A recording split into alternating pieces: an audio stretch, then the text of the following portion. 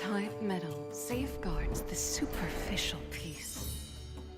The lack of supplies continues to aggravate misunderstandings. Familial conflicts that lurk beneath the surface never cease. Eventually, trade relations are cut off and contracts torn apart.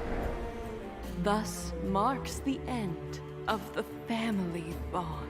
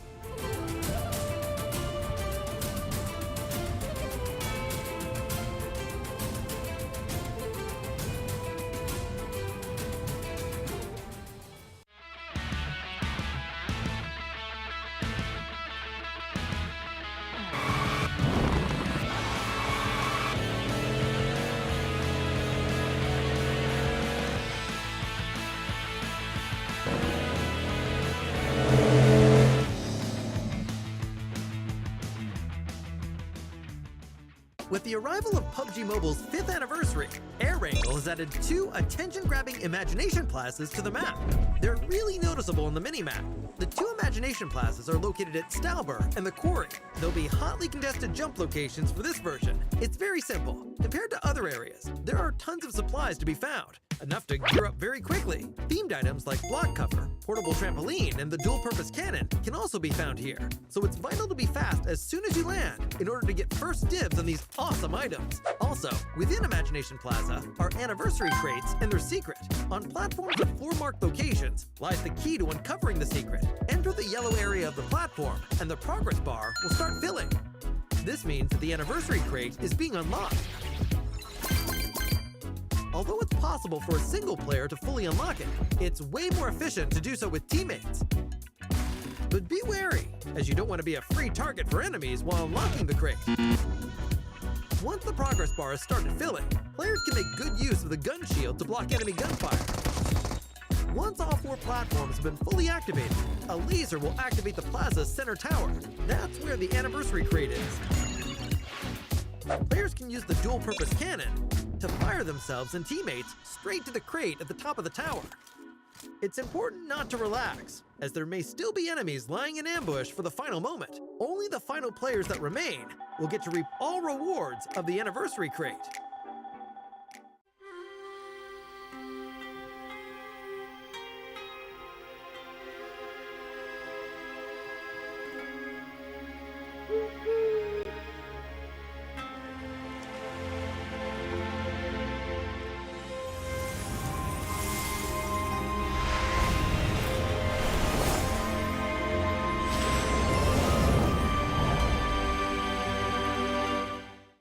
Let's see what new content awaits us in Classic Mode, as well as other general improvements. In terms of firearm adjustments, we increased the DP28 and M249's damage and stability, as well as its default ammo count. It now comes with a full clip of 47 bullets when first picked up. At the same time, the DP-28 and M249 can now be equipped with the gun shield attachment. Once equipped, it'll automatically unfold when players lay prone to help block enemy gunfire. We've made a series of improvements on the game's basic controls. Now, when the spawn island countdown ends, it plays a team assemble animation. Hurry and show off your team! The reticle has been added to the jump phase to make marking things easier during this phase. Concurrently, the light column that shows after marking something now shrinks as a player gets closer to avoid it blocking your view. Upon equipping a throwable in a match, the throw arc now appears immediately to better gauge where something will be thrown. Also, the throw arc is no longer interrupted by glass windows. We have added firearm ammo type descriptions to the pickup list to make gathering suitable supplies more convenient. The carry system has also undergone adjustments. When being carried by teammates, players can choose to break away. After doing so, the teammate will be unable to carry the same player again for a minute. What's more, players can choose to enable sound visualization on the main gameplay interface. After enabling, footstep sounds, vehicle sounds, and other sounds will show directional information. You'll be able to have a better grasp on what's happening in a match. We've also upgraded creation mode. Players can now switch outfits, select loads of scene special effects, and display companions in creation mode. For more details, follow our official PUBG Mobile community. Winner, winner, chicken dinner. See you next time.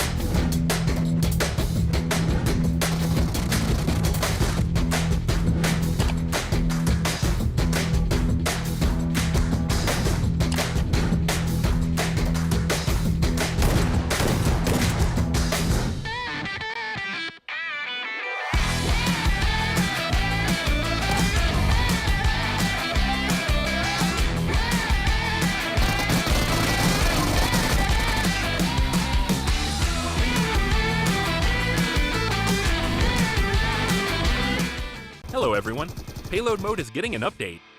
This update brings a new, powerful weapon, the tank. Experience the adrenaline of Payload with all new tank battles. The new tanks will be found in Erangel. They have incredibly resilient armor and immense firepower. They can seat up to 4 players. The driver will control the tank's direction and can also look through the tank's gun sights to aim and fire at distant vehicles and enemies. The co-pilot can fire the tank's machine gun for even more firepower. The tank gun and machine gun can both rotate a full 360 degrees. The tank is extremely durable, and passengers will not take damage from gunfire, grenades, red zone bombing, vehicles, or other physical threats. But that's not to say that the tank is invincible. When the tank's durability is reduced to 0, it will explode, dealing damage to the passengers. Of course, the sturdy and powerful tank also has downsides. For one, its large size makes it easy for your team to be discovered. It's also quite slow, making it easy to chase down and surround. When you're facing a tank, firing on the heavily armored front doesn't deal much damage, but attacks from the rear deal additional damage. Shots fired at the tank at a 30-degree angle or less will ricochet, dealing significantly less damage. Attacking the tank's weak points and firing from an optimal angle are the keys to taking them down. You can also use a bit of strategy, lying in wait while within firing range, and launching an ambush when the enemy comes within range.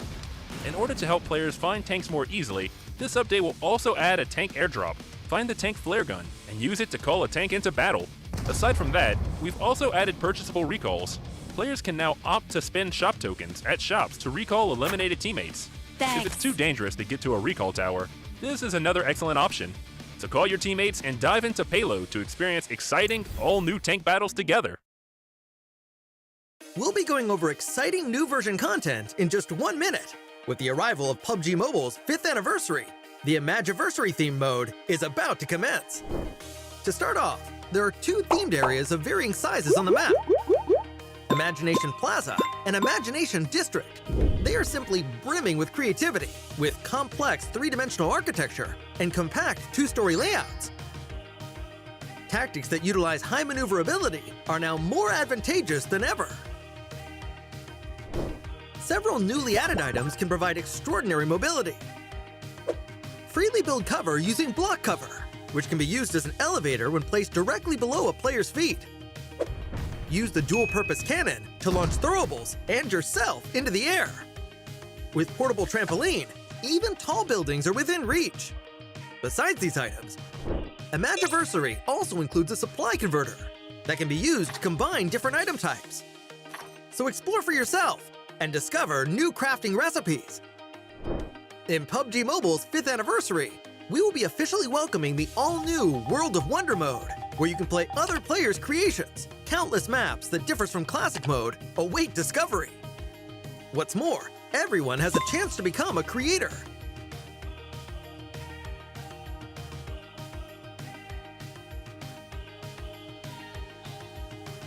Publish your own creations in the game for everyone to enjoy. Gearfront will be making its return next month, alongside the new Jet Boost board skill, which allows you to move about swiftly. Creation mode will also be undergoing an update. A special function that allows players to quickly switch outfits and backgrounds has been added for an even better selfie experience. Moreover, we will be introducing a new gun shield attachment for the M249 and DP28. Come and experience it for yourself. PUBG Mobile's anniversary celebration is about to begin. Get ready! PUBG Mobile's 5th anniversary is coming soon. Let's take a look at all the new content. In version 2.5, we'll be introducing the new World of Wonder feature, which includes tons of maps for different gameplay. Apart from the classic Battle Royale gameplay, you can experience unlimited possibilities in PUBG Mobile. In World of Wonder, even more gameplay maps will be coming in the future, so be sure to keep an eye out on updates for more details. On March 18th, the all-new themed gameplay, Imagiversary, will be available. In this new gameplay, players can use 3 themed items: block cover, portable trampoline, and the dual-purpose cannon. Use them to complete all sorts of creative maneuvers. Block cover can generate 3 different shaped toy blocks, which can be used as a bridge or cover. It can even be used as an elevator when placed below the player's feet. After placing it on the ground, you can touch it to bounce to higher ground. Players can launch themselves with the dual-purpose cannon to travel long distances, or launch all kinds of throwables as ammunition. It's way more powerful and effective than a regular throw. Get your creative juices flowing and come up with different combinations to unleash unexpected tactical effects. Furthermore, your backpack comes with a unique item, the supply converter. You can use the device to get new supplies by converting them 2 for 1. Give it a try, and you might just discover something unexpected. At the same time, the large new themed area, Imagination Plaza, will appear in Erangel, Stalber, and Quarry. Battle it out to occupy designated locations and compete for a vast amount of advanced supplies. The small themed area, Imagination District, will also appear in Erangel and Livik. Explore these areas and get your hands on supplies. Classic mode has also undergone several updates. DP28 and M249 can be equipped with a new gun shield attachment. Once equipped, it can be used to block enemy gunfire. Supply shops are now available in Miramar, Vikindi, Senok, and Payload to provide players with an extensive array of tactical options. In Payload, powerful and heavily armored tanks will be available. Drive them into battle. In Metro Royale, There will be loads of updates to items and mechanics for you to explore. Creation mode will also be undergoing an update. You'll have access to many creative functions, such as change outfits, emote change speed, scene effects, and more. More options will be added to the camera and chat, so showcase your brilliant captures. The all-new Nusa Tycoon event is available in the new version. During the event, each player gets their own island. Nusa coins can be used to upgrade buildings, which raises the prosperity of your island. As your island's prosperity increases, your island's appearance in the lobby also changes. Upgrade buildings and manage your island with friends now to unlock more advanced appearances. For more details, follow our official PUBG Mobile community. Winner, winner, chicken dinner. See you next time.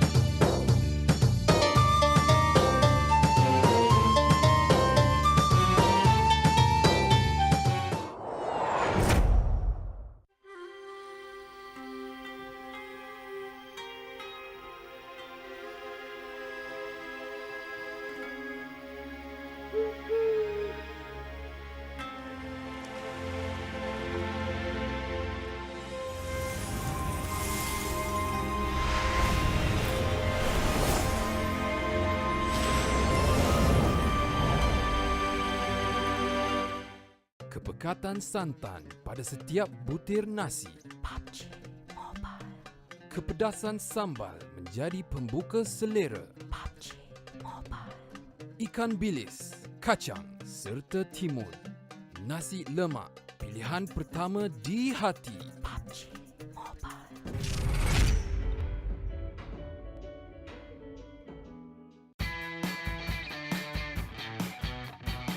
Halo semuanya, gua Rezan dari Bigetron. Selamat ulang tahun untuk PUBG Mobile yang kelima. Semoga game PUBG Mobile kedepannya semakin berkembang, semakin maju, dan semakin sukses. Nah, buat kalian jangan lupa terus ikuti perkembangan gameplay PUBG Mobile karena bakal banyak event-event seru kedepannya. Thank you guys. Merhaba, ben Türkiye'den Solkay. PUBG Mobile'in 5. yıl dönümü kutlu olsun. PUBG Mobile'in yeni yıl dönümü etkinliklerini sen de oyuna gelip keşfedebilirsin. Hello guys, it's me Suvin Kumar Prajapati र म team DRS नेपालबाट खेल्छु र happy 5th anniversary PUBG mobile र हजुर नबिर्सिनु होला 5th एनिभर्सरीको event आउँदैछ, हजुर स्योर खेल्नु होला। Thank you. Hello everyone, here is Lord from Iraq. I'm here to wish you PUBG Mobile a happy 5th anniversary. Really happy to accompany PUBG Mobile through the 5th year. Hope to bring more fun contents to the players in the future. By the way, remember to try the new anniversary gameplay and rich activities for the limited time. See you there. Halo semuanya, gue Luxi dari Persija EVOS dan gue mau ngucapin buat PUBG Mobile buat ulang tahun yang kelima, dan semoga PUBG Mobile makin rame, makin seru, event-eventnya juga makin makin seru banget deh pokoknya, dan kompetitifnya juga terutama semoga makin ketat ya. Dan buat kalian jangan lupa ramein event nanti ada di game PUBG Mobile ya, di dalam game kita seru-seruan bareng di sana. Oke, sampai jumpa, dadah. Hello अस्सलाम वालेकुम, मेरा नाम आयुत उज़न और मैं आयुत का इन game leader हूँ। मेरे तरफ से पबजी मोबाइल को 5th एनिवर्सरी बहुत मुबारक हो। मैं ये गेम 5 साल से खेल रहा हूँ और इस गेम में कुछ नए एक्टिविटीज़ आने लगे हैं, तो चलो मिलते हैं वहीं पे। अल्लाह हाफिज़। Hello everyone, here is Jumper from Team Secret Malaysia. I'm here to wish PUBG Mobile a happy 5th anniversary. Very happy to accompany PUBG Mobile through the 5th year. Hope to bring more fun content to players in the future. Also wish PUBG Mobile to become better and better. By the way, remember to try the new anniversary gameplay and rich activity that are open at limited time.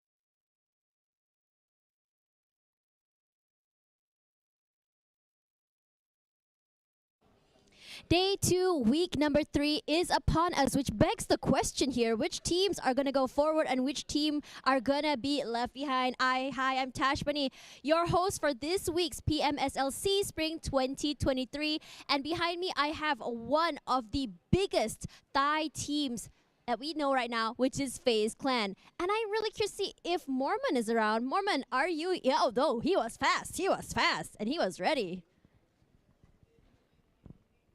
Hi, Mormon. How are you? It's okay. I'm fine. Thank you. Whoa. He's just kidding. Okay, so he said that he's very fine and he's excited to be here. So, congratulations. Yesterday, you guys got 2 chicken dinners. So, I'm seeing some big confidence plays from you guys. Do you guys think you can get top 3 today? ก่อนอื่นยินดีด้วยนะคะที่เมื่อวานได้ชิคเก้นดินเนอร์ไปถึง2อันเลยทีเดียวแล้วก็วันนี้เรามีความมั่นใจมากแค่ไหนที่จะคว้าในท็อป3ได้ค่ะ ก็เรายังเหลือโอกาสอีก3วันครับเราก็จะทำให้เต็มที่ที่สุดครับ he still have 3 days left so he will do the best Well, it's so exciting because the way he answers, like full of confidence, like he's so swaggerific, and it's really exciting to see. So, I think a lot of the fans are asking, why didn't Onsens play last week? คือมีแฟนหลายคนนะคะถามเยอะมากว่าเมื่ออาทิตย์ที่แล้วออนเซนถึงไม่ได้เล่นค่ะ ไปทำหน้าที่ของชายไทยครับ He went to the military. He went to the military. So I have one more question to follow up this one. Do you guys think it's easier for you guys to win without Onsens, or is it easier with Onsens? คิดว่าเวลาเล่นมีออนเซนด้วยกับไม่มีออนเซนด้วยอันไหนง่ายกว่ากันค่ะ ก็ไม่ได้รู้สึกว่าแตกต่างครับทุกคนเล่นได้เหมือนกันหมดครับแค่ว่าแบบแผนจะต่างกันตามที่คนที่ลงมาเล่นครับ He said no different No difference with or without Onsens. I'm sure Onsens feels a little bit sad to hear that. No, because it depends on the team. Understandable. I was just teasing. Okay, for my final question for you guys is, do you guys think that you guys would have any adjustments or for your team strats today, or will you guys be doing the same thing? แผนการเล่นนะคะวันนี้ยังเป็นเหมือนเดิมไหมหรือว่ามีการปรับเปลี่ยนอะไรเพิ่มขึ้นไหมคะ ก็พยายามแก้ไขข้อผิดพลาดครับแล้วก็ไม่มีอะไรมากครับพยายามปิดจุดที่มันบกพร่องอยู่ครับ He will fix a little bit plan but overall is still okay. Overall, still okay. So before that, I have one more question to ask, which is, which team do you guys have your eyes on, and do you have anything to say to them? คิดว่าทีมไหนที่เราจับตามองอยู่ค่ะ ทีมไหนล่ะครับไม่มีครับ No have. He doesn't have anyone. So everyone is equally as dangerous. Thank you so much, Mormon, for that, and good luck for your games later. So now let's go to the next team. Let's rush there.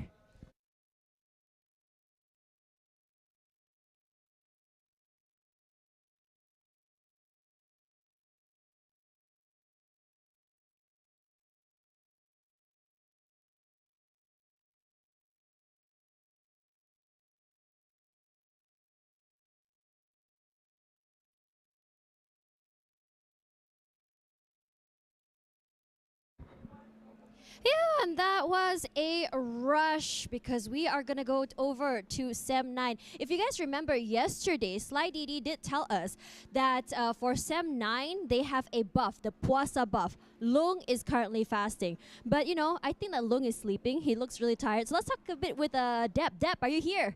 There he is. My man, Dep. I feel like we're always interviewing each other. How do you feel about that? I don't know. He doesn't have any feelings about me, guys. I don't know if that's kind of like hurting my feelings or not, but let's talk a little bit about yesterday. You guys had a 3 versus 2 situation with Boom Esports yesterday, and even though your teammates were down, you managed to clutch. Can you tell us a little bit about what your thought process was like during that time? When my teammates already knocked down, I just do or die lah. Do or die. Was it like a Super Saiyan moment? No. What? You mean like I was expecting like, you know, like my third eye was open and something unlocked within me, but it's okay. It's okay. He doesn't want to share with us what's going on inside his mind. But let's talk a little bit about your point system right now. You guys are 11 points behind the first place slot. And can you share with us if you guys are going to be planning to get more eliminations and kills, or are you guys going to focus more on placements instead? We will focus on both, and we will try to make it to top 3 today. Top 3, top 1? Also can. Okay, let's see what the results are like at the end of the day. Now let's talk a little bit about your fans. You know that Sem 9 has a huge fan base. Do you have anything you want to say to them? Thank you for supporting us, and don't forget to vote us in PUBG M. Wow. To vote for you guys. Speaking of that, let's do a vote between you and your teammates here.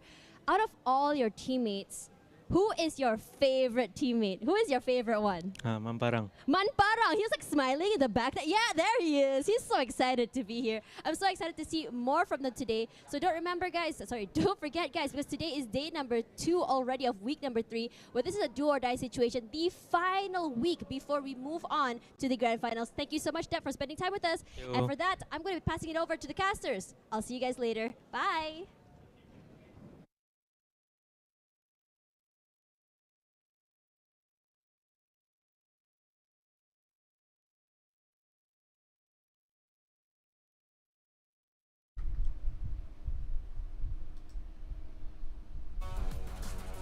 Welcome back, ladies and gents, to the PUBG Mobile Super League Southeast Asia. I'm Chichen, this game is Sek. I'll be casters here.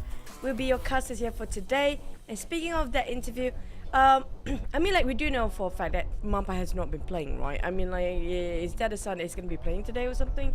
Ooh, maybe that's a hint from him, right? We have the last we saw him playing was during the PMPL Malaysia. He did play a couple of games, but majority was by other players. Maybe he'll make a surprise for us today, but no surprises in our format. You guys know it by now. Yep, and so far we're down to the final week here, where we do have the last shuffle of groups A, B, C, D, and E based on last week's performance and their placement rankings. So 20 teams group up into 20 teams, 5 groups, and there's going to be 6 matches per day. There you go. And with total bonus point of top 16 teams, we'll go to the grand finals later on 14 to 16 of April. And so for the point system, you do know for a fact it's going to be a new point system based on the last few seasons. This is the latest one with 10 points for the chicken. And elimination points still the same though. But for the total prize pool, it's going to be $250,000. There you go. Oh, that's a new way to put it. And anyway, so bonus points. Yeah, you guys definitely should know this by now. If you don't, where you guys been? So weekly bonus points will be collected based on the chart that you can see on the right, based on their rankings in this week, and then that will be the initial starting bonus points cut by 50% in the grand finals. But since it's week 3, we will also be looking at the bottom 4.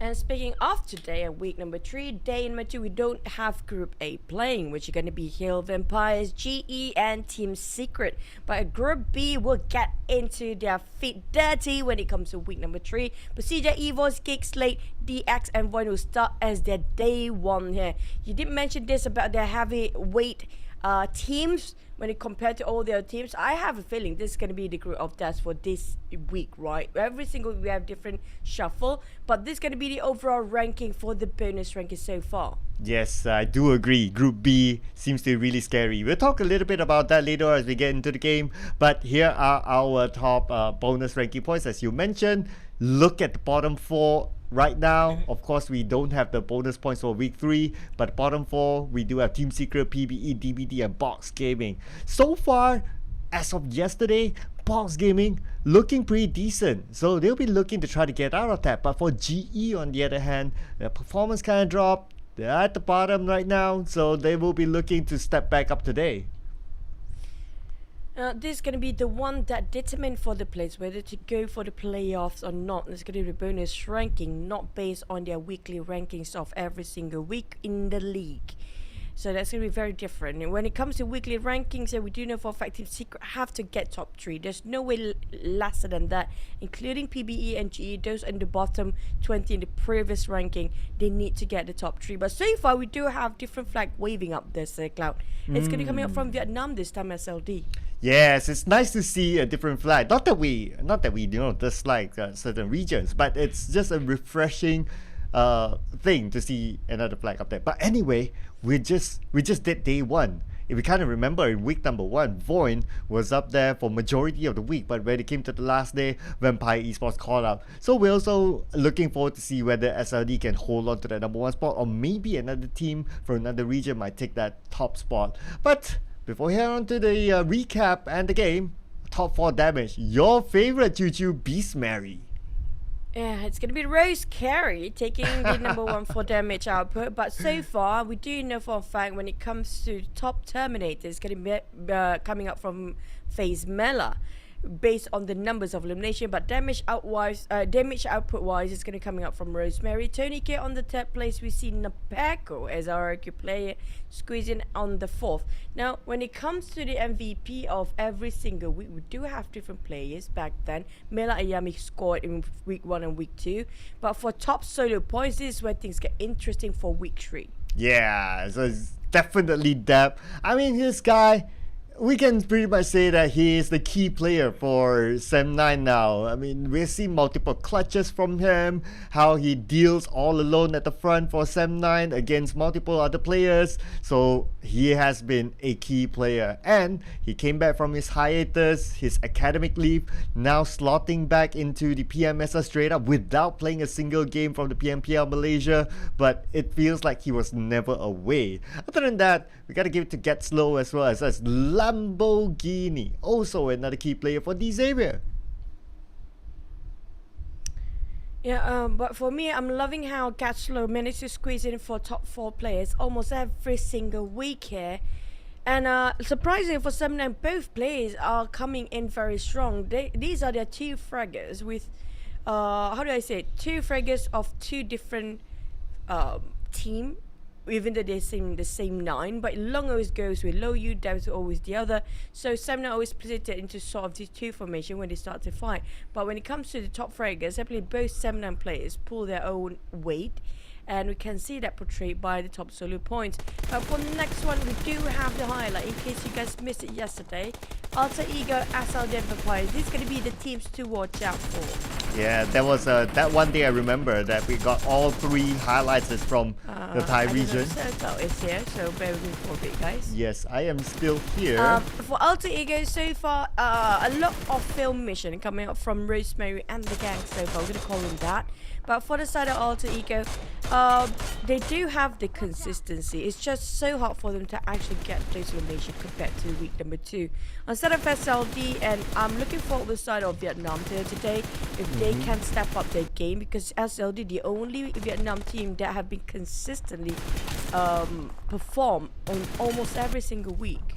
Yeah, they got like 2 chicken dinners yesterday, so it's been a good outing for SLD. Obviously, they're on top. Alter Ego, yes, it was a decent day for them. In fact, there was that one round whereby they could have gotten the chicken dinner, but I felt that they kind of like they got a little bit overconfident in that Erangel map, and then they kind of got caught up. But a second place finish with decent amount of eliminations, not too bad at the other day. So, as usual, today's matches will begin shortly.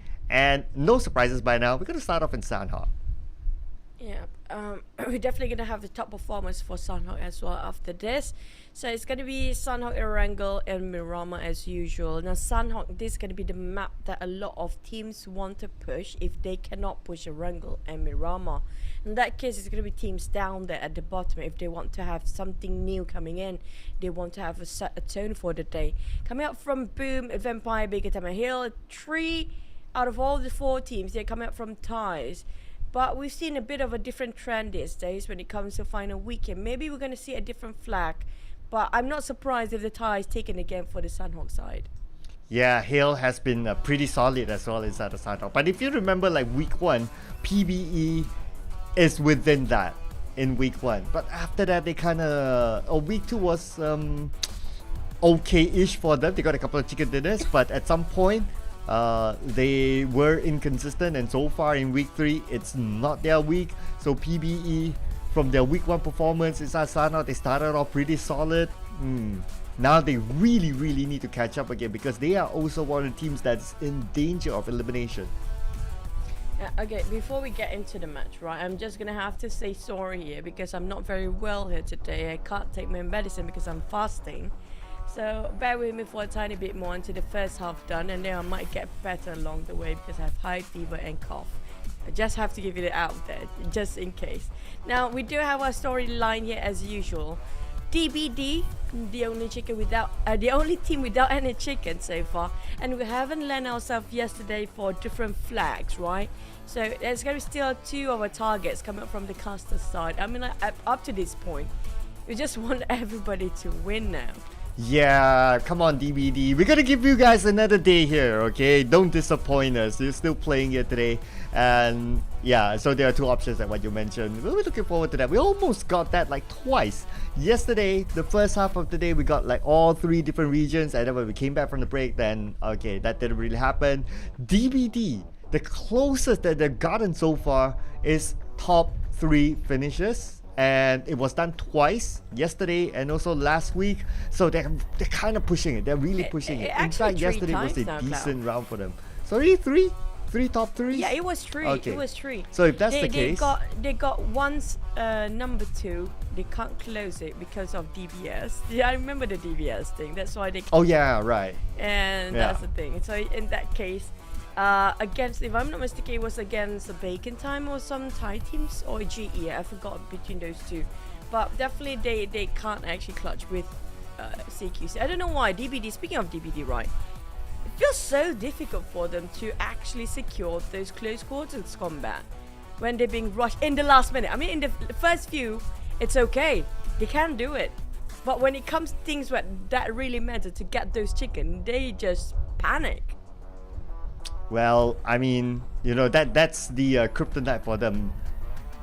It's hard to tell, right? Like when they get rushed down by, if they rush a team in a compound, yeah, the fight takes a little bit long, but yeah, sometimes it's situational. But when they got a compound in the first place, a team rushes to them, they couldn't hold. I think that's really something they need to work on. Like yesterday, we saw like Hale Esports rush into them inside of Miramar, and then yeah, basically they couldn't hold it, and they were even shot by behind by Boom Esports. I could remember that clearly.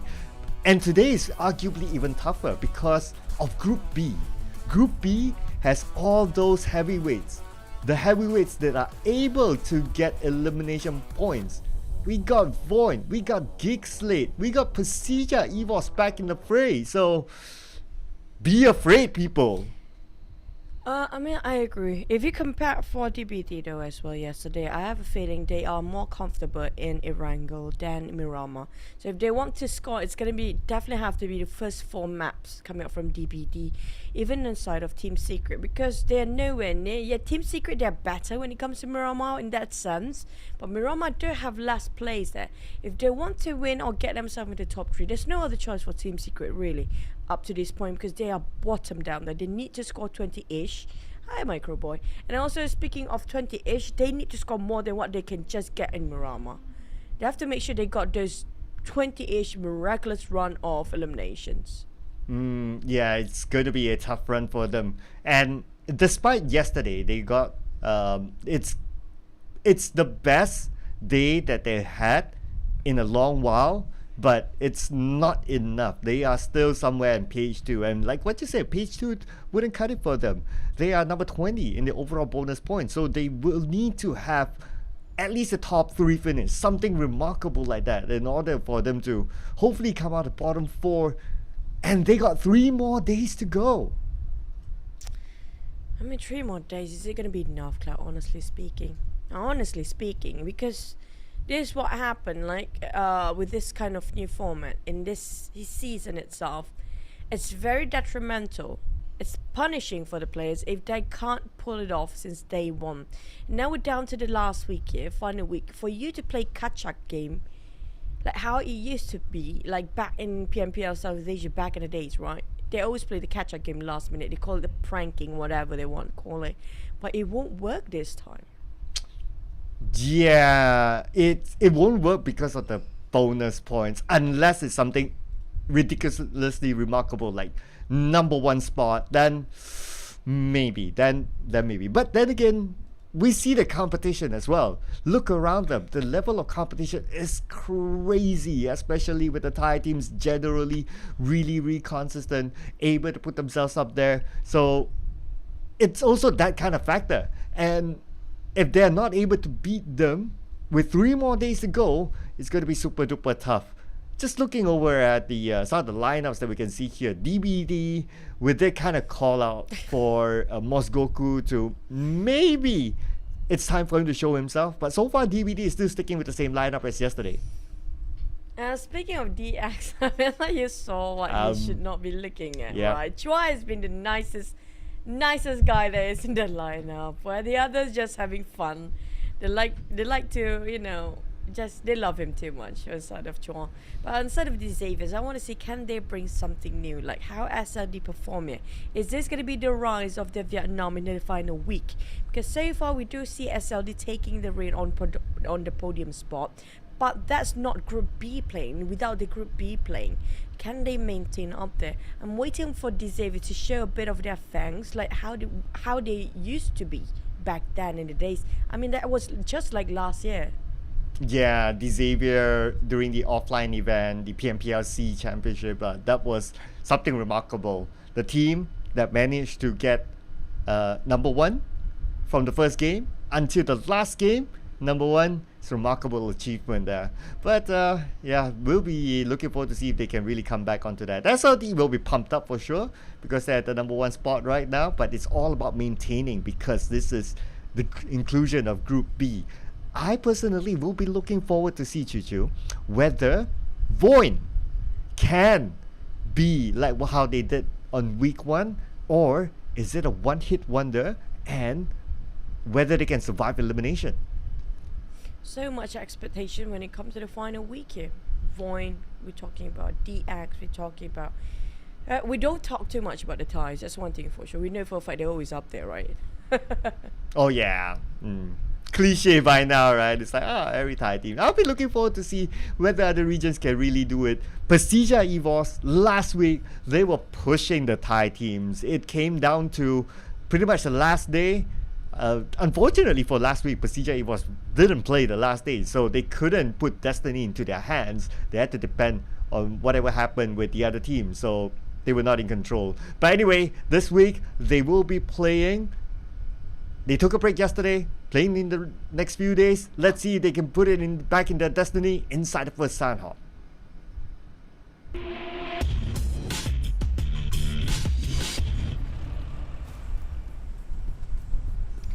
We're back with Sunhawk here today for day number 2, week number 3. I don't know why I like this flight skin so much. I don't know why. It just gives me sort of a Lion King vibe. Rafiki, if you know the monkey who actually raised up Simba. If you actually watch Lion King, right? Now I can't unsee it. Yeah, I know, right? That's the first impression I actually got. Okay, but that distraction aside, guys, we're back on the game here. On northern side of the flight path, cutting across from the side of our team up to Camp Bravo. Whoever wants to drop on Bantai, if Zerka happen to drop in Camp Charlie, okay, it's doable because it's the smallest map there is. It's 6x6. So far, this is a smaller map. But, sorry, 4x4. But the problem is, there's going to be one direction only for the teams. We haven't seen the circle yet. We always have ourselves a bit of start of a fight here. Yeah, looks like we need to leave the circle for later. Alter Ego and PBE. Ooh, PBE, not the fight they want to lose. Yesterday even, PBE got eliminated very early inside of Sandhawk. So from the first week of this is kind of like the favorite map. Now it's not really, but probably this might be a change for them as they managed to knock down the Starman, Rosemary. As always, Rosemary becomes the first one to get knocked down in almost every map for Alter Ego. But if they can save him, they stand a good chance of getting a lot of elimination points. Bit of early hot drops here coming up on northern side. That's going to be a very generous one if you ask me, really, because it's right on top of those flight paths. The problem is there's not much land to play. We talked about in between there's going to be river, there's going to be 30% of water as well, and right now Alter Ego PB already start fighting and they have to move as well. Speaking of which, you don't have any gates, you don't have any loot. If it does happen to be a third party coming in now, it's going to be the end for both teams, honestly. Oh, okay, but considering that in Sandhawk, like, vehicles are not like the main priority, so that might not be the case for now. Looks like pretty okay for them. It's also a little bit of a risk there. SLD shot down, I believe it was trying to shoot down, it was RRQ if I'm not mistaken, but it's going to be A-OK. But coming back to PBE, the rest of them, they have the high ground, they know what Alter Ego is doing. I'm be looking forward to see if Bomba and Cool will pull the trigger because they got M4s and that's suitable for that kind of range. But right now I'm looking at how sad for both teams right now who forced a fight early on, including Alter Ego. Alter Ego won the skirmish. If you compare with PB, who lost 2 members, and not just that, they don't even have time to look up now.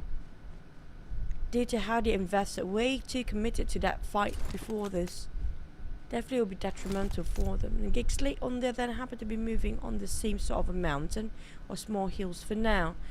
But lucky enough, they're not crossing this site for PB, so they do have time to just reassess the situation before they have another go. DX and DBD. Now we still haven't scored any for DBD. Come on, DBD, this gotta be it, right? There's no way they ended up a PMSL without any chicken so far. Yeah, I mean 31 points in the day arguably is one of the highest that they gotten in the day, but still close to getting that chicken dinner. I mean at the end of the day, because even like every other team has gotten their own chicken dinner, I'm sure DBD will want to take home a poster for themselves. So and of course that will also help their campaign in trying to escape the bottom 4 too. Void, surprisingly they are in danger considering how they performed in week 1. I would say they are in the middle pack right now. They got themselves quite high number. You know what? If it's like too contradicting, when it comes to the first week and second week, it's okay. I have a feeling you might ended up in the middle pack as the average, because they were in the second place first week. They scored themselves like 19 or 18 points at least, or the least. Last week they scored themselves at the bottom, so they are in the middle pack, but they need to score something by end of today still. They cannot afford to be the last place, so that's going to be not too punishing still coming up from Void, but we do want to see the best out of them. Yeah, because in week 1 they were really aggressive, like a lot of clutches, but kind that thought for a second. Looks like PB is busy with Gigslate. Cool is coming for the other side. Oh no, damn good. He's nowhere nearby. But hey, there's still an opportunity here, but no opportunity for Snipes. Cool will finish him off. Stuxnet and damn good coming by. Mika can still be safe. Same time, PBE from the pan to the fire and now straight into a sinking hole. Honestly speaking, PBE, they might actually can pick up for now. But in the meantime, we talk about the entirety of Gigslate is here. I mean, like they can pull the impossible if they want to, coming up from PPE. But the problem is, do they have enough firepower? They do. They have M4s, they have SLRs, but at the same time, they don't have manpower. They do have the angle for now, but they're a bit separated. There's no for them to actually got 2 angles at the same time by one singular player. And Gigslate, they do have a tree, so it's doable.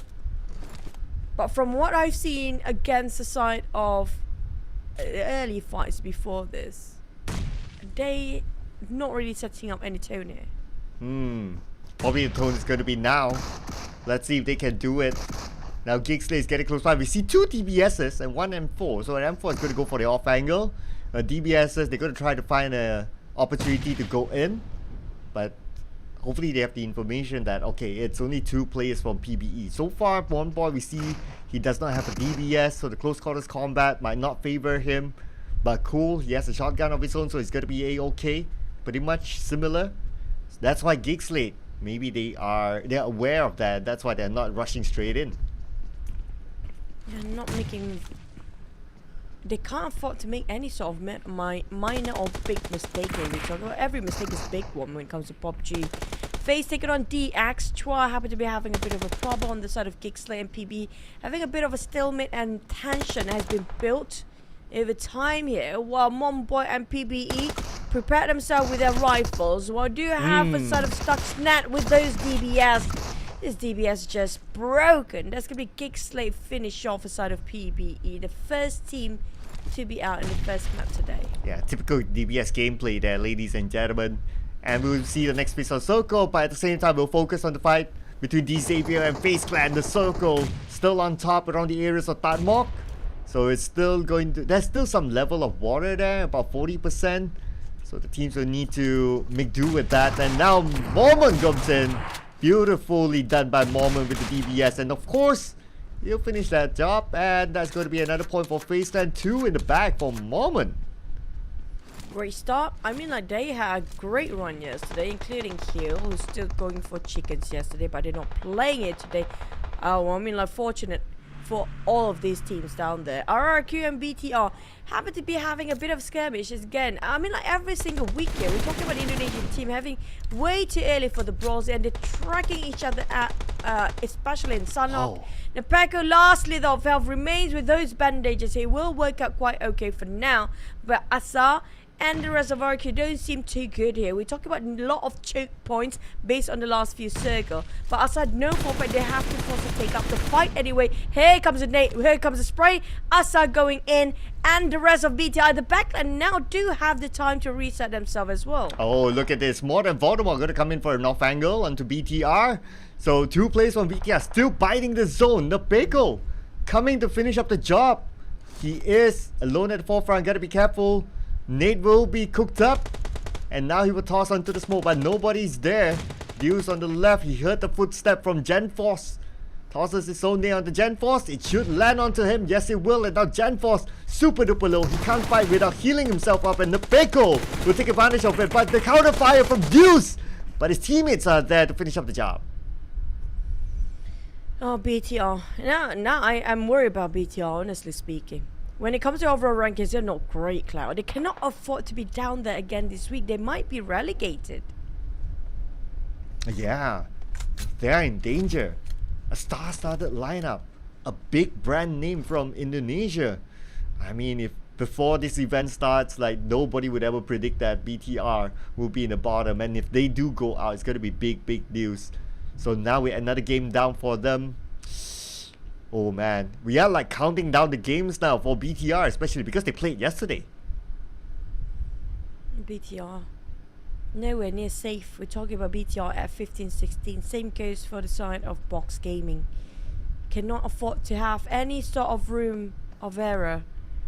Have to push themselves quite high up there. They have to have minimum top 10 by end of this week to secure those slots in the grand finals. There'll be some to having a bit of swaps here, but not on the side of Alter Ego. So far, they are pushing to a side of Gig's Slate. And Gig was fighting a different team before. And that was PBE. Now, damn good knockdown. Rosemary going for a mission with the rest of Fnatic and Potato in a triangle formation. Stuck's next, the last one remaining coming up from Gig. I mean, like, they got one more player. I'm not sure where he's at. Ooh, do they? Okay, yeah, they still do. Okay. Hopefully we get a visual later on, because they moved from the Ruins Island up north and they're kind of stuck there. Omika, there you go. He already got inside to the main peninsula. But now we do see the movement here from Boom onto Yudo Alliance. Pretty sure the circle will go on the main island. And yeah, there you go. So it's going to be the areas of Cow, going to be the center point, and we got a couple of teams there. But now Ade Luke all alone, 1v3. North all the way for the circle. Everybody just move in one direction. That means there's going to be a lot of brawls there. And we're down to maybe during stage 6, we're down to only 3 or 4 teams left. In that case, possibly. You do Alliance look, being surrounded by Boom, Yummy May, Pombe, and Keyman. Come on, every angle there is. But nobody's willing to check this area. Nobody's willing to check this building, surprisingly. Wow. Probably they are going in a certain formation just to check that. But oh, okay, they're gonna let go of that building, so it's good for Ade Luke. Obviously, he'll be like, ah, man, prayers answered for now. Unless they choose to like go wrap around, and that'll be tough for Ade Luke. But if they don't clear Ade Luke, there is a possibility that Ade Luke could shoot from behind later. And the others calm before the storm right now. Moment trying to peek out if they can find any sort of a peak frag. It would be incredible as the opening for FaZe. But they're just super surrounded. They definitely will be spotted at the moment they start to open fire. Set of Alter Ego on the other hand have a different mission and objective entirely. Hunt down those Gig Slate players. This is going to be the last member that is. It's going to be Mika. Left, right, center, you name it. They just cornered him. And really going for a hunt here, Alter Ego. Yeah, he was kind of caught in between because 7-9 had the high ground behind Mika, so there's no way for him to exit behind. It's kind of like pick your poison. It's either you give the point to 7-9 or alter ego, unless he pulls off a clutch, of course. But he was going up against DBS. He only had rifles. The possibility that we have seen in recent meta is that DBS with a kind of range is the possibility of winning is higher. So hence, that's what happens at the end of the day. I'll be looking forward to seeing the fight between Boom Esports and SLD maybe later on. But now Bacon Type happened to be behind Boom, so that will be a distraction for them. You know what, whenever we call the fights like maybe this team will clash with this, is actually the one that coming in later as per usual. Well, here comes Bacon Time. They're coming in so strong and so fast with those vehicles, but DBS will go is the answer. Key mine. You know what, DBS, this is so broken. We do know, I mean, like last throwaway DBS in this game. It's just nasty shots coming up from those DBSs. Hardly you can actually miss. If it happens in the radius, you're done. On the side of Amstar, Bacon Time, they're trying to finish off from afar, keeping the distance and just keep spraying with a mid-range distance between them. Key mine just tapped himself on a landmine. I think that's coming up from SLD Tronji Nate just now. Wow, SLD taking the proactive approach because they want those elimination points. That's why they're trying to steal it away. Tronji, he does have a molly though, but he's not using it. He's going to go in for the rush. He has an M4 in hand. He's going to go in for the left. Just right in front of him, if only the smoke is not distracting him. But Bombit wins the fight. Of course, he's going to be the broken DBS, like what you say. Amstal taking on Yummy. This is not great for Boom. They are being hammed down by two teams at once. At the same time, Bacon Time and SLD just compressed on the side of Boom. Now left with only Pumbit in the center. He got the elevations, yes, but the problem is those elevations are not the places you want to be at because you can't see who's coming up as well. You can't see unless you go for a pick. Now Pumbit is trying to stay at the ledges for a bit more longer and try to save his mate while the smoke is still there. But the moment the smoke dissipates, it's going to be another rush coming from both teams. But Bacon and Procedure Evos being forced to fight each other at the back line first. Going in for the push, start playing around the rock, but it's going to be Procedure Evos needed by the side of Noise. That's going to be last play. I think that's going to be it. Coming up from Boom. They finish off Bacon Time. Never mind, Procedure Evil is still there, just a very separated. Bacon Time, this is rare for the Thai teams to go out early. Well, at least you still got FaceClan representing the Thai region. And they are really close by with RRQ. Adilu finally found out by Void, and he'll be taken out by Redface. Spent too much time on the zone. And he'll be taken out by the zone as well. Razy knocked down. Boom, Esports seems to be in trouble. Mormon. DBS gameplay, DBS fight with RRQ somewhere else. Oh, here comes the fight going at it. You do Alliance. That's just it. It's going to be Void. Now, we did mention about Void being aggressive, and this is one. You know what? When they turn on that beast mode coming up from Void, there's no stopping them. We saw that in the last few days. On the side of Procedure Evos, the same goes for them. But it's going to be box stealing it away from far. When he just finished off Pumbit. And that was like, what, 200 meters, make it more far apart. Oh, such a heartbreaking moment. He was focusing on the one. He got the knockdown and that just to happen. Kind of like a fake hope there. But Luxy, oh man, teams just too close to each other. Boss giving to advantage of it and Luxy will be eliminated. Zaxi gives himself to the zone, so the point will not be given away. And now we'll see the next player circle. Micro Boys next to RRQ. But everyone inside of Kakao needs to come out. Top mock. DBD, we mentioned about DB. Always, every single time they know for a fact how to select those circles. They can read the circle very great. Excellent, brilliant minds of that.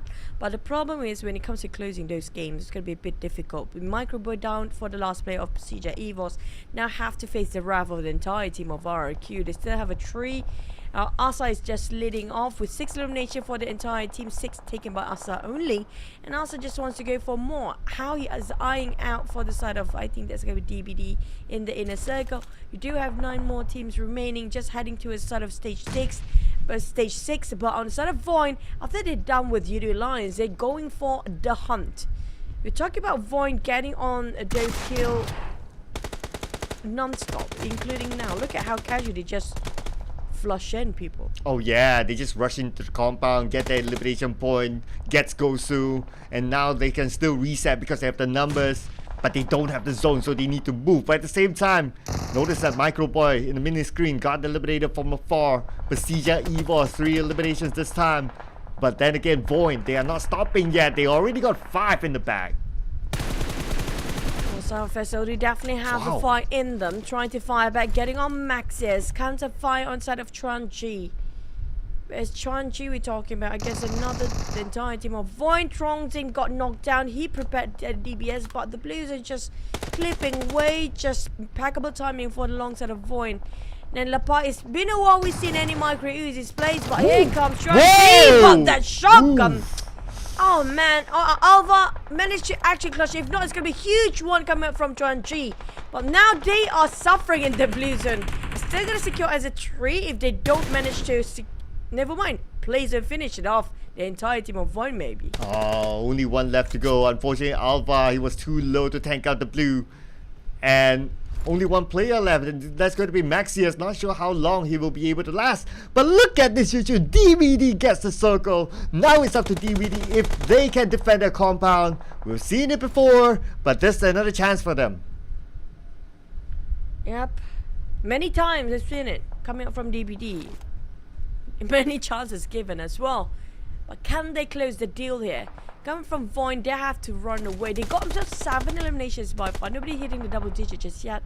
Instead of Void, they are definitely just drowning in the blue zone right now. Box taking the around the lumber area, lumber mills.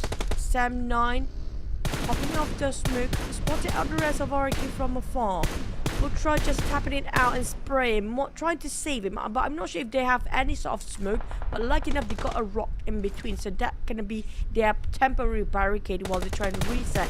While Lung and the rest of it keep tapping it out, making it so hard for the side of RQ. They can't even push in here. Oh yeah, RIQ, and plus they are caught on the outside of the road, so it's a little bit more difficult for them. And they need to be careful because Rabis is in this house. Voldemort is actually moving in. Rabis is ready. If he opens up the door, Voldemort could be shut down. And now Rabis ready with the UMP in hand. Nate will be cooked up by Rabis. He knows that someone... Okay, he saw the shoulder, but then again, Voldemort moved away. Probably hurt the pin being pulled. Not just that, he knows for a fact if he stabs in, he's cooking up another nade as well. There's going to be a bit of exchange of nade. Whoever holds the angles right and the trajectory is just flawless, it's going to be one on the other. That's it. Both goes down at the same time, but DBD, here comes the rush coming up from Box Gaming. And it's not great so far. They lost 1 man, trading to none. No value out of it. Coming up from 6. They're dying in vain as Yen trying to control some damage over this side. DX be eliminated next. I'm not sure what happened, but inside of Box. They're definitely winning this one out, but DBD Echo trying to outflank them from the outside. Now, this is what we mentioned before. DBD, CQC, always a big issue. Yeah, it gets even worse for DBD because the zone moved away. And now 7-9 have the opportunity to close this game. But then again, we need to see what happens between Box Gaming and DBD. Nice knockdown there onto Yen. Echo goes down as well. DBD, a 4th place finish. Again, no chicken dinner for them. But for side of Box, it's not done yet. They just managed to win just that win against the side of DBD. But Sam 9 got himself in the center. And Box been charged right into Sam 9. When they step out from that warehouse, it's going to be an open area for Sam 9 to shoot them down. Even a DBS just easily finish it off. And Sam 9, without breaking any sweat, that looks so easy coming from Sam 9 to secure those chickens. Yeah, no sweat for them. They had the circle and then they controlled the circle. On top of that, they had those structures in between them and Box Gaming to just hold themselves. So it was great positioning by Sam 9. Just like yesterday, they started game number 1 with the chicken dinner, and now game number 1 with the chicken dinner as well. Week 3, King of Sanhok, still Sam 9. Yeah, I think this is the only team that won themselves multiple times chicken in the same Sanhok map, right? So far, there's nobody else getting a how do I say, not really back to back, more than one time sort of a chicken in Sanhok. So far, it's still sort of a random thing, but Sam 9 just shows They are more confident and more comfortable in Sanhok. Whatever map that is, they can get in at any point. And including Sanhok, how they master it, it just worked wonderfully well for them. It's setting a tone for the entire day. Because when you start yourself with getting a chicken for the day, you know for a fact that you have gonna be having a good day, right? So on the side of DVD, on the other hand, like, it's so close of getting that chicken once more, getting themselves a top 5. Yes, it's a good consistency, but we need to see that chicken fly. Yeah, that chicken is, and it's also not only because of the chicken, right? It's because they need to get a top spot in the overall in order for them to survive. Putra, the MVP for this time. So it's not going to be that. Yesterday was him, but this time the moment is given to Putra. 4 eliminations, 572 damage by this guy who used to be the top Terminator and the record holder of a top elimination in a single game in one of the PMPLs before this. That was around season 2, if I'm not mistaken. Or, yeah. Or even season 1. 7-9 RQ, Box and Voin. And this is going to be, surprisingly, there's no Thai teams this time. Yeah, that's a good point. It's a rare sight here not to have a Thai team out there. The last Thai team to survive was FaZe Clan, but even so, it was like somewhere in the middle bracket. And this time around, looking at how they played, they didn't really manage to get those elimination points at the back. However, for Void, it's nice to see them back on top, and it is their first day in week number 3. If they can continue on this momentum, they can carry it on this level of confidence to the next round, Void could be back. I mean, like, don't take us in the wrong way about the Thai teams. I mean, like, we had enough talking about them because they're just too overpowering. They're just such a powerhouse. It's so hard to not see them up there. I do want to see a change of a wave when it comes to the teams up there, and so far it has been great for week number 3. You mentioned about Void. Yeah, I agree. This is what the Voids look like when it comes to week 1 compared to week 2. They did actually execute and deliver those plays in the last day when they go rampant and just getting those eliminations instead of having a care in the world about their ranks. I love how they play like this. You know, the aggression shown by them. It's just incredible. We can feel the energy of the players. You know what? Like, they're super pumped up. They want to get for those kills. They want to go for more. They're not showing any sign of slowing down. And this is the point that we might actually see in the grand finals too. But I have a feeling they will hold themselves back a bit because they don't want to just show off their best card too early before the grand finals. Or they want to have a good rushing start in this week, so they can carry on the momentum to the next week. Well, there are a lot of theories around, like, okay, what do you want to do? And plus we have like 16 teams and the possibilities are almost endless. But for 7-9, yep, another good start for them. With this kind of performance, we'll definitely see them in the next round. They're not in the danger zone, but of course, it's nice to carry on those points and those extra points across. But let's check out the points collected in this round. 11 eliminations for 7-9, 21 total points. But because it's week number 3, we are interested in what's happening at the bottom. But I'm loving how Vaughn actually secures 7, even though their rank points just 2. It just shows that they're aggressive, even though they got eliminated early. Same goes to the side of Boom. Keep an eye out for these two teams right now. I have a feeling when it comes to Group A, playing when there's Pasilla, EVOS, and Vaughn playing at the same time, and both teams and all the Indonesian teams start to rise up to the occasion due to how aggressive these teams to push them to get those eliminations instead of caring about their ranking position. It feels like this dynamic of Group B playing today just forced all the Indonesian teams to wake up and start shooting. Yeah, speaking about BTR from the Indonesian region, 0 points this time. Very, very dangerous location for them to be in. And right now, total of 9 points for BTR. Even, let's see, Voin, who just played 1 match today, is already above them. Obviously, same total points, but the tiebreaker, rank points, do go to Voin, pushing them up to number 15. Dangerous game they're playing here, BTR. I agree. Just 1 map, Voin definitely got himself in 15th spot from 17 to 20 because they didn't play yesterday. This BTR playing since yesterday up to today only 9 points secured. Now that speaks something there. Yeah, and not only that, right? Xavier played that one match, 4 points, pretty much half of what BTR has, and that is through one match. If BTR continues on like this, they'll definitely slide down. But let's give a tribute to our top performers. Zunos from Box Gaming, a top performer beside Prime Putra. If only Box Gaming got the chicken dinner, he'll probably be the MVP instead. I agree. Box Gaming today has been incredible. Yesterday was marvelous too. They have been going on a pretty good run when it comes to week number 3. So far, Shinos has been one of the best play coming from Box, but SLD is also another level of team that we should keep an eye out. I feel like DX is nowhere near these two teams right now. They just SLD and Box definitely. Box, it feels like, how do I say it? Second half of the week 2, they were quiet and silent.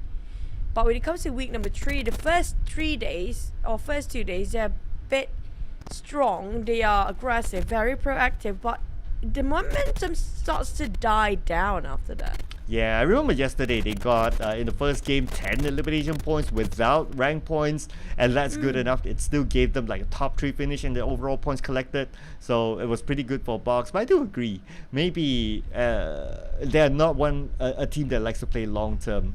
So, but it is what it is, right? It's a league at the end of the day, and they need to overcome it if they want to be the best of the best. Now, our top irregular performers, as usual, we must have Thai teams inside of that. Hill is not playing today, but instead we got FaZe Clan, who will be playing today, who's in the top 4.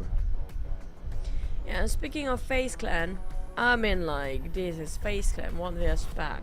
Yeah, we don't have Tony K FaZe Clan, he's entering Vampires these days. But it didn't make any difference. You know what? You put the Thai players in any team, they're still gonna be up there anyways. It's the same name up there every single time. Speaking of the Thais, what can stop them other than just their own country team, right? We saw it yesterday in the last few maps. When Hill being finished off by Vampires, or Vampires being finished off by, was it FaZe, and then Bacon. Bacon Time on the other hand. Now this is surprising. Bacon Time, I hate to break it, but I have a feeling starting off week number 2, their progress is it's declining.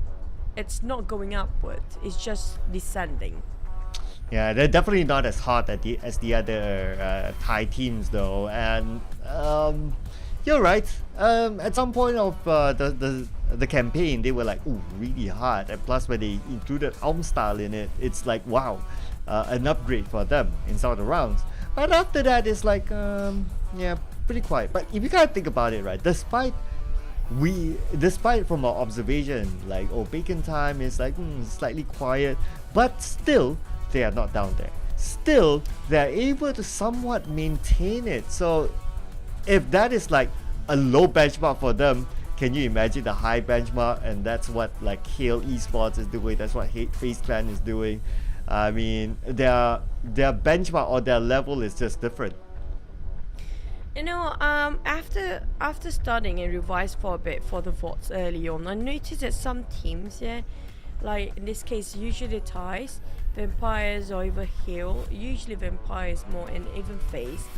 I noticed that sometimes there are certain maps, even though, yeah, you know what, it's best to balance out those eliminations and get the rank points and chicken as well when you can, right? But there are cases where you know for a fact you're being surrounded.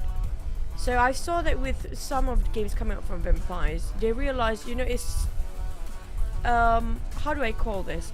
There's like a shot calling coming up from the IGL to change whatever their objective were before. Like at first they want to balance out. Now based on the situation, how they've been surrounded, you know what? Might as well just go for the kills instead of going for the ranks, because we are being surrounded anyway.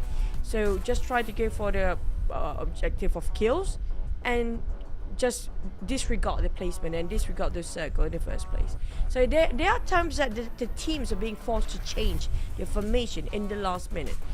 You know, they have to wait on the other for the objective. I saw that when it comes to adapting, Thai is actually the fastest in certain circumstances based on their performance, and the next one it's gonna be Indonesian. I think the closest one is going to be Procedure and Void in that case. Yeah, it does look like the case, right? Because if we talk about like the other Indonesian representatives, kind of tricky for them. I mean, up and down, but they're also like the ones really down like BTR. But I do totally agree. I think that's a great observation there, that if you do look at like those teams that you mentioned, versatility is what they're really good at. They can go for different play styles. They can adapt. And that's what makes it tricky for the other teams. It's like, they're going to wonder, like, okay, what is FaZe Clan going to do this round? Are they going to play slower? Are they going to play in the middle? Are they going to go in for the eliminations? Are they going to go in for rank points? And that makes other teams who studied them before this, they had previous data, they look at VODs like how you did, just to come up with their assumptions. But when it comes to that game itself, it totally changes, and it makes it really unpredictable, really hard to counter. That's why I say it before. Funny thing that consistent is the key in PUBG Mobile, but nothing is constant in PUBG Mobile. Not a single thing. The rotation, the circle, the flight path, how the player rotates, every single thing, never a constant, never the same. But they have to keep the performance up there, always every single time the same. Side of face. I don't know why he's shouting. I feel like maybe he's trying to wake up his teammate there. But we do. I want to mention more about SLD here. Now, we saw yesterday Parajin have been playing a lot of time. We haven't seen Pikang ever. I'm not sure when he's gonna play. But I do love for the fact that Parajin has been stepping up his game with Ghosty. I mean, like week 1 it has been Ghosty, week 2 has been Ghosty, but week 3 Parajin and Chonji has started climbing up fast.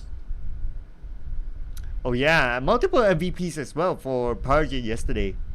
In fact, as multiple as the 2 chicken dinners that they got, they were the MVPs. I mean, he was the MVP. But I do agree as well. I think Gosu is close by with him. It almost feels like, yeah, you only get one MVP to choose from, right? So you have to pick the best one. It happened in Parajin. But if we were to like really like have a second place MVP or a silver medalist, we call it, then you would definitely see Gosu up there. They still have been popping it up, and they're balancing each other. It's like if one round Parajin doesn't really pop off, and then you got Gosu really showing it. So it's nice to like have that. Okay, if you're not feeling it this round, and you have someone else, so that's cool. At least you kind of balance it out, and not everything is on the weight of one player. You know what? It's funny. I feel like they're taking exams whenever they're trying to start the tournament here. Because you saw how they flip through the notes sometimes. I don't know why. It reminded me of back in our high school days when we started to take an exam. Everybody just focused before we enter the exam hall. And the exam commencing. And so what happened? Everybody just get their gears up, pencils ready. But are you guys ready at home? Because we're going to head into our first Erangel of the day. Let's hit it. And let's coming into our week 3. Day number 2.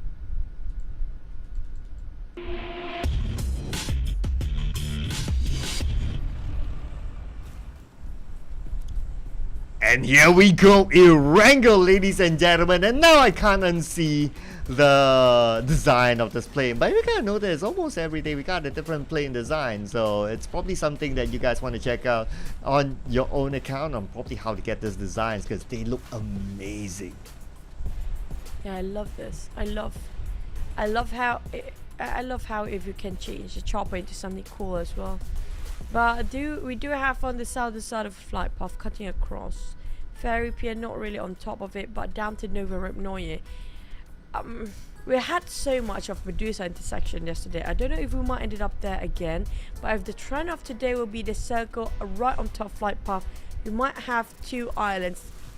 Sort of a circle here. SMB, Pachinki, farm area, even shelter, and the bridge in between will be in the center of a circle. You haven't got yourself any sort of a bridge circle by far yet. But yesterday was a whole day of Medusa intersection. I'm not sure about the circle for today yet, but it's going to be setting a tone for the rest of the day for Erangel. Yeah, the circle definitely plays a big role. I am looking over at what I'm interested to see here is military base. So Team Secret is taking a break, so BTR takes on their spot. They gotta be careful because Geek Slate might want to bridge cam this if only Geek Slate knows that someone's taking over the spot over considering that Team Secret is absent today. But the circle, so far in week 3, kind enough to be in somewhere in the center of the map. This time around, the same thing. So this kind of circle, if you look at the first one, it allows Geek Slate to also bridge camp on the left bridge to try and stop BTR or whoever comes by there and pick up points for themselves. Feels like it might be a gut feel ending here when it comes to this circle. But no hot drops just yet. So far nobody's fighting, and Rays don't have enough ammunition if you force the fight against Box Gaming. Definitely needs more on those resources. You do lines around Nova, nobody contested them so far, but here comes the rush. Pasija Evos taking out SLD. Surprisingly, we didn't actually have a glimpse on this early on. I don't want to jinx it. Evos is going for the hunt. Look at this. Yeah, I mean, I don't want to jinx it, but before the game started, we did talk about Paragin, and he got eliminated first. So, yep, I'm just gonna leave it there for now. But then again, Pasija Evos, good start for them. First elimination point, they'll be looking to get back their momentum. But, oh no, now it's Kwang Ji against D Xavier. This is tough. The X finding ways to take down on Chuanji. But Chuanji fights back but jumps down, going on the first floor, trying to find any corner to get out from here, but stuck himself on sort of a very difficult angle just now. Back inside and back indoors on second floor again. Chua and also inside of Lambo just finish off that. And they're playing this very, very safely, coming up from the X. Approaching one player with 2 peekers at the same time. That's a smart move.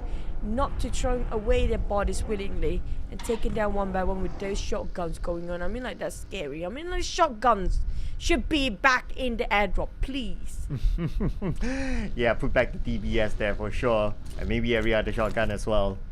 But if we gotta think about it, like, we did talk about this yesterday, and by the end of the day, it's like, yeah, great, SLD's up there, we do see a different region for once, but can they hold on?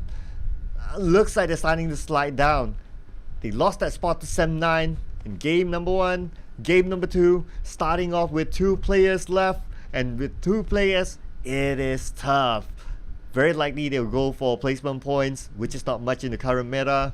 So if they still go down from there, assuming that the worst case scenario for them without any points at all, FaZe Clan, if they do get a big one today, they do get a chicken dinner, decent amount of elimination points, SLD could slide down further. I mean, like, worst case scenario, these guys are already up there for the playoffs, right? Oh yeah, for sure. I mean, that's the worst case scenario. But for Sem9, 76 points for 7 maps this week. That's huge, by the way. That's going to be 10 points minimum. Like 11 points. Make it, yeah, almost 11 points every single map. It's just how consistency being portrayed with those scores. But we should worry for those teams down there. I mean, like, where Geek Slate stand when it comes to overall ranking of the bonus point? Do they actually have a shot at getting into the playoffs or not? Because they are on the bottom as well, if I'm not mistaken. Not really high up there. Geek Slate placing themselves at 14. They're playing a dangerous game just like how BTR is. GE is X16.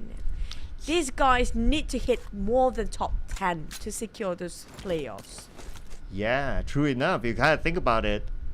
I mean, they're also dependent on, if you're kind of like there, right, in Geek Slate's position, they're also kind of dependent on what happens below. So far from what we see, the bottom 4 teams still ain't performing. But there's still games to play, so they could be caught by surprise. Meaning that, based on your theory, Geek Slate cannot be comfortable. They still need to at least achieve a middle bracket finish for them to be sure that they will see the light of Grand Finals. Surprisingly, when it comes to PMSL South Asia this season, right, all the big names are down there. I mean, like, not taking any credit, not taking away the credit coming up from the top teams on the first page when it comes to PMSL, but those names that have huge background, we're talking about a huge fan base, and the players that used to be legendaries, most of them are down there. Yeah, that's a big surprise, right? I mean, it's hard to brain sometimes if, like, in case, like, some of the viewers, maybe they watch like the first few seasons of PMPL or even PMCO, and then maybe they skip a couple of seasons. Like, in their mind, it's like, oh, these are big names. But when they come back in, they're like, hey, what are they doing down there? It's going to be hard to explain this, but it is what it is at the end of the day. So it will be a big surprise to anyone, especially like a brand like BTR, like Team Secret, if they don't get through. And not only not getting through, but placing themselves way below. And there are a couple of other teams that are newer than them, arguably newer. Teams like maybe Bacon Time, arguably newer than even BTR and Team Secret, and they go on top. So if you miss a couple of seasons, you'll probably be kind of surprised that, hey, I thought that team back then in the day, PMPL Season 1 or PMCO, they're pretty great, but now what's happening? Yeah, this is where they call, like, life is like a wheel, right? Sometimes you're on top, sometimes you're down. It's just a matter of how fast you can spin the wheel to get back on top. For me, I'm very disappointed because I have high expectation coming from BTR this season, especially with their roster of players. All the favorite players that I had in the last few seasons, including Jamforce, is in there. The expectation is so high that I put up myself for the team, but their performance was just subpar, which is really devastating coming up from my side. Like, I'm everybody's fan, right? I love all the teams playing. I like how they've been unique to each of their respective team. But just BTR, this is not how we want to see. Side of DX, on the other hand, they've been working so well as a duo player. Have been very disciplined coming from DX. You know what? We can actually extend this fight. They can actually just execute on Mika, but they pull back a bit. They know for a fact they don't want to put themselves in danger. So they know where their limits are, and they've been playing it such a disciplined play and organized coming from DX. Yeah, and they knew the Dacia was coming, so the splat had to happen anyway. So yeah, as long as they secure the elimination point, that's great for them. So that's going to be one. But okay, the Xavier and Void, do they want to take this fight? Is it going to be worth it? They do have the high ground though. We're still at stage 2, and they decided not to. DX, I'm loving this when they're not forcing it too much. If everything calculated at the side of DX, they can actually have a really good run this week. FaZe, on the other hand, spotted out DBD. Now, we do know for a fact DBD, when it comes to reading out circle, they're like magicians. They're definitely wizards. Coming out, just know exactly where the circle might ended up. But their problem's always about the last few fights. When they be close in, when they be ambushed, when they be compressed by multiple pressure at the same time, they just flunk it. They just botch it. There's no way they can actually pull it through. They have to fix those problems now because we're down to the final week to have their formation as perfect as it can be before heading to the finals. But if they can head into the finals for DBD in this case. Yeah, I know, right? Like DBD, they really need to climb up. So far, number 9 for them, and they have some level of consistency. It's just that the benchmark for them get through as high. They need to push up more. But looking at their current condition, now they're caught with Gigslate. The good news for them is that Gigslate does not have Mika, so they are facing up against a team that has a handicap. For DBD, it's like a handicap for them themselves in this composition because they only got 2 players here. The rest of the 2 probably still making their way. We can see from afar they're coming in, but Gigslate kind of interested, doing some scouting work. So we'll see who starts the fight here between DBD and Gigslate. Oh, but Gigslate is a bit risky move if they start to initiate those fights because DX is just behind them as well, tailing them closely. So they have to be extra careful and think it through. I think they kind of caught the glimpse of DX tailing them behind. So that's why they're a bit meticulous and careful and cautious regarding how to start the fight. Side of box, they will run and gun before, but right now a bit quiet so far. Nobody's getting those crazy amount of domination of elimination, but it will happen and start at the stage 3, definitely where the circle shrink in less than 10 seconds, and stage 4 is going to be a massacre. Oh yeah, stage 4 is going to be tough, considering that now there's still a percentage of water, but let's see, there is still some percentage of it. So right now the fight's starting to happen. It's going to be DBD and Gigslate. But DBD, they're pulling back, so they're not going to force the fight. I guess it's also maybe the level of confidence that they have due to whatever happened before this is like they're not the best in engaging fights. So that's why they're kind of cautious about this. Plus, like what you mentioned as well, because it's kind of like an open area. You got teams surrounding, third parties a nightmare. So they're not going to really rush in just yet. Now, DBD, this is the time for the provers that they can even take fights. SLD on the other hand, ambush Sam 9. It's a trap. They walk straight into it. Ghosty back in the shack, but at the same time, there are some other teams are firing onto them. BTR on the other end, taking the fight against Yudu Alliance. 1-1 knock, both are trading. But Jamforce not knock entirely. They lost Liquid before, down to only 2 players to clutch it indoors. But at the same time, Jamforce will have a bit of reset. Now BTR, Satar, Jamforce and UI try to play against Yudu Alliance. RRQ, on the other hand, is facing another calamity. Oh yeah, Pasija Evos still taking that fight on the mini screen. Sprays coming out from Micro Boy with a Micro Uzi. Yes, that has to happen. And now he's not done yet. He only has 4 bullets with the Micro Uzi though, so you gotta reserve that carefully as he'll be counterfired upon by Voldemort. But on the bigger screen, we have UI coming in with a Molly. Satar just tried to flush him out with those Molly, cutting the corners as well, clearing off every corner possible. And UI cooking up the nade, just gonna toss it over to the side of Flax and Canny. Feels like the angle perfectly will be thrown to the side of UI. Having a bit of a stalemate for both teams with their utilities kind of drying out as well. Sam9 taking on Gosu. It's going to be SLD being eliminated next. Sam9. They've been winning those fights, but at a great cost. 2 remains for the player. Pasija Evos down to 1. Yudu Alliance is 2v3 against BTR.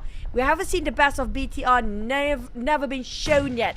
Can this be the time? Oh yes, looking good for them so far. But they need to clear up Kenny as well as Flex, the 2 newer members of Yudu Alliance. I'll be looking forward to see whether FaZe can catch up onto SLD. 28 points difference now. But at the same time, the zone has arrived. This is stage 3 moving on to stage 4. So it'll definitely be devastating for these 2 teams. Beautiful nade by Sata. Left with Flex all alone. And here comes the rush. The blue zone closing in as well, burning him off. It's going to be 0.8% or 0.6% HP per second for now. But for the circle, the moment it shrinks. Void got the center. Boom is nearby. Sam9 is in the middle as well. CJ Evo's Micro Boy is going to be the last player there is. But they try to find the corners on the side of BTR. They're still in the blue zone, not too far off. It's going to be the end of wrap around. BTR won that fight. We're down to 14 and 13 teams. But in the meantime, for the side of DBD, can they pull this? Oh, it's going to be a head-on fight here with Box Gaming. Now DBD is coming in. Echo on the other building. He's going to open up the flanks behind Box Gaming, in fact. So Capone spots him out. Capone shoot. It does connect onto DBD. But then again, now Box Gaming. Ooh, Zuros needed out by 6. Beautifully done indeed. Capone tries to get 2 of them with a UMP. But now he needs to reload, and he's reloading. Managed to switch it up onto another weapon, but Levy's had to come in from the other side. Now it's down to Echo to finish up the job. But at the same time, Sam9 is having a bit of a business in here as well. We're talking about Sam9. Never mind. You know what? I want to engage with chat today. Chat, do tell us what DBD needs to do to get those chicken. Because right now, whenever they're being ambushed, whenever they try to force CQC, it never worked. What's the solution for DBD? Because as Casa, we can't think of any anymore. Yeah, I'm starting to lose ideas about DBD right now. The only last final wildcard is just to put in Mosgoku, but other than that, I really have no idea. So do tell us in the comment section. We'd like to know your thoughts as well. Now looking at the circle, it did move away from BTR, and the next challenge is going to be D-Xavier. But is D-Xavier interested to move, or are they going to try to hold on to stop BTR from coming in? Looks like D-Xavier is still a part of the circle, so BTR, it's going to be quite a challenge for them to get in. Talking about DX today has been very disciplined, very well organized when it comes to the formation and when it comes to approaching any fights here. You can see they're not how they used to play. They pull themselves back a bit. and just having those team communication going first before they start to run rampant. But Frankie relay back the information towards the rest of the roster. How do they approach this fight? He's taking his time. He's not rushing straight into where they try to stop BTR from entering in. But Frankie got himself straight into the warehouse first. Prep himself a couple of days just in case he start to rush and run. But the rest of the other teams are hovering their crosshair towards this side as well. Jamforce and Yuhai approaching on different angles entirely. Look at how Rabies responded to that. Straight away, he go at the back line, preparing for any sort of an entrance when they are docking themselves on the shorelines. Oh, should you look at this up north? There's another team coming in. It's going to be PBE onto the two members of D Xavier in this compound. Looks like Cool is going to start it, but not Cool for Pasija Evos. At least they go up with 5 elimination points, but number 11, not the position they want to be in. PBE, they had almost a great run last time, but a bit too aggressive. They got eliminated early. DX. 2 teams they need to have their eyes on to. Those coming up from the back, it's going to be BTR and the PBE on the front. They've been compressed. And here comes another team from the northern side as well. If they happen to pull over this side, DX might actually be safe because it's going to be a bit of a distraction of alter ego shots to the side of PBE. But BTR definitely will be stabbing them behind their backs here. But circle happened to be shifted again. And it's in between two sides of a circle where it's going to be a north or south. I feel like we've seen this sort of circle before. Where it ended up in between the land of the street. Going to be the one that's separating north and south by the end of the day. But back on the side of DX, they're taking things very slow because they know it's going to be more than one team they have to deal with here. Well, let's see. Momboy's in his vehicle, so he might prioritize getting into the circle. But if he moves up north, he has Frankie to deal with, and after that, it's going to be Alter Ego. So that's something he needs to be aware of. And we all know how important Momboy is to PBE. Playing the scouting work into the circle, so he's A-OK right now. He'll be the marker for his team.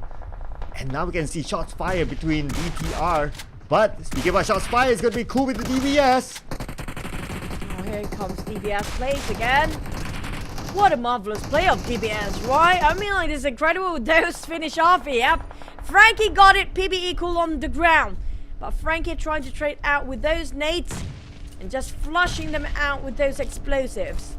And Frankie will return and respond to it as well. But PBE, they cannot even set foot. And the other player of PBE is actually way behind. But Genforce start botting in here.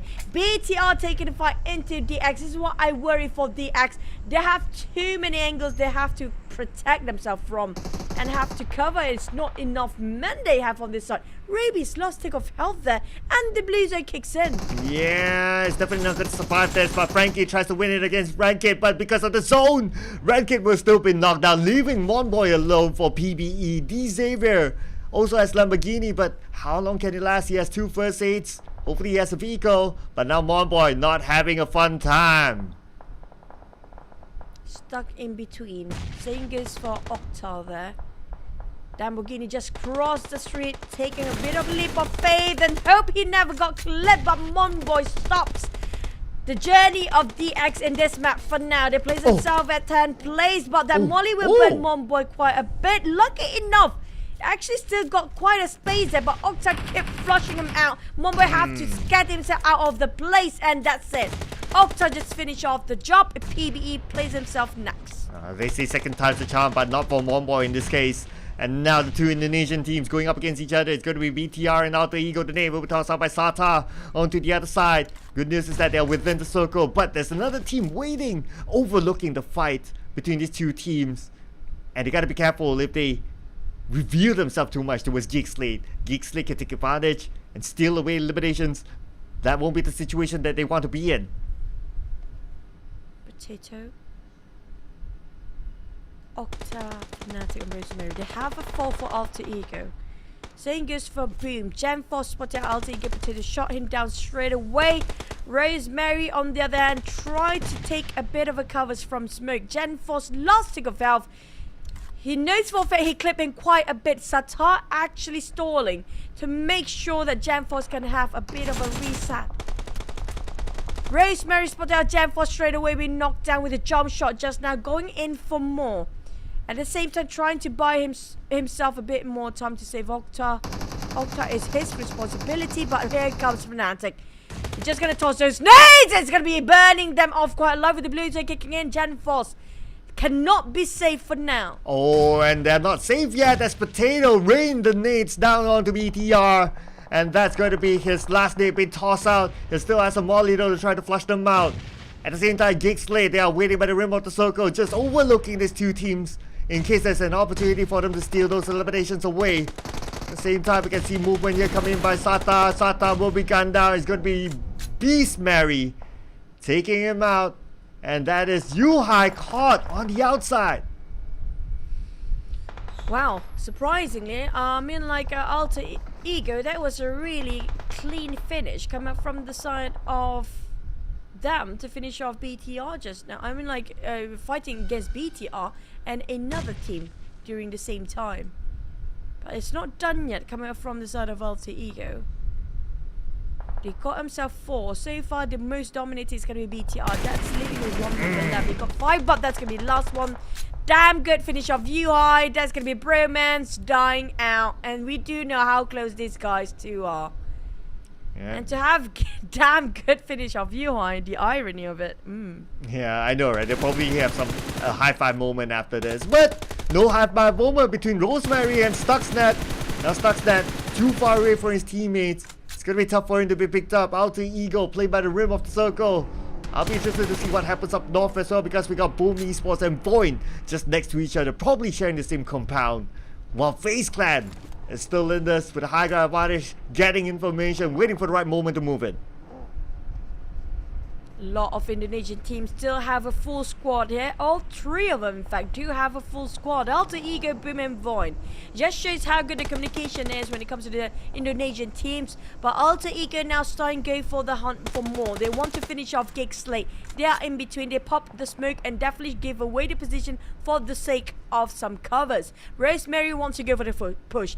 I know for FaZe desperate for those kills, but at the same time, FaZe standing where they can see through Alter Ego and Gig Slate at the same time due to those elevation, depending on how many, what kind of scope they do have. But FaZe, all they need to do is just wait it out. Nobody can actually climb up here unless they start to take a fight. But FaZe not willing to wait anymore. They want to go for a different compound, entirely different angle. They want to start the fight. They don't want to be ambushed later on. Yeah, or probably they're waiting for the circle to pop as well, so they know which side they need to clear first. But maybe they're going to take this advantage. Looks like it's going to be Mela moving in onto Boss Gaming. The name will be tossed out. Mela doing the scouting work, trying to gather information. Not able to really see where the members of Boss Gaming are just yet. But now he knows. Okay, here we go. Mela at the front. With Mormon alongside with them. Going in with a double nade down to a sort of box. If it hits on sort of Capone and Lavi, that's it. So far, it's a bit short. Never mind. Mela drop a big one. Down to Levy to make the play. Mormon standing up and spray. And Levy not being spotted out just yet. But Sam9 gonna give a bit of a pressure on Mormon. He's pulling backwards. One side of Prime Putra. Levy's just right across him. Being shot down by Levy from the flank and off angle. And Mela going back for another round here. Ooh, Sam9 they had the circle, but now they don't have the manpower. FaZe Clan, a little bit of elevation for them, and Alter Ego moving on to Gig Slate. Gig Slate, both are stuck in the shack. One nade to rule them all. Stuxnet's supposed to come out, but he loses the fight even though he has a DBS, and now down to Snipes. Snipes! Finish off as well. It's gonna be Gig Slate out. Alter Ego. What a flawless run that was. All 4 of them still alive, but for Void and Boom, it's gonna be Lapa coming out from the back line. Bombit really low when it comes to health. Crazy big shot from afar. I have no clue where the shot's coming out from, and got himself trapped in between. There's so many shots behind and on the front. Void taken on by Yummy. Levy taken on FaZe, but it's gonna be Boom going down. They are in the open. Their backs to the side of Alter Ego. They just open for frags down there, coming up from the side of Boom. Oh, and it is Void, ladies and gentlemen, defending their ground. Beautifully done indeed. Next, they might want to focus on the Alter Ego since FaZe Clan is on the other side. But that also means if these two teams duke it out with each other, FaZe Clan, waiting for the right moment, can come in as a third party. So Alter Ego, despite them being a team that has a full squad, They cannot look down upon FaZe Clan, neither Void. Alva and coming up from Lapa, who's got himself quite a number with 8 eliminations in the hands of Ultimate as well. 4 as usual coming up from Rosemary. But here comes Potato.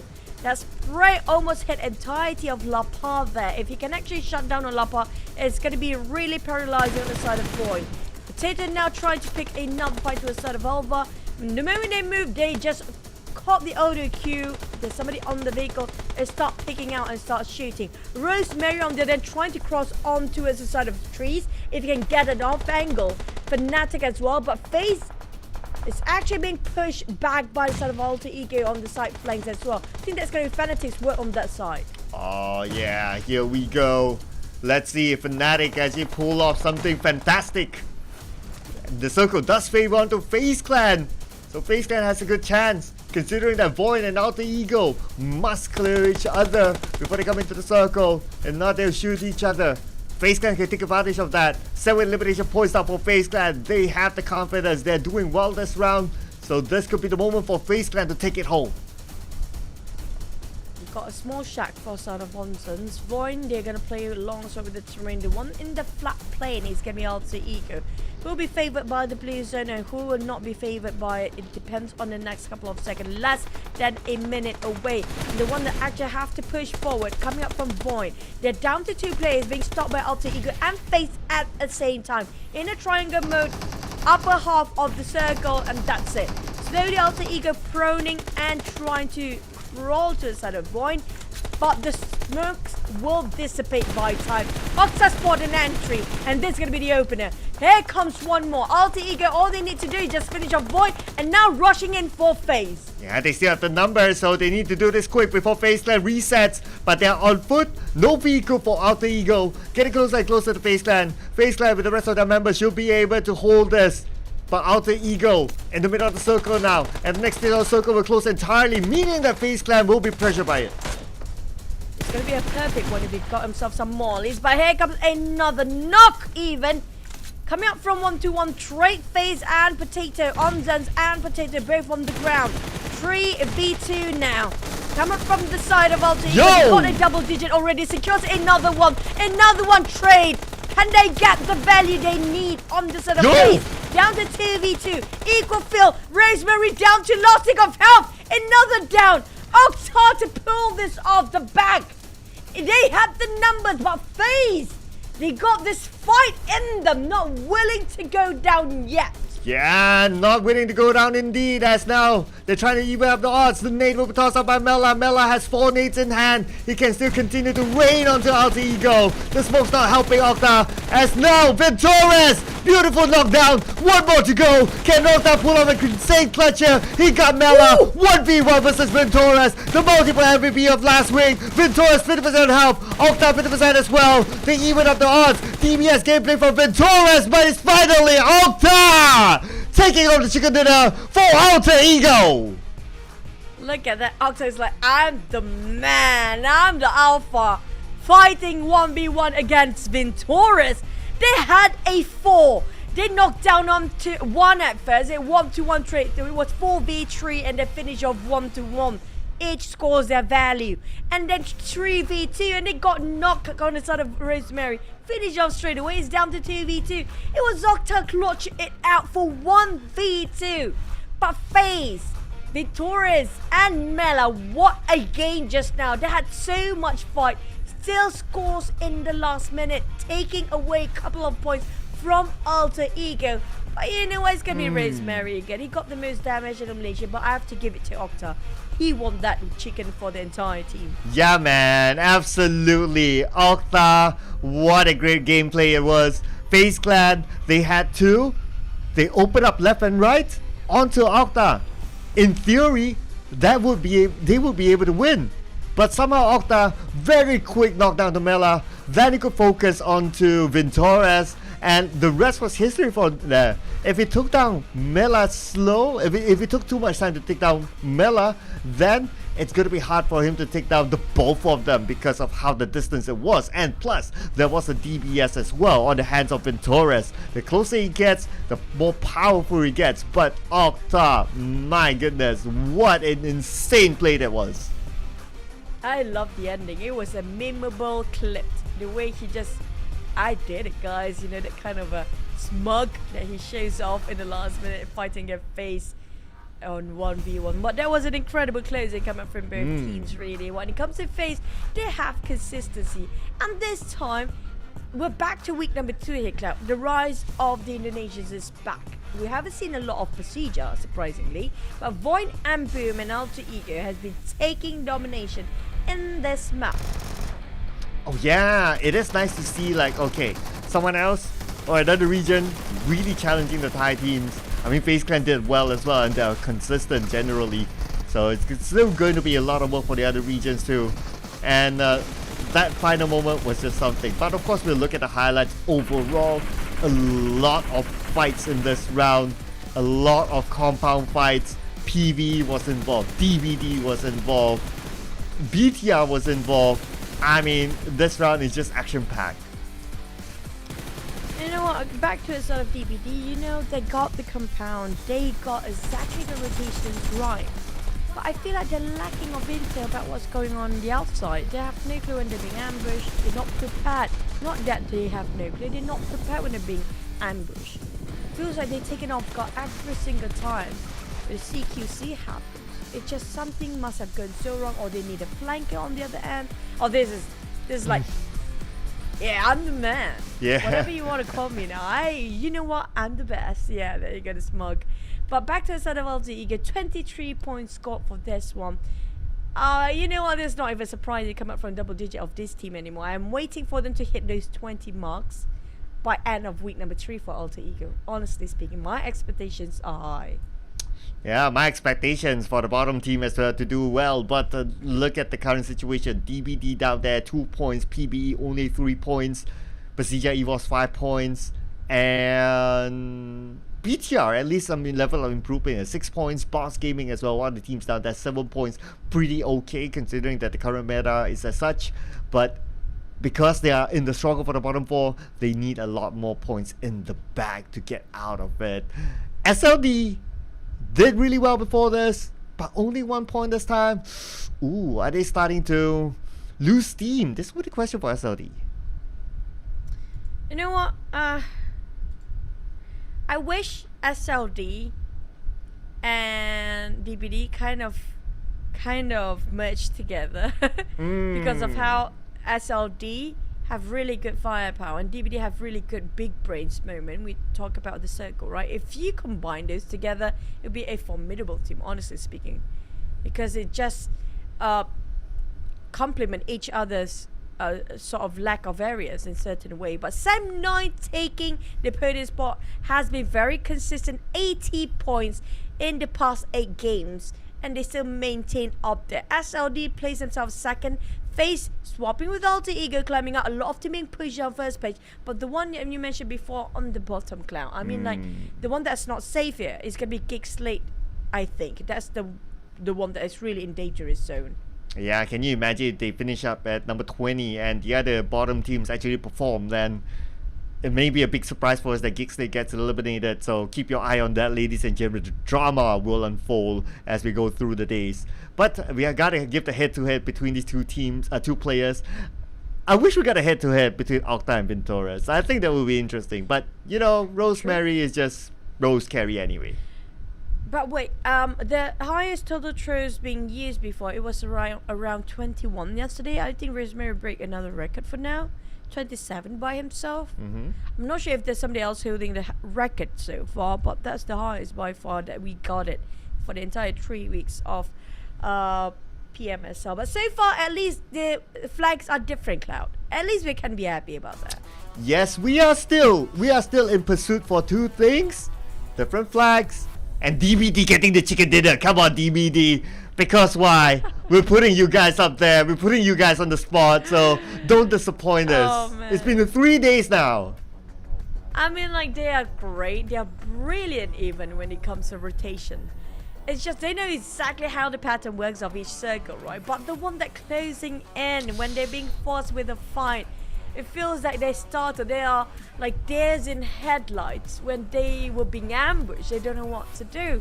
I just wish they can overcome that, because if they did, that's the only thing that they need to fix for now for week number 3, and they can actually make it for grand finals. Correct. I totally agree with you. Like multiple times we see them, okay, they can get in the circle, they can get a nice position, whether it's a compound or whether it's a high ground, but it stops at there. That's it. Nice position, great rotation, cool. But the moment someone else comes by, that's it. Especially with their kryptonite, a DPS. Ah, man. I mean, like, you know why we're rooting for DBD? They are the only team across PMSL the entire 3 weeks. They did not score any chicken yet. All the other teams down there didn't perform. Even the last place like Team Secret or even like PBE, even like GE, on the bottom teams down there, they all scored something. They at least got themselves one chicken, even though they are in the bottom of overall bonus ranking. But for DBD, they are in the bottom and didn't score anything. They need to have something to go back, just in case, you know? Yeah, Chuchu, I can feel your passion as much, because I think we both feel the same. I'm sure our viewers feel the same as well. It's like, whichever team that they support, it's still like, guys, come on DBD. You got 3 weeks at least to get a chicken dinner, but still couldn't. It's so frustrating at some point. Oh, man. You know, Cloud? Yeah. It's like no picture means you're lying, right? Give me pictures first. And the only picture that they actually will have a proof that they are in PMSL South Asia is when you get those chicken. That's why your banner will flash. If you don't get those screenshot, it means that you're lying. You're not playing in PMSL. I mean, DBD, come on, guys. Yeah, come on, guys. You know what? If this was like with an audience, the moment they get the chicken dinner, I believe it's like, you know, that standing ovation that we have in PMPL Season 1 when Singapore finally get their first chicken dinner. I'm sure it would be that. If only like there was this stage. It was, yeah, well, that was a moment. But come on, DBD. Stop breaking our dreams. I mean, like, this is... I hate to break it, but DBD, they are declining when it comes to the performance. If you compare with the last season and this season, yeah, it's a different format, it's a different sort of a team playing. Some teams and rotation wise very different, with DBS going crazy in these days. You know what, just delete all DBS in PUBG. I just hope that happens to see everything going again. But you know what, DBD, they are going backwards with their performance, honestly. Yeah, it feels so, you know. I'm like, yeah, I don't know. It's the backwards from PMPL Malaysia. They did really well, got a second place, going neck to neck, head to head with Geekslate.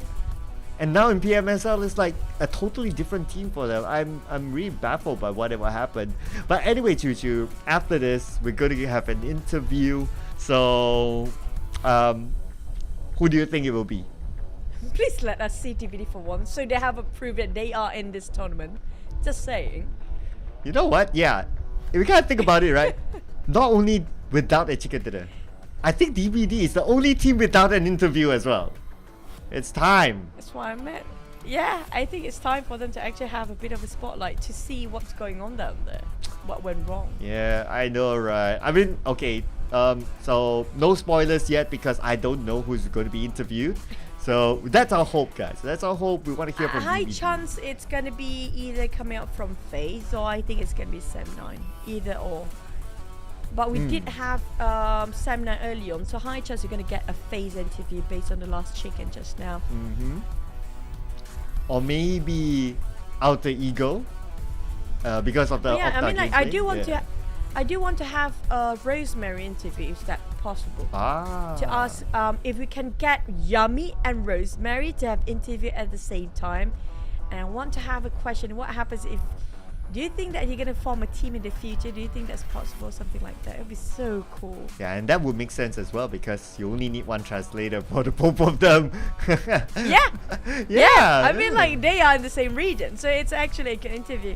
If really they can actually listen to us. Yeah. And answer a question now, it'd be great. It's so demanding, right, Choo Choo? But anyway, for you guys out there, it's not going to be the both of them. It's going to be someone else. Let's sit down with the interview. Tash, take it away.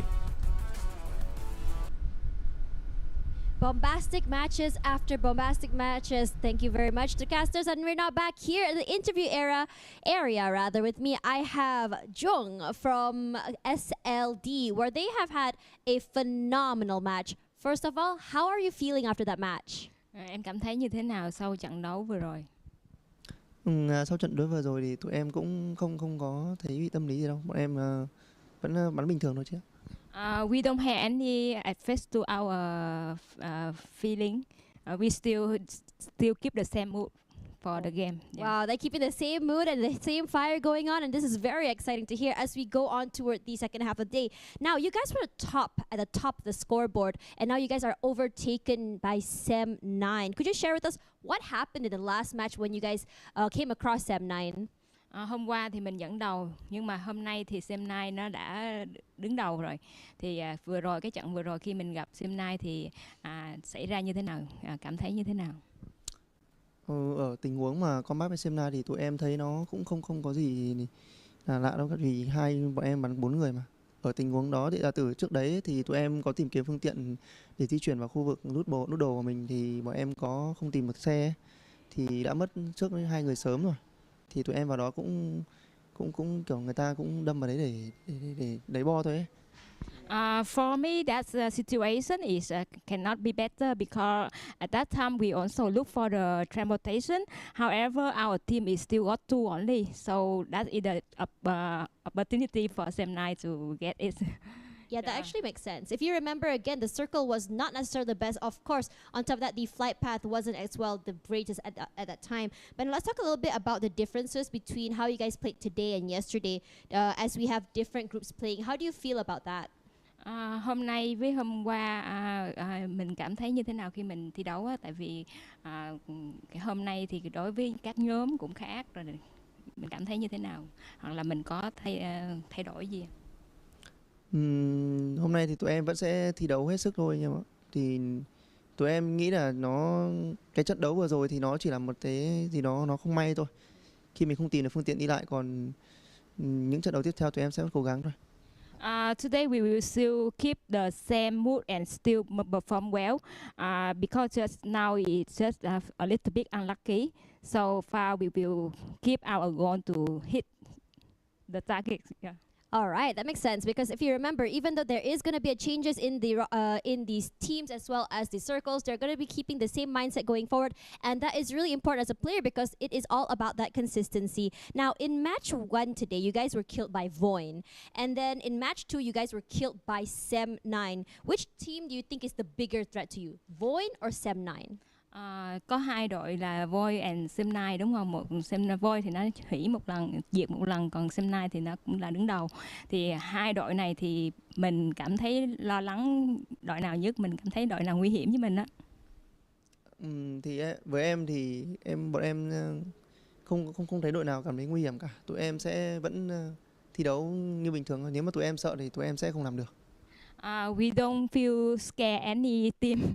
We feel just as normal. We will try our best to win.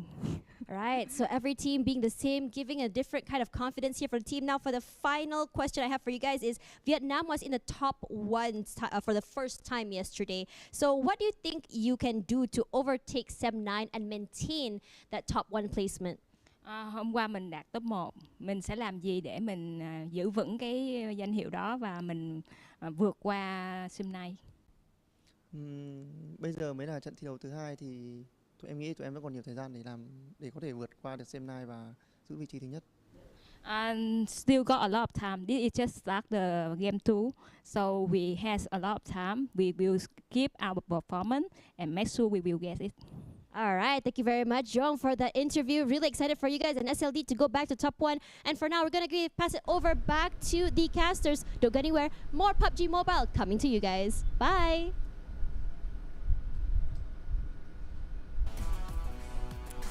Well, SLD, they keep their humility and they have the discipline. You can't give it to them when it comes to week number 3. But the one that we saw just now, Alter Ego versus FaZe, it was a great ending, and coming back to the next Erangel map, I don't know what to expect. It has been what a banger game. I mean, the entire day has been on fire.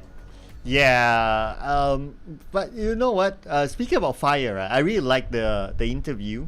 Like they still maintain that fire within them. It's like what I take home from that interview is that focus on themselves rather than worrying about other teams. Even like when the question where Tash asked was like, whether it's Void or Sem9, which do he think is a bigger threat? And then he's like, oh no, they're all the same, and then they just focus on themselves at the end of the day. That's my take home away from them. Very different mindset, because if you ask that question to a lot of other teams, they will give you a straightforward answer, but for him specifically, it's like, nope, we don't think about anyone else, we just think about ourselves. Yeah, I love that mindset, you know. It keeps you focused all the time and not being threatened or intimidated by the other teams. It's actually a very good mindset, and that kind of portrays by the side of Alter Ego too, if I'm not mistaken, because of how they were fighting against Vintorius just now. If you were in their shoes and you know there's going to be FaZe players, and if Vintorius said that, you'll be threatened by the fact, oh, this is going to be tough, I might actually lose this when it comes to 1v1, the pressure's on me. But on the side of Alter Ego, they don't care. Same goes for the side of SLD. That's why they're up there right now. Same goes for Sem9. If you have too much respect, it's not going to be great. But we do have Zilin playing this time. For the side of Geek Slate, will this give a lot of impact so far? Alright, I have an interesting stat about Zilin. So I shout it out to Papa Mwas who gave me this stat, right? He's obviously keeping track of Geek Slate because his kid is Snipes. Anyway, so he was sharing with me like the stats between Zilin and Stuxnet. The eliminations per round actually favors to Zilin. So based on that stat, him as a Geek Slate fan, he obviously would prefer Zilin in the lineup. So yeah, I mean, Zilin has been playing less around, so I'd like to see more from him too, giving him the opportunity based on the stats. But as usual, Boom has to do a swap. It's a must. We do know, I mean, like, usually it's going to go crazy swaps after this, we're done with the first half, after we're done with the break. But it's a bit earlier than usual. It's back to week 1 sort of rotation when it comes to be only one player for the rotations in the first half. And then there's going to be double rotation later after we're done with the breaks.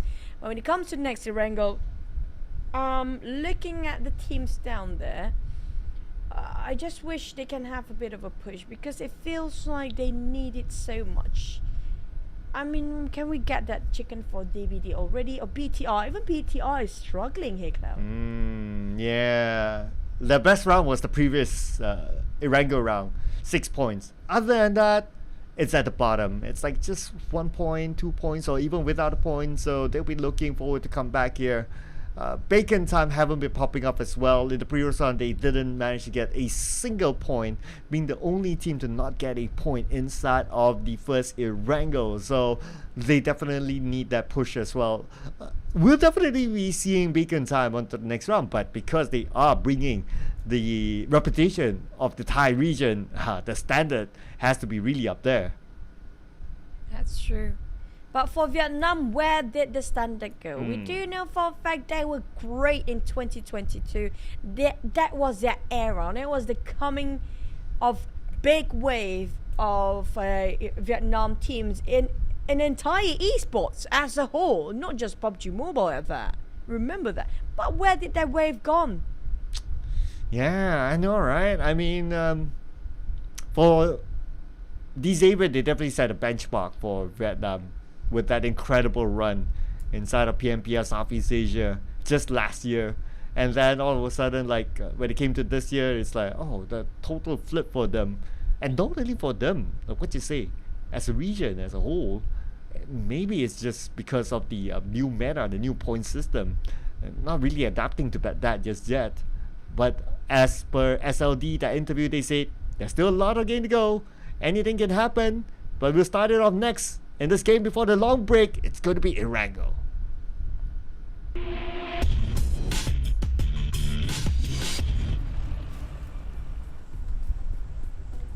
We're back for our second wrangle of the day before we're heading into the long breaks, but it's always about the flight path. This time it coming out from the north, down towards the south, cutting across Pochinki. Not really even, a bit more towards the left side than the right, or more towards the west than the east, but still within the reach. Almost a straight line cutting on top of Pochinki, but it's always down to the circle. If the circle happens to be right onto the flight path, that has been the trend here today, Cloud. We might actually have sort of a Rostock circle possibly then. I wouldn't mind that as well, because we haven't seen like inside of Rosal, and Rosal has its own tactical location. Like there's a hill just on the outside of Rosal, that's a good location as well. Playing inside of Rosal obviously is one of the key areas. There's a house on the left of Rosal, which is cool as well. And if the circle did land on the Rosal, boom, esports would enjoy it a lot. Looking over at BTR, earlier on, they dropped into military base. It's probably because of the flight path, but this time they're going on the northern side of Jogo Pool, which is an area that they're more comfortable. But tucked in the corner it is. Yes, Naya Poliana feels like that's going to be a very heavily contested compound for now. It depends on how these guys react and respond to the circle, really. It's not really right on top of the flight path, it's just extremely away from it as well, right on top of Stalbert at that. And no team happened to be dropping in Stalbert. That's the funny part of it. Yeah, not the most popular of locations, Stalbert, just because of how spread out teams need to be, and for them to back out each other because of the high ground versus low ground, it's tough. So, yeah, and it's not like it has the greatest amount of loot anyway. I can totally understand that. But now, considering that this kind of circle, like what you pointed out, Stalbert could be the key area. Yep, but they have to build up their loot first. They don't want to go there empty-handed, since you mentioned, and we all know for a fact that Stalbert's not that great when it comes to loot, when it comes to places to defense, as the third and the fourth checkpoint will be remarkable with this sort of circle. FaZe, on the other hand, taking their own sweet time here. I'm not sure who's the closest up there, but I have a feeling Semnine's not that too far either, right? They always drop on the northern side too, but it was within their reach due to the flight path was cutting as vertical as possible in the map just now. We haven't seen the best of Procedure yet. We did saw them trying to go aggressive, but you know what? The thing about Void and Procedure Evos happen to be in the same group. It's going to be a lot of hectic times because these two teams really love those gunfights. Maybe that's why they kind of cancel out each other, right? If you kind of think about it. Yeah, because if you think about it, like Void and Procedure, points wise, yep, double the difference. But if you look at the ranking wise, they're not too far away. So maybe they're canceling out each other. In fact, Geek Slate is down there, and they cannot do anything about the grouping. They will be sticking with each other till the end of the week. Speaking of BTR, we don't have Ryzen playing here. It's going to be Jam Fast, Farfel, and Satar, and Yuhai. So far, I don't know, the rotation on the side of BTR, no matter how they rotate, it feels the same. It doesn't change so much when it comes to the performance as a whole, not too impactful. Sam9 on the other hand, I don't know what happened, but this week has been crazy good for them. Oh yeah, it's like they're starting to get that week 1 vibes when they did really, really well. And every time they do well, obviously, well, the boss himself will do a social media posting. So I expect to see that on my timeline later on. Shouting out to you, Boss Tommy. Team's doing really well. And he's very supportive. In fact, he goes to the venue to actually support them by himself. Yeah, I saw that. He's such a great guy, yeah. It's just he never gave me stuff. So I can't praise him too much. Please give me stuff too. Because we want those camo sweater, right? It's really cool. Like, it's one heck of a sweater. I love it. I love Sem9 merchandise, but we don't get it for free, which I'm gonna break my banks just to get it. I'm thinking about it. Maybe next year it might be. I'm able to buy it. But back to us a game you go. PBE on the other hand. Now PBE, the story is they are, we can call them the underdogs, right? Seeing is for side of GE. GE is not playing it today. PBE, the only representative coming up from Philippines. So far week 1, a bit of a harsh start. They trying to adapt, slower start than the rest of the team. Didn't gain so much point. Week 2 on the other end, they start to gain the momentum. They start to adapt. Can see how they're flexing out with the rotations, and they're trying to go with some certain unusual checkpoint, force the fights in the clash, and getting those hot drops. Well, week number 3, it feels like start to go back to square one in week 1 there. Yeah, and if you kind of think about it, yesterday they played, and they have 8 games in hand. On top of like the Group B teams, and look how close they are with the Group B teams. Voy 1 point behind them. Even BTR, that we kind of feel that they're not really performing, 5 points away from PBE. This is big news for PBE, and if they get pushed further down, I mean, PBE, we need to book an early ticket back. That sounds sad. But it's very quiet right now, very different from last one. Boom now happen to be crowding over the side of Sem9. They're trying to actually caught them off guard, but Sem9, they might taking up the challenge. Dap a bit paranoid about going on the back line here, calling out the rest of Sem9 to reunite, having a go against Boom. You're trying to fight head on. Both teams really good when it comes to gunfight, firepower and their gunfights. Both teams can do it incredibly well. It's split it into 50-50 percentage of winning so far for both teams. Yeah, and we did talk about like how great this location would be with this current circle as a checkpoint, and this just proved our point, right? 2 teams eyeing the top of Starper, but Sem9 thinking that okay, maybe it's not somewhere that they're comfortable playing. Maybe they have another idea. They're just gonna leave it for Boom and let them enjoy themselves up there. But at least Sem9, because they arrived earlier, so they would have been done with loot. So for Boom, they'll be looking over scraps. At least scraps is better than nothing. Inside of Geek Slate. Well, some teams are still going for blues, and Neither Lions included in that. BTR haven't changed so much when it comes to rotation cloud. You saw how week 1 they've been playing in the blues in so much. It haven't changed too much coming from BTR, honestly speaking. Maybe they tried, maybe we didn't see the impact yet, but I just couldn't see any sort of improvement from BTR, and they're still staying with the same sort of rotation inside of the blues, and as long as they can be. Maybe it's just the circuit just too far from them. Yeah, so the last we saw them, they drop into the areas of North Jogopul, circles on the right. So North Jogopul has all those apartments, right? So naturally you will spend more time trying to loot, and because they are like quite far away from the circle, so naturally they will spend more time like, okay, let's loot up a little bit more, it's fine. So that's probably the case for them. Not too far from the circle. Now they're passing through Saverni, but the circle pulled down. Wow. Yes, Naya, let's go. No way, this circle again. This is Medusa intersection once more. It's a repeat of yesterday back-to-back Erangel, and now we're having this again. That means the previous days were some sort of a rehearsal for this current moment. Let's see how the teams really adapt to this. So far, we still have all the players intact, and let's remember our record was no first blood until about a minute before stage 3. So we still have time on that. So we'll keep an eye on that. Oh yeah, you remember that. I kind of forgot about that already. You still remember Yeah. it. We have so many record holders so far. I agree to that. So far, that's the only one, the longest. But BTR was spotted out on box. Now the ones coming up from the side of Stalva start to climb down towards the southern side of Medusa intersection. We do know how this is going to fare. It's going to be an open field of a last minute fight because of the intersection there itself.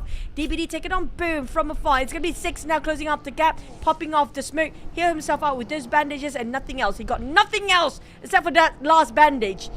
But DBD can disclose by themselves. Yes, they got the 1 elimination so far at quite a great cost, But BT are around the bunker area. They have to cut across box gaming to win this one. Ooh, Junos DBS gameplay gets one knockdown, but dedicated counter fire with a UMP from Juice will take him down. And now they can reset, they can pick up Gen Force. It's still tankable, the current zone. 900 meters away should be okay for them since they still have the buggy. But for Winnie, what is he gonna do? Does he want to play the gatekeeping role? And looks like a little bit of a long range gatekeeping there. They can't pick up Sata because of this. Box. Shunos bleeding out. Liquid taking on Shunos and finish off straight away. Down to only 2 players coming from Box Gaming. UI is being spotted out, but winning this distance is a bit too ambitious for him to clip those. It's just quite hard for him with those AKM to work at this distance. Really, you need to build this one. Not worth overextend themselves in the blue zone. For the side of Satar, I just hope they do have enough first aids now. They don't have any on the side of UI, but about Satar, how much does he has? Yeah, not too sure. We didn't really get to see that. But anyway, I think he should be okay. Pretty sure for these players, they would have anticipated like, okay, how long they can stand this outside the zone, and plus you have an exit point behind him, so he should be alright. DBD as always. Rotation, great. They can get into good positions, they can get into the compound. But then again, if they get sieged down, it's always a big problem. Let's see if DBD needs to move in the next piece of circle, and looks like they will still need to go. I do prefer this over the Medusa intersection, really, because we've seen that too many times. Plus, due to how many breaks, but if you ended up right on top of your sniper, you know, that's not fun either. We're talking about that heavily comprises of building compound. It's going to be tough for the players to see any angles, but Sam9 and Alter Ego have a bit of a greeting to do. Greet with warm shots of spray potato down. Didn't even breaking a sweat casually. Feels like they are, you know, bad boys is just actually on the sort of Hollywood movie, just shooting from those passenger seat and just casually finish things off. Feels that way though. Yeah, unlike the Xavier, they're the good boys now. They'll just say like, oh no, we're not interested, we just want to get to our checkpoint. But SLD won't make it easy for the Lamborghini. Close one! Oh! Ooh, that was a close one for Lamborghini, but can't say the same for Chua. Chua bleeding out while Frankie and Rabies have to clutch this by themselves. The rest of Pasija Eva's moving as a 3-1 formation, closing in the distance between them. But that's Boom in between as well. It's going to be a three-way sort of a fight, because SLD make it 4-5 here. Because SLD just so nearby, they can actually hear those gunshots and the audio cue. They will try to force a fight here and try to take advantage of it as well. DX on the other, not so great now. They need to work things out. Because right now they're only working out with only 2 men, Rabies and Frankie. They only lost Chua and Lamborghini. That's going to be really tough for them pulling this one out. Yeah, you did talk about how unfun inside Yasnaya could be. Well, it's definitely not fun for these teams because they have multiple angles to take care of, and being inside an urban warfare, you don't get the chance to see your opponents as much. You don't get as much information as compared to being in an open area. So this is going to be a big challenge here for at least these 4 teams within it. Pasija EVOS, although they're just in the next building, but because of so much cover for D Xavier, Redface, he don't have the information. Boyne getting himself barely in the line of the circle. SLD put try. Don't know what happened to Sam9. They're having a bit of a bloody time as well. 1 knockdown. Nowhere near being finished off, by the way. He's still bleeding out. A kick slate on there, then taking a different compound entirely. We're looking at things where there are no fights here. Surprisingly, there are a lot of fights in the center. We don't have any sort of information on that side still. Kick slate cutting across the big plain field, just going straight into Yasnaya where the other teams are. We're talking about 16 teams in the 4th circle. Everybody in there, and Bacon being greeted by hello for jump and finished off. Alva, a slither of health remains. Managed to win that one. 1-to-1 trade with each got themselves value. Voin Alva down on the ground next. Bacon time. A bit of a winning on the side of Bacon time for now. Voin the last player. Lapa couldn't clutch it. It's gonna be the end of it. Bacon time within just less than 10 seconds. Yeah, secured the entire squad. Yeah, they turned the tide against Voin, who crashed into them. They got the first knockdown, but they couldn't hold the ground against the other 3 members of Bacon Time. PBE was lurking around, but they choose not to crash in because time is on their side and the circle did move away. So it's understandable there. Focusing on trying to get into Yasnaya Polyana itself, but Redkit, oh, that long range, it did not hit onto him, but it hit onto his back tire. Rankit popped the smoke. He got himself just in the center of the warfare. Alter Ego, on the other hand, it's going to be Rosemary Octa moving away. Fnatic already in there, taking the fight into RQ's lair. They are just knocking on Heaven's door here. Will be there hell or heaven? We have no clue yet. As Fnatic got chipped down quite a bit, it's going to be 3v4. RRQ, never mind. Alter Ego, they have to fight 3 ways here as FaZe Clan happen to be dropping those bullet in those windows as well. Well, we grew from 5 teams to I'm starting to lose count now. Look at the amount of teams inside of Yasnaya. We got a couple of teams still on the outside. The circle might be centered around the Yasnaya compound. Alter Ego taking this fight against the next team. But 9 Noise takes down Putra. So that's going to be 7-9. They're probably on the outside somewhere else. They came down from the hilltop. And they should be somewhere on the outside of this compound. But Raimon, PB who just arrived, got knocked down. As long as he's in the compound, he should be alright. And so they split into 2-2-7-9 widespread out in the open field. Now whoever actually in the field not so great, they got those smokes to cover for a bit, but SLV, they're watching like a hawk. Even Bacon Time couldn't pick out, and 7-9 stuck in between there, being compressed and hammed down by 2 teams at the same time.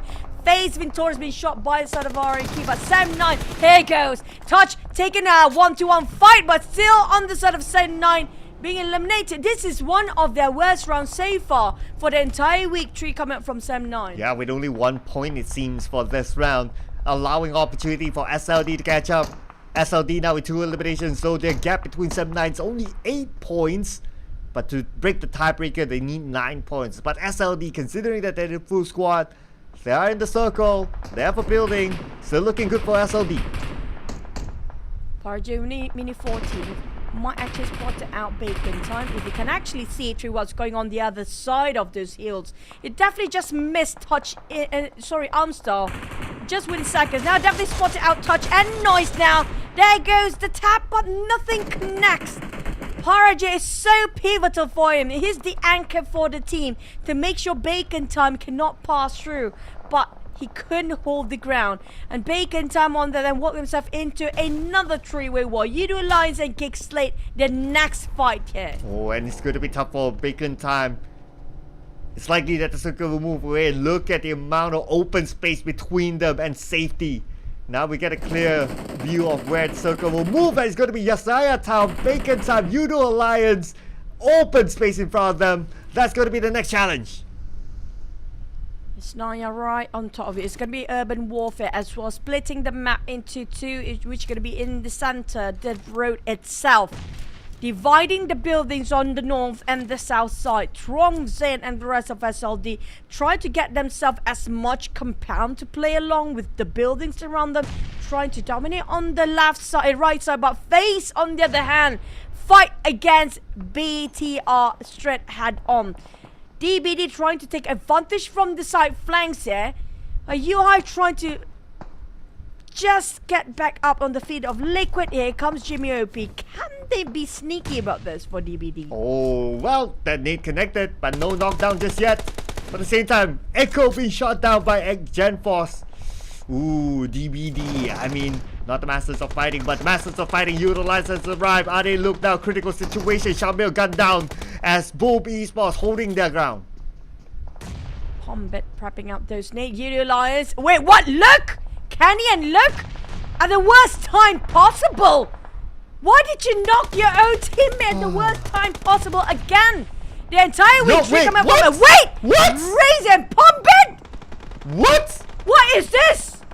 What is this? I need a written explanation for these 2 teams. But we'll discuss that later. As Yudu Alliance eliminated by Boom. Yudu Alliance! Oh no, that was a disaster for them! They were in the worst case scenario where the top fragger both being knocked down by own ally. that's just the worst timing to be having those accidents. I mean, like, we can't avoid accident when it's meant to be happening, but that is in the worst case scenario when you were fighting in the same building there. Backs on the side of FaZe, they're taking a lot of fights but only secure 1 eliminations. The one that we should watch out for, which can be Bacon time. They're working as a trio, but they scored themselves 6 eliminations by now, but the one actually do score quite a number, which can be Boom, but they only have a duo for now with 5 points. The nade curse isn't stopping inside the PMSL, it seems. Hopefully it won't happen to these two teams, SLD and Pasija EVOS. Pasija EVOS, they need the points, but SLD, they'll be looking to take back the #1 spot. At the same time, we can see fights happening everywhere else. Bacon time, 3 touch, knocked down by Gig Slate. Gig Slate has a circle advantage and beautiful nade by Snipes to take down Umstyle.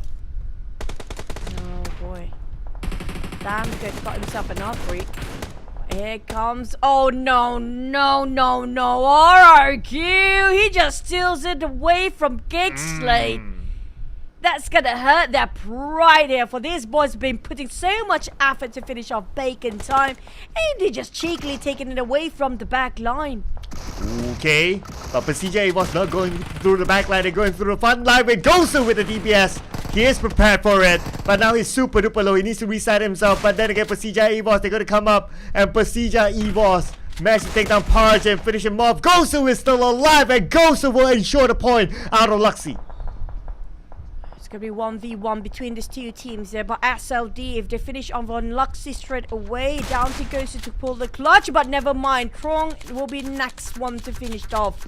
Red FaZe got himself scored 3, but he has to give every faith they have for Pasija EVOS towards Luxy.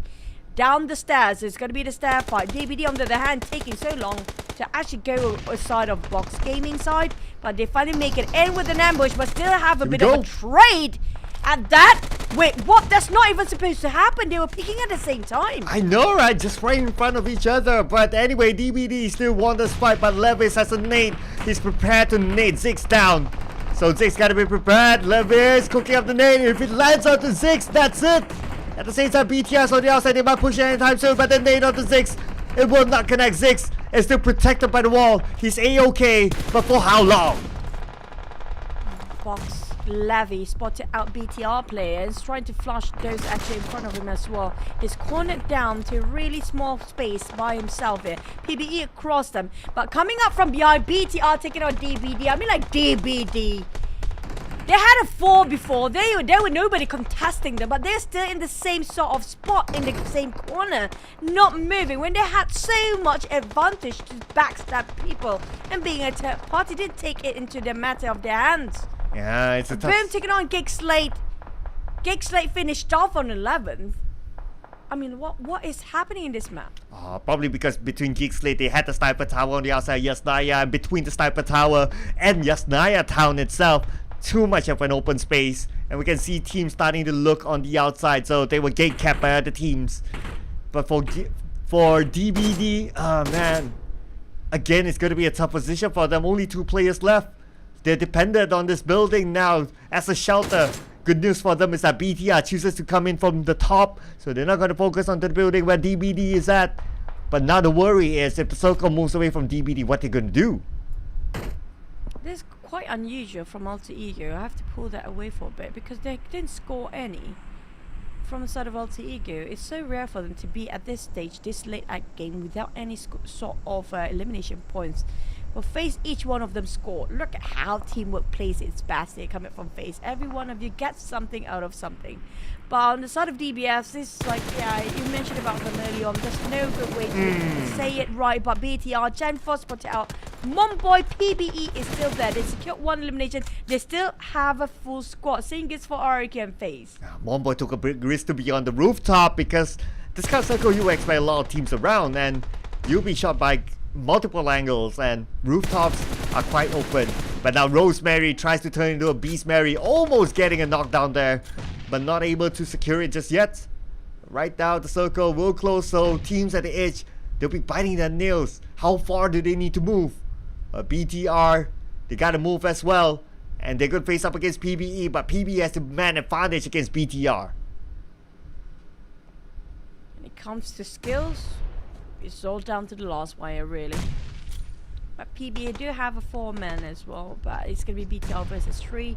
We've seen that before, they can pull it off, but at the same time PBE, this is their opportunity to score 1 for today. They haven't scored any chicken yet for week number 3.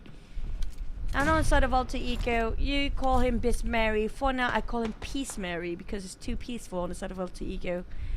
There's nowhere near about getting those shots fired. And this is what we don't like about Urban Warfare. There's so many angles, so many buildings in between. It's so hard to land any of those shots because so many corners to clear. Yeah, that's why we got 24 players still alive. But GenForce could make it 23 as he's been kneaded down. Now Levis, that is it for Levis, taken up by Yen. So DBD, they crafted out some space for them to move forward, and they need to move as well. But it's going to be BTR next against DBD, round 2. PB wants to be part of those fights. FaZe taking on Yen. That's not great. Down to the last player of DBD again. They caught themselves in a trap. An Alter Ego FaZe eyeing out to the side of DBD with PBE focusing on the side of BTR. FaZe, they are splitted into 4 different teams now. Victorious keeping the tags on the side of Alter Ego. Moment on the side of RQ. Onzen on the other end, whatever you can see that's moving, it's going to just shoot it down. BTR struggling to just stay alive while PBE pushing on their side. They do have to deal with also FaZe on the other hand. But BTR, they still can make it in. There's still a lot of loot they can actually gather while they're transitioning to one building to the other, at least for now. That's the good thing about Urban Warfare is that you can take your time, move from one building to each other to another, and then if you see loot, feel free, help yourself. But of course, it's going to be scary because that also means that a lot of teams are really close to each other, but it's not necessarily they know where the location of each and every player is at. And that nade from Deuce, that should open up space for them to charge onto PBE, but not yet because they know PBE has a couple of other players on the other building. Yep, Ranked and Cool keeping an eye out, but never mind, they're still going to go for the rush anyway. Cool trying to shut them down, but here comes the push. Raimon responded that valiantly, just keeping their toes on, and Raimon have no sort of fear whatsoever, giving the punch back of the DPS in their face. On the side of GenForce, BTR, they did not calculate the response coming out from those indoors. They just calculated Cool and Ranked responses. But now Momboy's back up on his feet, and Raimon, that's going to be his clutch there. He bought so much time for the team. Oh yeah, Raimon, definitely the hero for PBE. But that's going to be FaZe Clan against RRQ. RRQ all on the 2nd floor and also the 3rd floor. But FaZe Clan, despite the ground floor play, managed to get knocked out to Napeko. Could this be an opening for FaZe Clan to move in? But they're still cautious. They still know that there's a lot of footsteps. They heard the audio cues. They still play this cautiously. And they have the circles still so they can hold their ground. You can see the players getting frantic due to the gunfires are sounding and the audio key is just so close. Due to how many buildings they have to keep on moving to guard all the entrances and the exits. Make sure they're not being breached in. But Rosemary now taking on Momboy, DBD next, and 2 teams maybe going back to back here. On the side of FaZe, still sharing the compound with the side of RQ. BTR having a problem there. They're down to last player, and Sata finish off by Octa. It's going to be Rosemary. I'm calling him a goat right now. He's slaughtering people. Back in the days, the goat being slaughtered by people, but these days, goat is just something else entirely. Okay, I mean that's a nice analogy there if you want to put it. Well, greatest of all time, ladies and gentlemen, in case you're figuring out what that goat means. But anyway, so PBE, okay, 18 players remaining, Chuchu. We don't even have our top 5 yet, and this is the final moment. Circle close entirely. Gosu on there then, the furthest one away. I mean, like, he got himself a DBS. But at the same time, it's too far for those DBS to work. Octa with Scar L spraying over the side of Yummy. Last tick of Valve. Pop the smoke, open up the bridge and the circle. I think this is the most team we got ourselves in stage 9, right? Oh yes, it is record breaking. Normally in this stage 9 we would have that bar on top of us with the top 5, but this time not yet still. But definitely we will see it very soon. Probably between FaZe Clan and RRQ or any other team. But Gosi, feel like it's hilarious, but here comes the DBS games. You know this gonna end with a lot of DBS. A Peko mod, bit of exchange with FaZe. I don't know what's happening, but it's nasty. FaZe losing that one with RRQ, have to flee out, leaving out the players that are dying outside. PBE, the same situation as well. What Boom trying to just open up the space they're living with the duo. Rosemary using AKM, different from the others. Not the DBS, but the DBS ate him alive anyway. Again, it's always a DBS gameplay, this time by Rankit, and Rankit will take out Rosemary. We're back to Boom. But now we're packing it out to PB. Fights is happening everywhere. And Rankit is like super duper low. He needs to reset himself. But Octar is there. The hero for the Pure Stuff for Alter Ego. We'll finish on PvE. Octa done it again. He's deserving the MVP this time. Come on, give it to Octa if they won and winning this chicken dinner for once. But RQ beaten by the side of Boom. It's going to be another skirmish of DBS all over again with a yummy laugh when Voldemort and Mort do have a duo. Octa on the other end, SLD Goosey on the other. SLD Goosey needs to jump out. Yo! Yeah, there you go. Finally get use of that DBS. But the moment he jumps in, he got a triple down. SLD Goosey, what a perfect timing. And he got another. Wait, what? Goosey? Goosey still manages to get an elimination point before he gets taken out. It's going to be Boom! Esports! And how we miss him! Yummy! Became the hero for Boom in the final moment with the DBS gameplay on the second floor. Yummy for Boom! He is back! He could be the MVP with that sort of gameplay. I mean, that's going to be all my favorite players ended up in the top 3 just now. Boom, Yummy, there's also Rosemary, and there's also Octa, and that's also sort of Gosu. It was incredible. I mean, like, Gosu holding on that DBS the longest. I think he secured 7 just now. He almost break another record. I'm not sure Yummy and the side of Rosemary how much they got. Do we get a new record here when it comes to the individual most highest eliminations? We'll probably find that out later on, but we find out now that looks like it's gonna be Razy being the MVP and not Yummy, just because of the amount of eliminations or damage he dished out. 982, only 18 shy of the 1,000 mark, but versus the amount of eliminations, this guy been working his socks off. I agree. Razy have been one of the pillar coming from Boom. Aside from Yummy, yeah, we see Razy sometimes always there to give the support to the side of Yummy. That's why Yummy is being so good as well. On the side of teams to watch when it comes to our third map of the day, we're halfway through our day number 2 in the final week here. Boom, SLD, Alter Ego, and RRQ.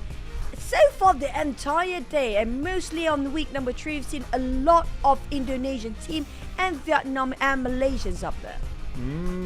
Yeah, I mean, at least for today, right? So far, it's a different showing, and it's nice to see that other region teams really stepping it up, because, well, it gives us an interesting storyline as we go through the day.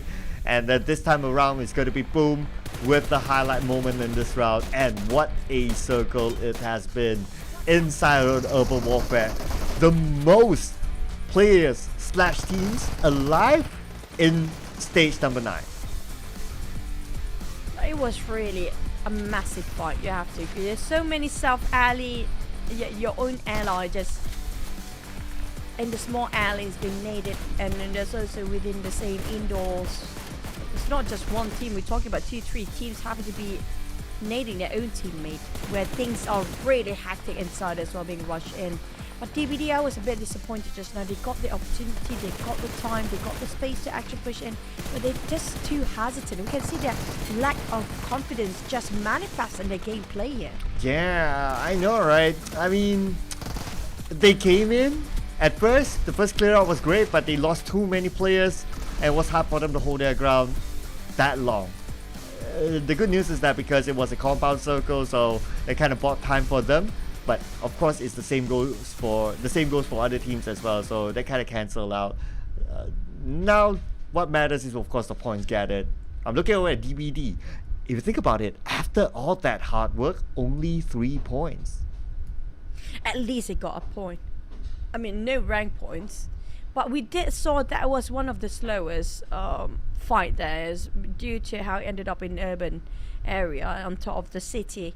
But 9 eliminations coming up from the side of Boom, but the one that actually closes behind is going to be SLD. Gosu had pulled so much for the side of SLD just now. He pulled off 7 by himself. Oh yeah, 7.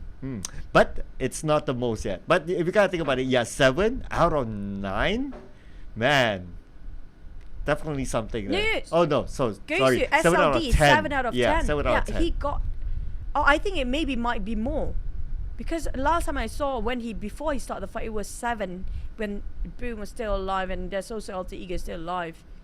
I'm not sure about the exact number that SLD player Gosu actually secures by himself. Okay, this is where it matters. So SLD back on top, just like how the interview, they're confident, they're focused on themselves, they just want that number 1 spot back. Give them 1 round, and they're there right now, pushing 7-9 to number 2. But of course, because it's week 3, our page 2 will be very interesting. So Geek Slate still down there, not even hitting the double-digit mark. But at the same time, Void has pushed upwards again, but this time tied with the side of BTR. But I have a feeling for the next round, if they got themselves a good run, they might actually catch up to even the 12 or 11 place. Where we do have on the side of her first page here, some teams already finished off 9 matches. Put a note on that. The only team that without 9 matches on the first page is going to be Hill. But they're not playing here today, so they're slowly being pushed down there. So the moment they got themselves playable tomorrow, it's going to be a different story, because this is surprisingly the most total points coming out from only out of 6 games if you compare it with all the others out there. Yeah, and fun fact as well, Void with only playing 3 games, they already overtook BTR. So this is also very, very worrying for BTR. And Void, based on their current performance, not to say that they're greatest in their best form, but then again, it's still enough to overtake BTR. It just shows the benchmark here. 3 games versus 9 games. That's 6 games difference. Yeah, I agree. And also the gap coming up to the first page is not that far either. For them, it's within their reach by end of today. If they can score themselves a crazy amount of kill volume, right? Even like we saw it before on the last few days of week number 2. If they can pull that off again, they can easily just push the first page. Oh yeah, they definitely can still do that. I mean, we've seen that potential in week number 1, right? So that's doable for Void. But anyway, ladies and gentlemen, after this, if you just joined us for this season's edition of the PMSL, well, we'll be taking a longer break in the middle. That's going to be about an hour to allow all our friends to break fast after this, and we hope that you have a good dinner as well wherever you are at around the world. So we'll be taking this moment to break fast.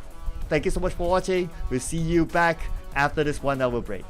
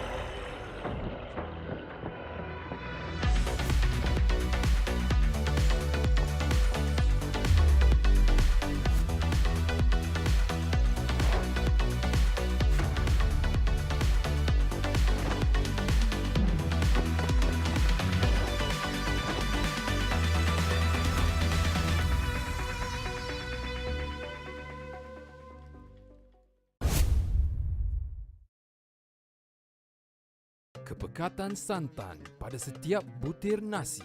PUBG Mobile. Kepedasan sambal menjadi pembuka selera. PUBG Mobile. Ikan bilis, kacang serta timun. Nasi lemak, pilihan pertama di hati. PUBG Mobile.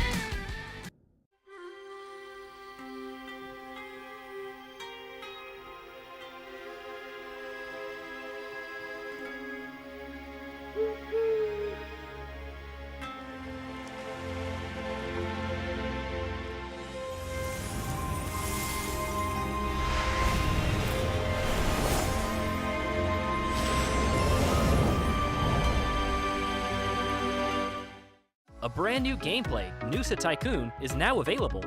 Welcome to your very own island. Earn Noosa coins, build your island, and increase your prosperity. That way, you can win a free legendary set and commemorative titles. The main way of earning Noosa coins is by running the Regal Resort. The higher the level, the more profits you reap. Invite friends to stay at your Regal Resort and help you run it, for both of you to gain additional earnings.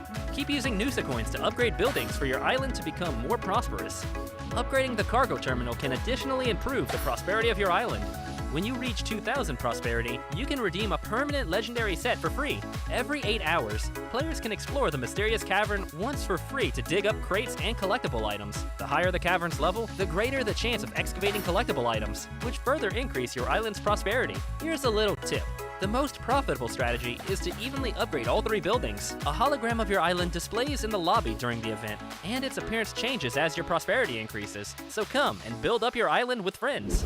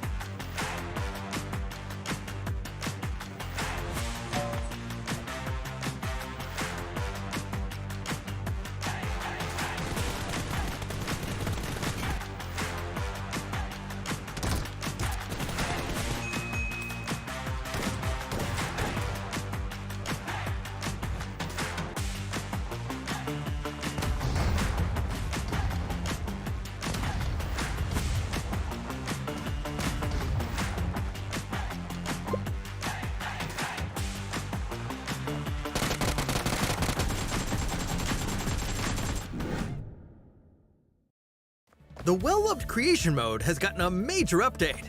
Now, a function that allows players to quickly switch outfits and backgrounds has been added.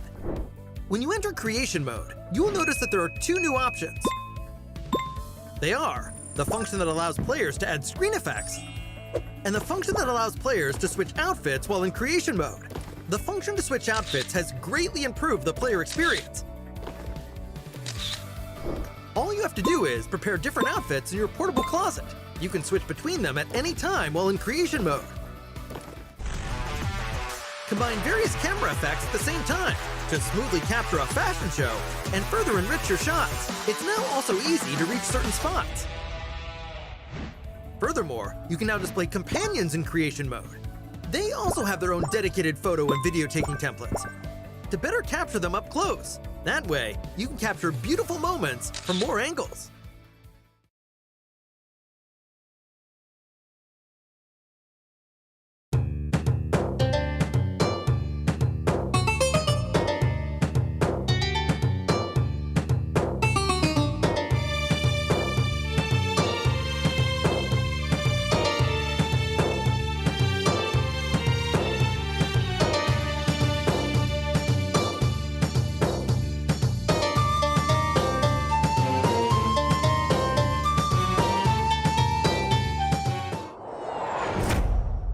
In this new version, we've added a new small themed area, the Imagination District, to Air Angle and Libbet.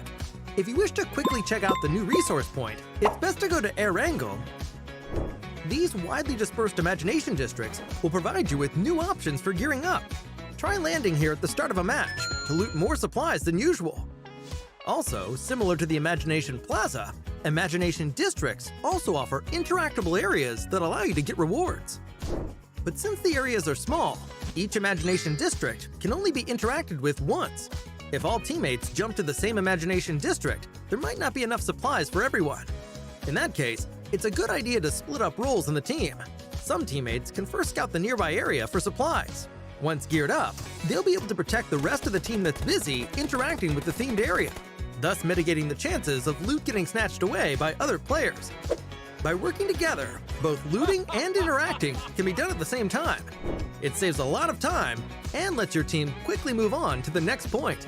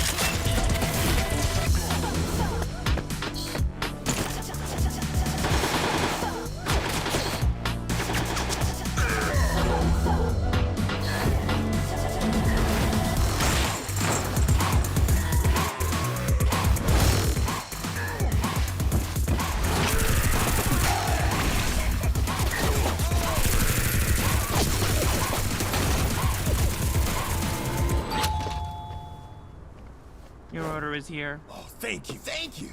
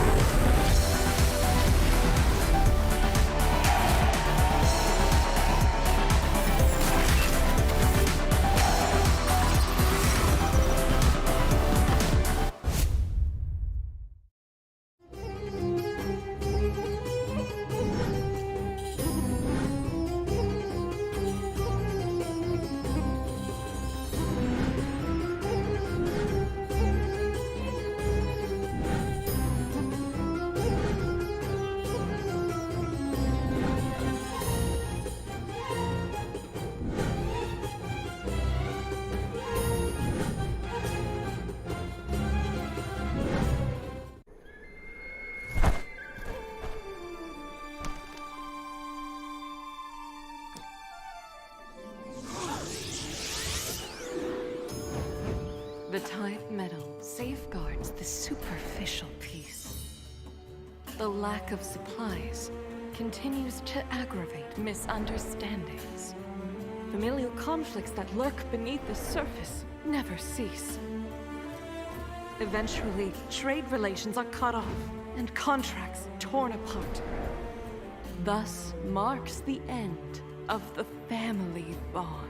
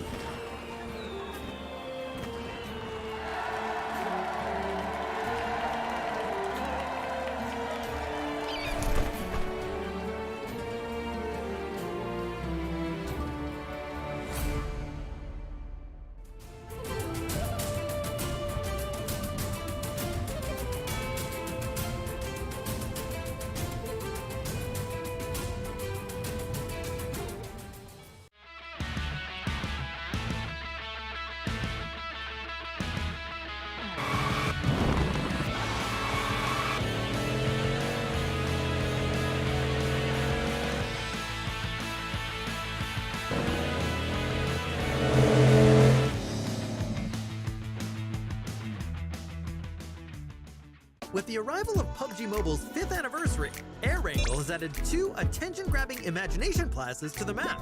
They're really noticeable in the mini-map. The two imagination plazas are located at Stalber and the Quarry. There'll be hotly contested jump locations for this version. It's very simple. Compared to other areas, there are tons of supplies. Although it's possible for a single player to fully unlock it, it's way more efficient to do so with teammates. But be wary, as you don't want to be a free target for enemies while unlocking the crate.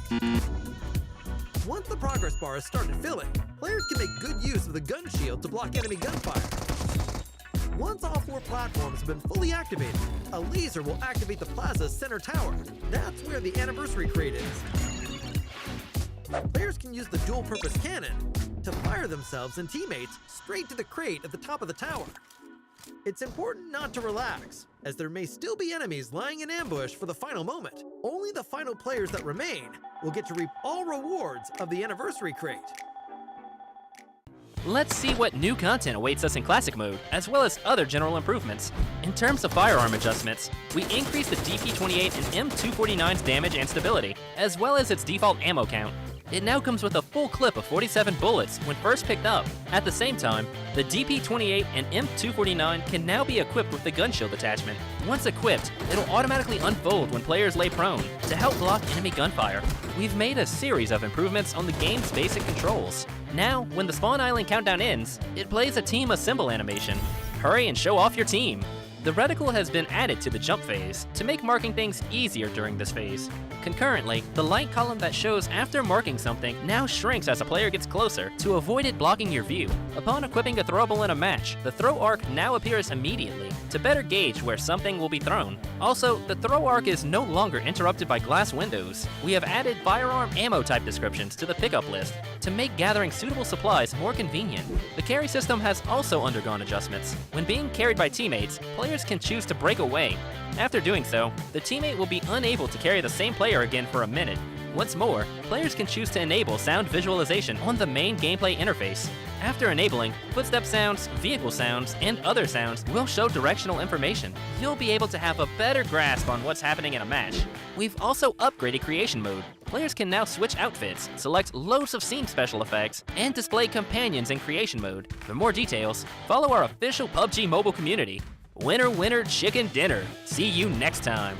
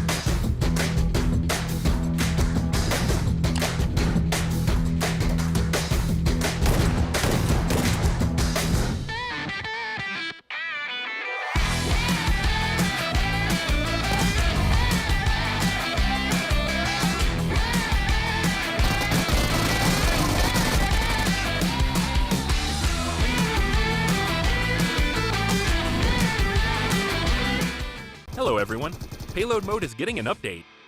This update brings a new, powerful weapon, the tank. Experience the adrenaline of payload with all new tank battles. The new tanks will be found in Erangel. They have incredibly resilient armor and immense firepower. They can seat up to 4 players. The driver will control the tank's direction and can also look through the tank's gun sights to aim and fire at distant vehicles and enemies. The co-pilot can fire the tank's machine gun for even more firepower. The tank gun and machine gun can both rotate a full 360 degrees. The tank is extremely durable, and passengers will not take damage from gunfire, grenades, red zone bombing, vehicles, or other physical threats. But that's not to say that the tank is invincible. When the tank's durability is reduced to 0, it will explode, dealing damage to the passengers. Of course, the sturdy and powerful tank also has downsides. For one, its large size makes it easy for your team to be discovered. It's also quite slow, making it easy to chase down and surround. When you're facing a tank, firing on the heavily armored front doesn't deal much damage, but attacks from the rear deal additional damage. Shots fired at the tank at a 30-degree angle or less will ricochet, dealing significantly less damage. Attacking the tank's weak points and firing from an optimal angle are the keys to taking them down. You can also use a bit of strategy, lying in wait while within firing range, and launching an ambush when the enemy comes within range. In order to help players find tanks more easily, this update will also add a tank airdrop. Find the tank flare gun, and use it to call a tank into battle. Aside from that, we've also added purchasable recalls. Players can now opt to spend shop tokens at shops to recall eliminated teammates. Thanks. If it's too dangerous to get to a recall tower, this is another excellent option. So call your teammates and dive into Payload to experience exciting, all-new tank battles together. We'll be going over exciting new version content in just 1 minute. With the arrival of PUBG Mobile's 5th anniversary, the Imagiversary theme mode is about to commence. To start off, there are 2 themed areas of varying sizes on the map: Imagination Plaza and Imagination District. They are simply brimming with creativity, with complex 3-dimensional architecture and compact 2-story layouts. Tactics that utilize high maneuverability are now more advantageous than ever. Several newly added items can provide extraordinary mobility. Freely build cover using block cover, which can be used as an elevator when placed directly below a player's feet. Use the dual-purpose cannon to launch throwables and yourself into the air. With portable trampoline, even tall buildings are within reach. Besides these items, Imagiversary also includes a supply converter that can be used to combine different item types. So explore for yourself and discover new crafting recipes. In PUBG Mobile's 5th anniversary, we will be officially welcoming the all-new World of Wonder mode, where you can play other players' creations. Countless maps that differs from classic mode await discovery. What's more, everyone has a chance to become a creator.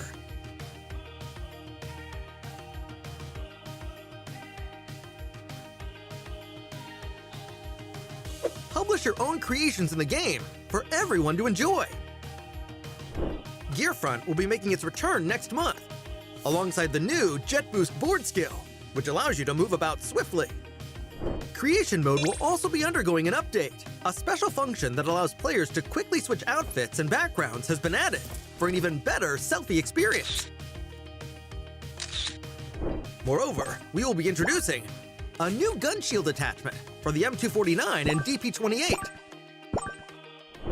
Come and experience it for yourself. PUBG Mobile's anniversary celebration is about to begin. Get ready. PUBG Mobile's 5th anniversary is coming soon.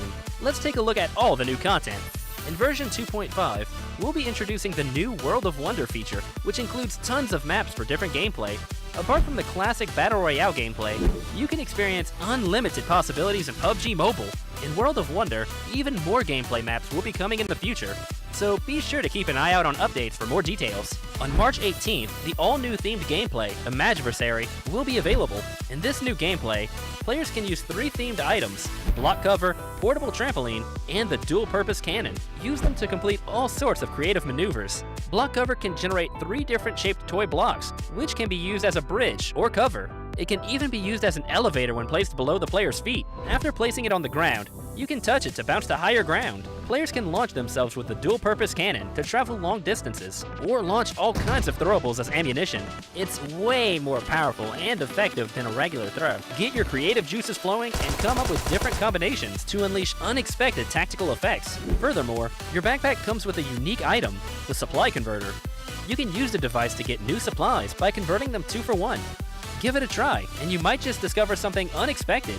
At the same time, the large new themed area, Imagination Plaza, will appear in Erangel Stalber and Quarry. Battle it out to occupy designated locations and compete for a vast amount of advanced supplies. The small themed area, Imagination District, will also appear in Erangel and Livik.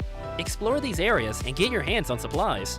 Classic Mode has also undergone several updates. DP28 and M249 can be equipped with a new gun shield attachment.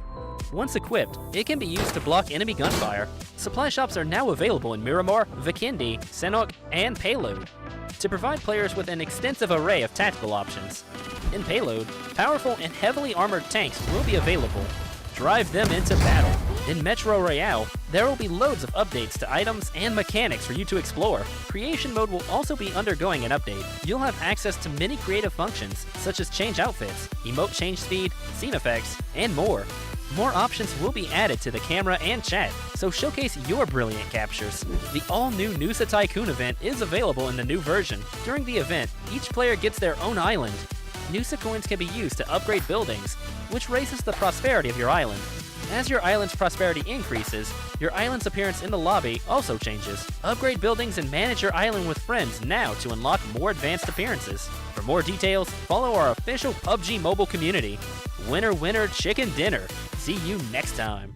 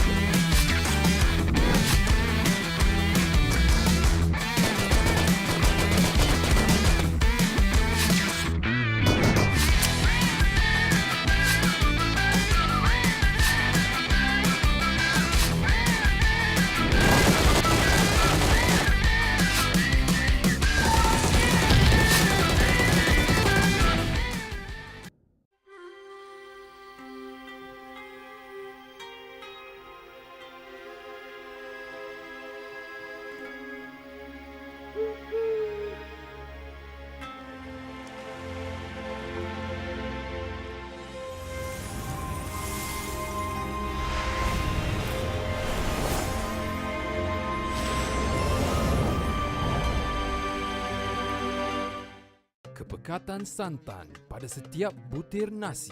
PUBG Mobile. Kepedasan sambal menjadi pembuka selera. PUBG Mobile. Ikan bilis, kacang serta timun.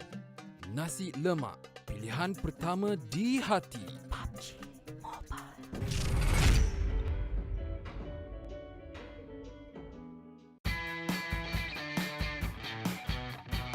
Halo semuanya, gua Rezan dari Bigetron. Selamat ulang tahun untuk PUBG Mobile yang kelima. Semoga game PUBG Mobile kedepannya semakin berkembang, semakin maju, dan semakin sukses.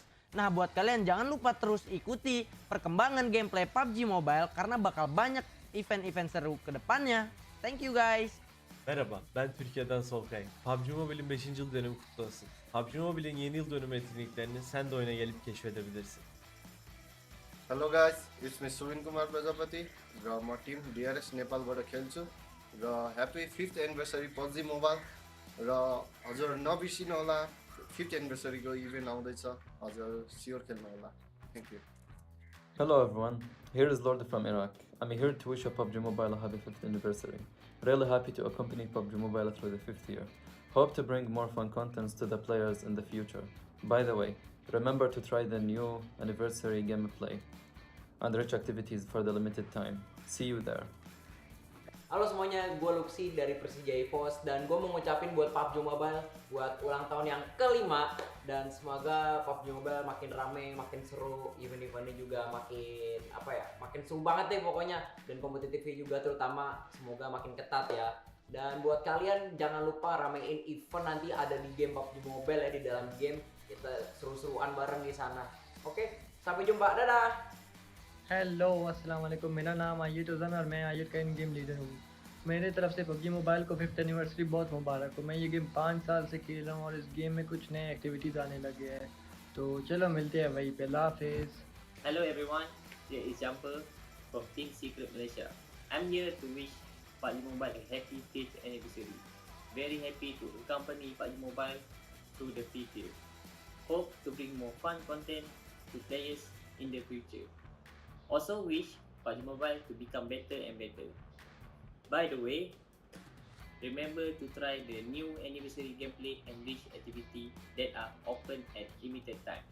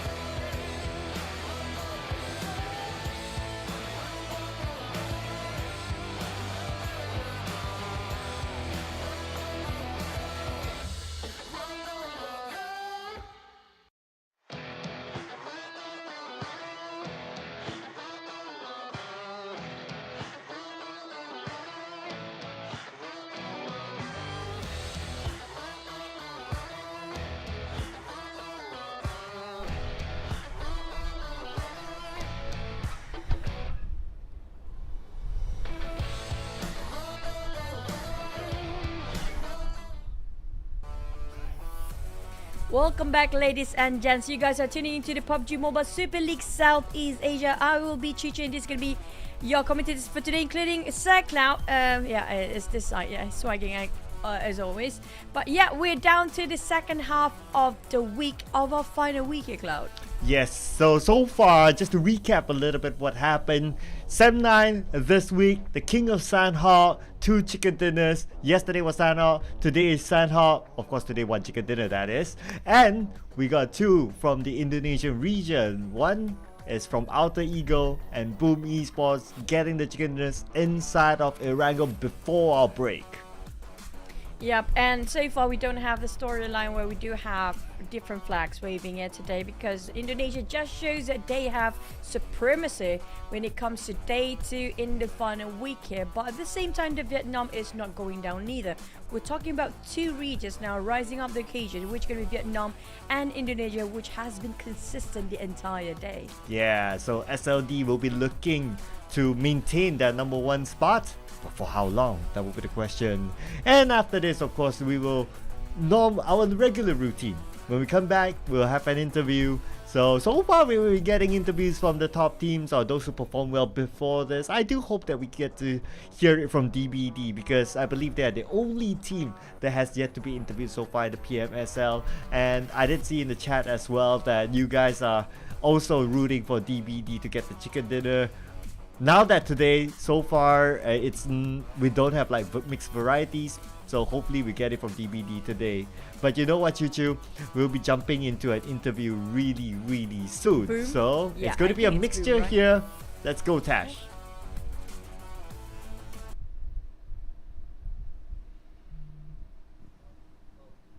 Hello, everyone, and welcome to the interview section where things get really heated. With me, I have 2 Indonesian teams with us. It is Boom Esports as well as Alter Ego. And if you guys didn't know, even though today started off with Sem9 getting the chicken dinner, we are seeing the rise of the Indonesian domination, where back-to-back in a row, we had Boom Esports and Alter Ego Esports get the chicken dinners. Now, with me, I have Okta as well as Rezi to share what happened in those 2 matches. So let's start off with Rezi from Boom Esports. Of course, we have dear manager here with us as well. If you guys don't remember, we interviewed him before. How you guys doing? Great. We're doing good. You guys are doing good? Clearly, you guys got chicken dinner again today. And the other day, they said it was a Tash Bunny buff. And, since I'm back here again, it has to be.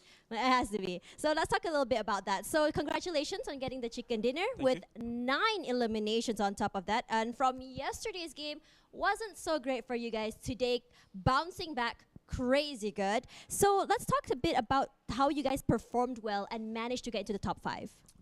Kira-kira ada adjustment apa nih? Karena kemarin kita dapat 20 poin. Kemarin tuh hari yang bukan hari yang baik lah untuk kita. Kira-kira ada adjustment apa yang ngebuat kita bisa bounce back, bisa balik lagi ke titik kita perform sebaik hari ini? Mungkin kalau dari aku, kita improve diri sendiri sama timnya dan saling mengisi kekosongan di role tersebut, karena mengalah itu penting buat tim. We improve ourselves individually, and then we try to fill the gap inside of the team. So because sometimes we need to, understand that not everyone gonna be the hero, right? So yeah, I think that's the point. All right, so no hero players here from Boom Esports, and they have to actually fill up those gaps. And I love to hear that actually when it comes to that. So you guys always change your player lineups, and is that one of your strategies? Is it gonna be me or him? Any one of you guys is fine. Kira-kira kenapa kita sering-sering ganti line up tuh? Kalau itu nggak tahu, tergantung coachnya. Tergantung kepada coachnya? Yeah, depends on the coach, and the coach is me, so yeah. Oh, okay. So do you want to share it? Nah, it's secret. Oh, wow. It's a secret, guys. Okay, I guess you guys have to find out from Boom themselves. Okay, so now let's talk a little bit about your scores. So to achieve better scores in the upcoming matches, what do you guys think is needed to improve in terms of your performance? Untuk dapetin poin yang lebih banyak lagi, kira-kira apa nih hal-hal yang bisa kamu improve untuk dapetin poin yang lebih banyak intinya? Buat tim kita. Ya sering-sering nonton replay mungkin sama main klasik atau pastur. Okay, so the point that he made is prepare playing classic and all this kind of stuff. But once we are here, we are ready for everything. Okay, so being ready is also one of the most important things to do. So now let's have a conversation with Octa now. Thank you very much. Okay, so Octa, Alter Ego, you guys did really well today. So you guys got a chicken dinner on match number 2. Congratulations for that. On match 2, you guys almost didn't get the chicken dinner. It was too close for comfort. And it was the same as last week. So do you guys feel that you guys can overheat or go overconfident? Jadi di match tadi kan kita akhirnya dapat chicken tuh. Tapi kayak tipis banget kan sisa kamu doang yang nge-clutch. Nah, itu apakah karena overconfident, terlalu pede atau gimana? Iya sih, terlalu pede, kesalahan individu juga. Kesalahan individu juga terlalu pede sih satu sama lain. So yeah, basically overconfident and some individual mistakes. Okay, that's totally understandable. You know, because I feel myself, I can go a little bit aggressive as well. So let's talk a little bit about your performance yesterday. It was a little bit inconsistent, but you guys still managed to go up to the top 4 just by playing 3 matches today. So can you share with us a secret on how you guys managed to do that? Kemarin kan kurang bagus tuh, tapi hari ini dari 3 match aja kita udah di hashtag 4. Apa itu rahasianya kira-kira kok bisa bagus hari ini? Mandi hujan bareng sih kalau nggak main Mobile Legends bareng. Nggak harus semua tentang PUBG, penting bareng, satu tim. I understood that, but let him explain to you guys. So basically we shower in the rain together, play Mobile Legends together, everything together. We do everything together. So that means it's all about the chemistry and the teamwork. I love that. Look, I love how his voice just went up, like he was so excited to say it. Okay, so let's ask you guys about currently you guys are in top 4. And do you guys think that you guys can make it to the top 3 today? How confident are you guys? Kita udah di top 4 nih, masih ada 3 match. Bisa nggak kita naik ke top 3? Pede banget 1000%, unlimited. All in untuk semesta. We basically believe that 1000% we can make it to the top 3. Wow. Well, I think that if Alter Ego made an ad, you know, for your team, it has to be him. Like, it will bring you guys like this fire. I I really like hearing that. I agree. Okay, so now we have 2 Indonesian teams here. You guys are, you know, head to head with each other. So to Boom Esports, to Risey, what do you want to say to him right now? Mau ngomong apa kamu kata ke mereka? Good luck untuk Indonesia, Indo Pride. Aww, all right, I like that. Everybody's understand. I think everyone can understand that. Here, okay, so now Risey, what do you want to say to Alter Ego, to Octa? He's right here. He's right here. Untuk Indonesia aja, semoga di week 3 kita bisa di atas semua. Aww, you guys are too nice to each other. You know, I was expecting like, you know, Boom Esports going down or Alter Ego number 1, but you guys just love each other, and that's exactly what I love about this. So for now, that will be the end for the interview. Thank you guys so much for watching.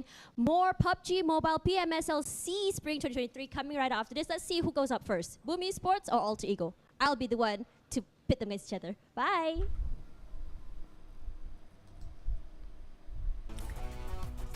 Thank you so much, Tash. Yes, sometimes everybody, especially Tash, get a bit aggressive. I mean, like, that's the whole point of the interview that I get. But also, Raisin mentioned about his compromising. It's actually good. You have to be tolerating and especially compromise into a certain spot when nobody else fitting into the role. It just shows that you have to work with each other. No matter how much you hate or you like that certain post or that certain role, you have to take it in. Yeah, but you know what? The golden question was answered about the Boom Esports substitution, and in the end, it's a secret. Yeah. So sorry, guys, we didn't really get an answer. I think that's the reason to it. Maybe it's going to be the grand final thing that we're waiting for. But so far, for our top performance, based on today's overall performance, Gosu stays at number 1. This guy is just a beast here. We mentioned about many beasts in this tournament right now. We do have Yami, Octa, and 9 Noise. I mean, like, this as a whole can form a really crazy super team already as 4 players. Oh yeah, so the other day we were talking about like, ooh, who would you want in like your fantasy team, right? I think this is it though. You're right. Gosu, Yummy is back. Glad to see him getting those eliminations because he was kind of quiet yesterday.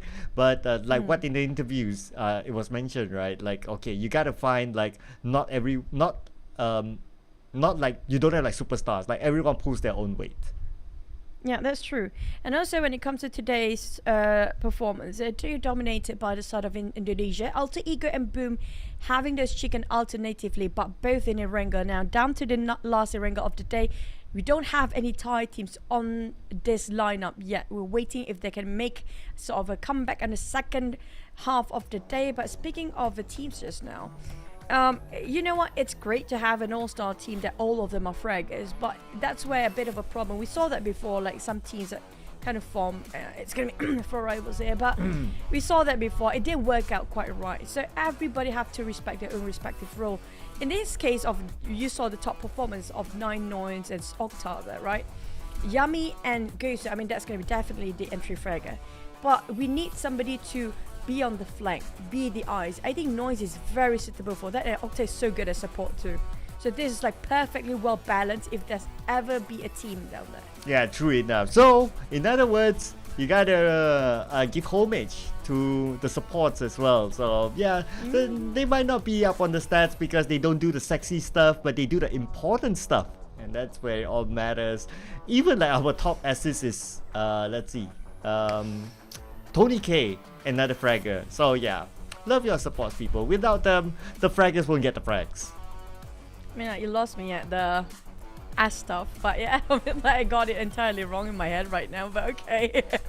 But okay, speaking of the next map here, we're heading to our last Erangel. We do know for the second half of the Erangel, or the last Erangel of the day, is going to be really difficult, extremely challenging circles, plus unpredictable. If you compare today, so far a lot of Medusa intersection circle we noticed when it comes to the entirety of Erangel as a whole. Second week and third week especially, not so much. First week a lot of SMB. There's sort of a pattern here we noted when it comes to the entire PMSL. Now today, how it ended up be, will be still on the Medusa intersection or kind of in between Kaka and Rosehawk again. Yeah, I think I'm done with the nice circles and somewhere in the middle, Medusa intersection and all that. Give me back my military base circle. Now I kind of miss it. Yeah, I agree. Just now it was a sort of anticlimactic ending with, I think it was just Naya just now. For the ending, and it was an urban warfare. It's not great, you know, that's the thing. I mean, we got 9 teams, if I'm not mistaken, 9 teams remaining in the last circle as well. This was the 9th circle where there's no more circle left. That's just how slow things can get when there's too many buildings in one very small area. Yeah, I know, right? And plus, I mean, that's the thing, right? That's the thing where we kind of anticipated if it is a urban warfare at the end, you would expect that amount of number. But like what you mentioned, that was the most of all the final circles that we have seen. It was just insane. And when the circle starts to shrink, it just goes, oh, everywhere. All the fights are happening. And naturally, you will see like some attempt of third partying come in, and they're just like in the next building. So everyone is really timing their run really, really well, trying to stall as much time as possible, because the theory is that if you start the fight first, then you might lose, especially if there's someone else. So it was really tricky for the players. But for us as viewers, well, I guess like for me personally, I prefer an open fight. I mean, I just saw DBS till the end of it. I don't see anything else. I don't see a third party. I don't see anything else. It's just DBS. Like, what team is that DBS team? Might as well have a new team entirely for the next season. Put a DBS team out there. I don't know what you mean. Don't break what? Don't break. I don't go to that word. Don't break. Savages. Yeah, there you go. Sandwiches. Yeah, whatever that is. But speaking of don't break your dreams, which can be DBD. Didn't score any chicken yet. Now I'm starting to have a bit of my faith losing out for them, honestly speaking. Yeah, I kind of feel the same as well. So, yeah. I mean, 3 more games to go today. We're still going to give it today, right? We're still going to give it today. We're still going to put that support inside our prediction that DBD has the opportunity to get the chicken dinner, but please don't break our dreams. If not, tomorrow we're switching back to our regular prediction. That's it. We're done. Like, the door is that way for our predictions. Yeah, I mean, I agree. Right now, today is my last straw to actually put a bit of a faith in the side of DBD to score those chicken at least just one time. The only team that don't have any chicken so far. And Bacon time has been really quiet for the entire week 3. I'm surprised how they're just so different if you compare to second and first week. Maybe they just want to feel it just make it into the grand finals and just choose to portray their true colors during the grand finals. Yeah, and DBD, at least they're not as quiet, but again, it's a struggle for them to win fights. But hey, I'm glad to see the inclusion again of Olio back in the lineup. I think he missed most of the week 2. He was replaced by Shinzi, so now he is back here. I want to see the full lineup again, just to have a little bit of a refresh. Okay, yeah. So he is going to be Adik playing. Luke. Yeah. Adit Luke, is it there? Yeah, Adit Luke. Yeah, there you go. Yeah. Kenny. It's Repo Boy playing. Nah, I don't Repo think Boys so. then. Still taking a break. Now, I personally want to see Olio and Flax to be in the same lineup, if that's possible. We never had that before as well, right? Olio and Flex. Yeah. I think we did in the first week. Or did we not? No, that's not the question. Oh yeah, I we don't did. think so. Yeah, we did. Only a couple of times, maybe not too much. But for the side of DX, we do have Duke playing, and Chua have to be subbing out this time. I'm not sure what's the strat coming up from the side of DX. Definitely, they have to make a turn. They have to flip the tide right now, because right now it's just not working out for them. So I want to see if this swap will actually be impactful for DX or not. They are close. They are in the middle bracket. I'm not too worried so much when it comes to grand finals for the side of DX, but we haven't seen the best out of them yet. Yeah, it's not like that Xavier that we know of that can just run down teams back in the day and can do impossible chicken dinners. The one that I really remember was like the Gakka Mountain back in the PMPL Southeast Asia. I think it was the last few games, and they were at the lower bottom, and then the final team was at the top, and then they somehow beat the odds to get the chicken dinner. That was incredible. I remember the arena went wild with that. And at that point of time, it was like, yeah, they're pretty much champions, but they can still push it on. This is the champion mindset. You don't let it go to the final game. I'll be hoping that they'll be able to pull that off, that sort of performance, that sort of entertainment for us in the grand finals. But before we get to the grand finals, we gotta get through the week. Let's head on to our final Erangel today.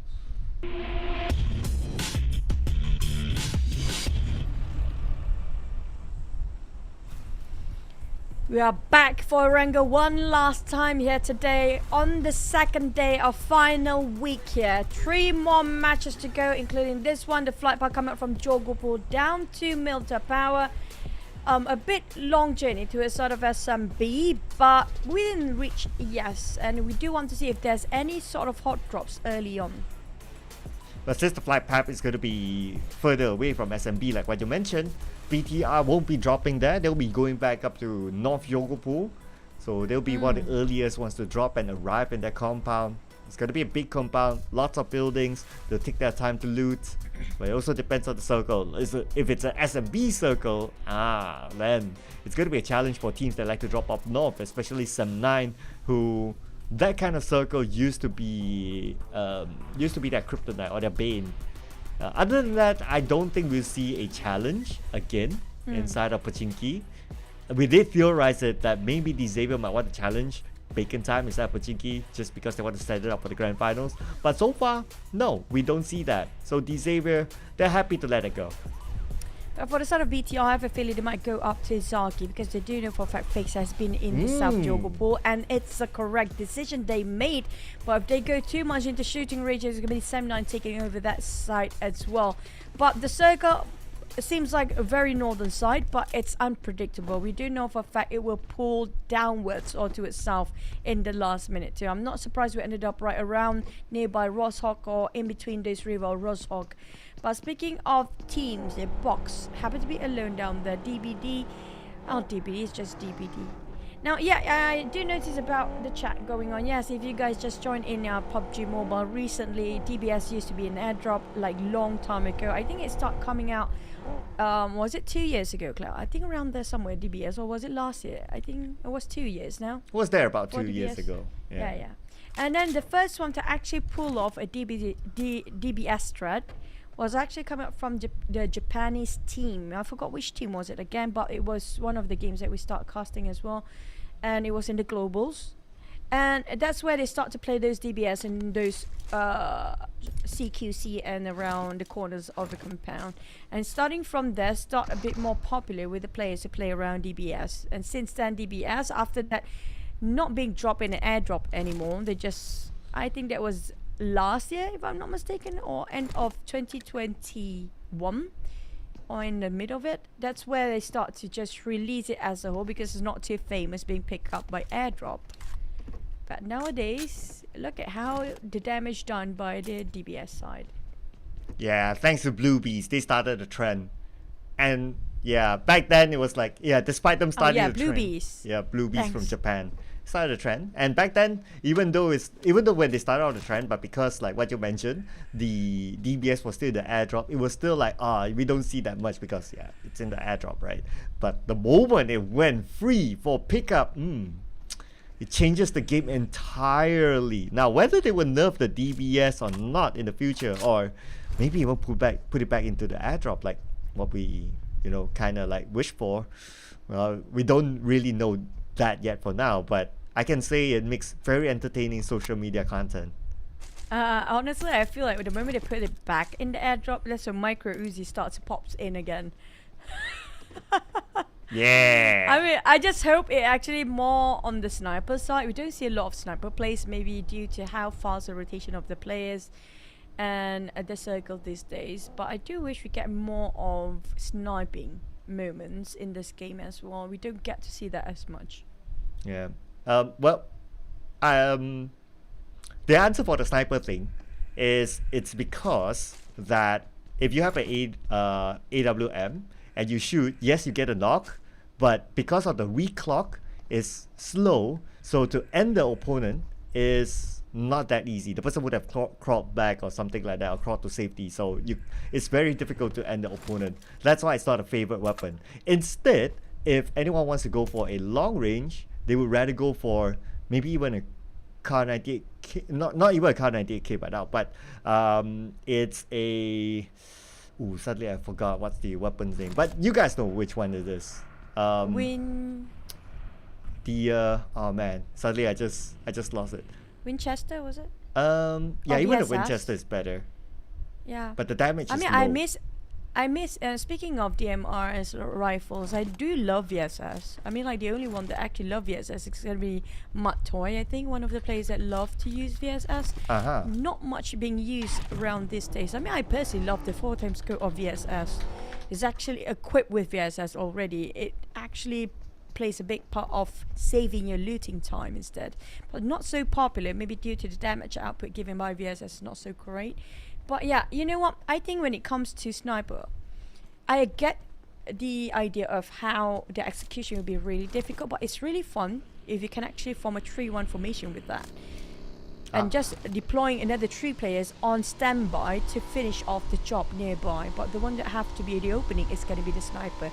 It's a bit difficult to pull off because it requires a huge amount of team comps to make it happen. But if they actually do pull it, it's quite invincible, really. Yeah, I had to fact check that weapon. So it's a Mini 14. Yes, thank you. I mentioned it so many times, but it just slipped my mind. Mini 14.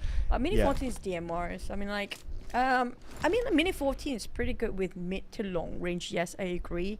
But also, the reload and the tapping is easier. The barrel is easier to control.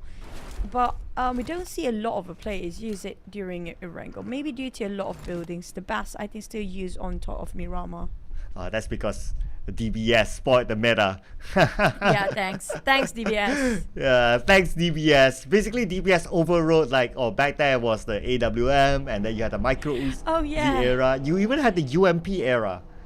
UMP era was one of the first few. I mean, we stayed here so long, too long, in fact, every era that passed through our minds, right? Yeah. But I remember now why I said, I remember it was Japanese, I forgot it was Blue Bees. Because remember when you call it's like Dragon Ball Shoot or something? That time. Dragon Ball here Savage. comes Spray. Yeah, Dragon Ball Savage. There you go. You remember that. My God. We got so many great moments casting together. I remember even the chew boxes. Oh man. man. The airdrops that don't not even for the players in the first place. At least these days, the airdrops is not dropping somewhere you can't even reach it, right? Remember how the players actually tossed the nade just to drop this airdrop to make sure, and they wasted so much resources for that. Yeah, and just to open, and it's like, oh, it's not something that I want. We call that fake hope, ladies and gentlemen. But those were good times. Bacon time, Amstar spot out Yummy. Both top fraggers of both respective teams having a bit of exchanges fire. A face happened to be there. I'm surprised how a lot of players happen to be dropping their scout, and they seems to be everywhere alone by themselves. Yeah, probably spreading their possibilities because we're still in stage 1. But of course, there's a risk to that, right? But then again, it's also a necessary job. So, you know, we did talk about like love your supports, love your scouters as well. They do all the dirty work, putting themselves in danger at the front, trying to find an entry point and all that. But they also risk themselves being knocked down. So yeah, and not getting those flashy highlights and nobody actually trying to shout out for their name. Come on, we saw that. Razy was kind of sad. So he's like, he has to be compromising with the team. So even though it's not like something that you want to do, you can see that there's sadness across his face. And notice one more thing, Clark, about the interview just now. The players are a bit tense when their coaches seems to be next to them.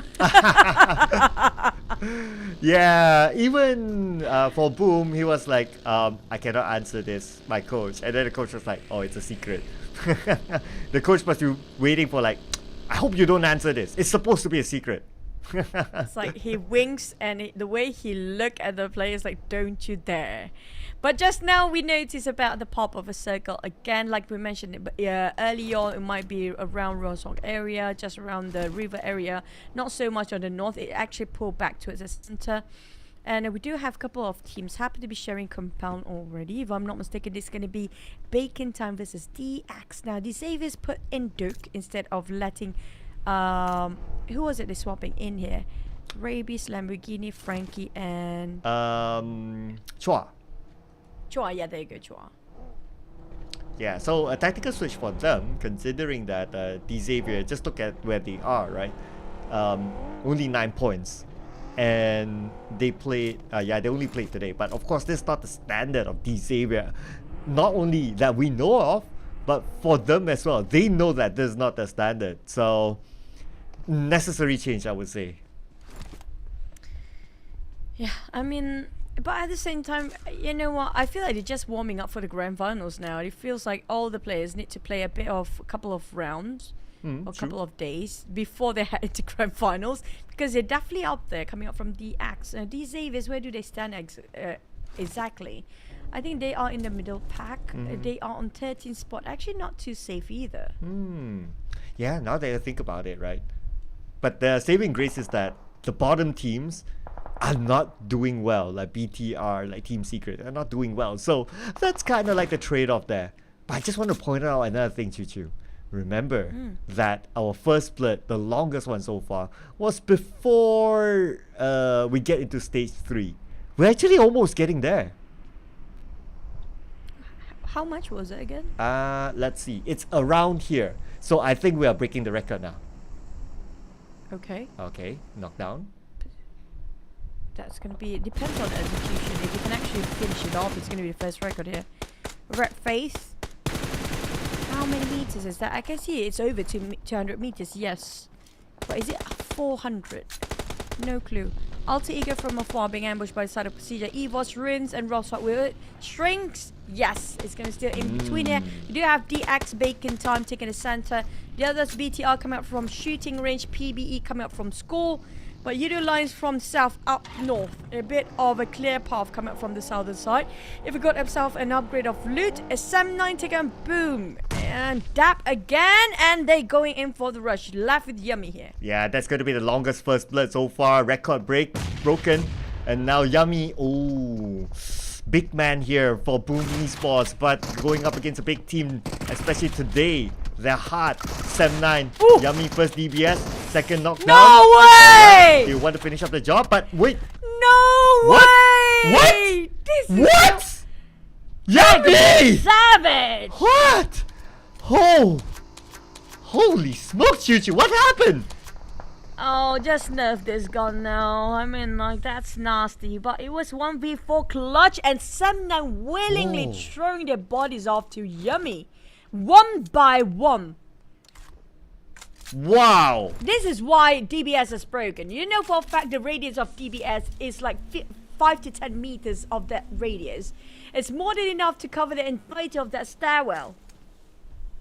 Yeah, and you put it in the hands of Yummy. I mean, we know the potential of this guy, and today he's been popping up again. Oh man, I really want to see the player cam right now, like how his reaction is after that clutch.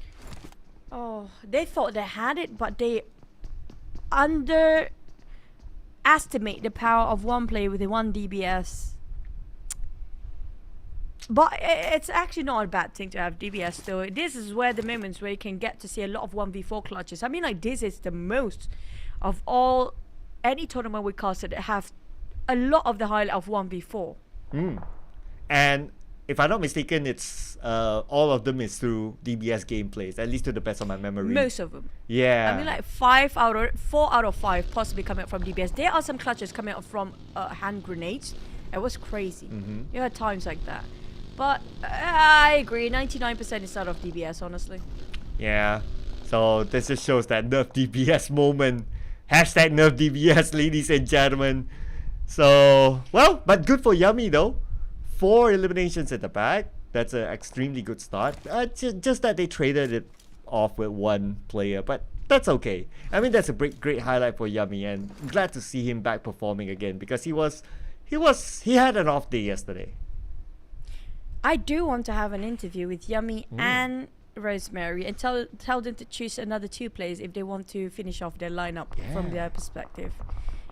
I mean, like, we don't get to ask them questions. We're not the host now. I'm envious of you with your job right now because we've got so many questions to ask, right? But Ross, here we go. This is going to be a difficult one due to how we do have the small patches of island coming up from on top of Rozhok. Not just that, it's divided into 2 sides with those small river in between. Oh man, I can feel the players having a migraine now. And like what you mentioned, that small island, who knows? If the circle really ends there, that will be a super duper hard circle to play. But let's see how PBE goes up against Procedure EVOS. Definitely not a team to pushover, not a pushover team. So now Procedure EVOS at the high ground, nade onto Zuxi. Zuxi counters back with his own nade. Only the smoke is blocking his vision. And the water tower as well, but Rankit still plays around it and he hops into his vehicle knowing for a fact it's a bit too risky based on those elevations at ground. But Gig Slate challenging you to Alliance to give away this flat field here. Olio trying to go for the angle, got mega down. Olio almost entirely got chipped down there, but another one is going to be 1-2-1 trade. Never mind, it's all trade to the side of Yudu Alliance. He got great value over this. Oh, okay, Shamil is here now. Can he provide enough backup for his teammate? Zillin buys time by the molly. And now Zillin, he has 1 molly still, but will that be enough time though? Okay, it's going to be Shamil. Kenny is still active. Olio can still be picked up. And now the name from Kenny. He will toss it onto Zillin. It should land nicely. Oh no, that terrain blocked it. A bit too short on the side of Kenny. If that's turned, okay, I think that's going to be done. But Kenny's side being pushed down from the back, and Zillin managed to secure the job. But we do have DBD still in the way, every single one of them from the back line.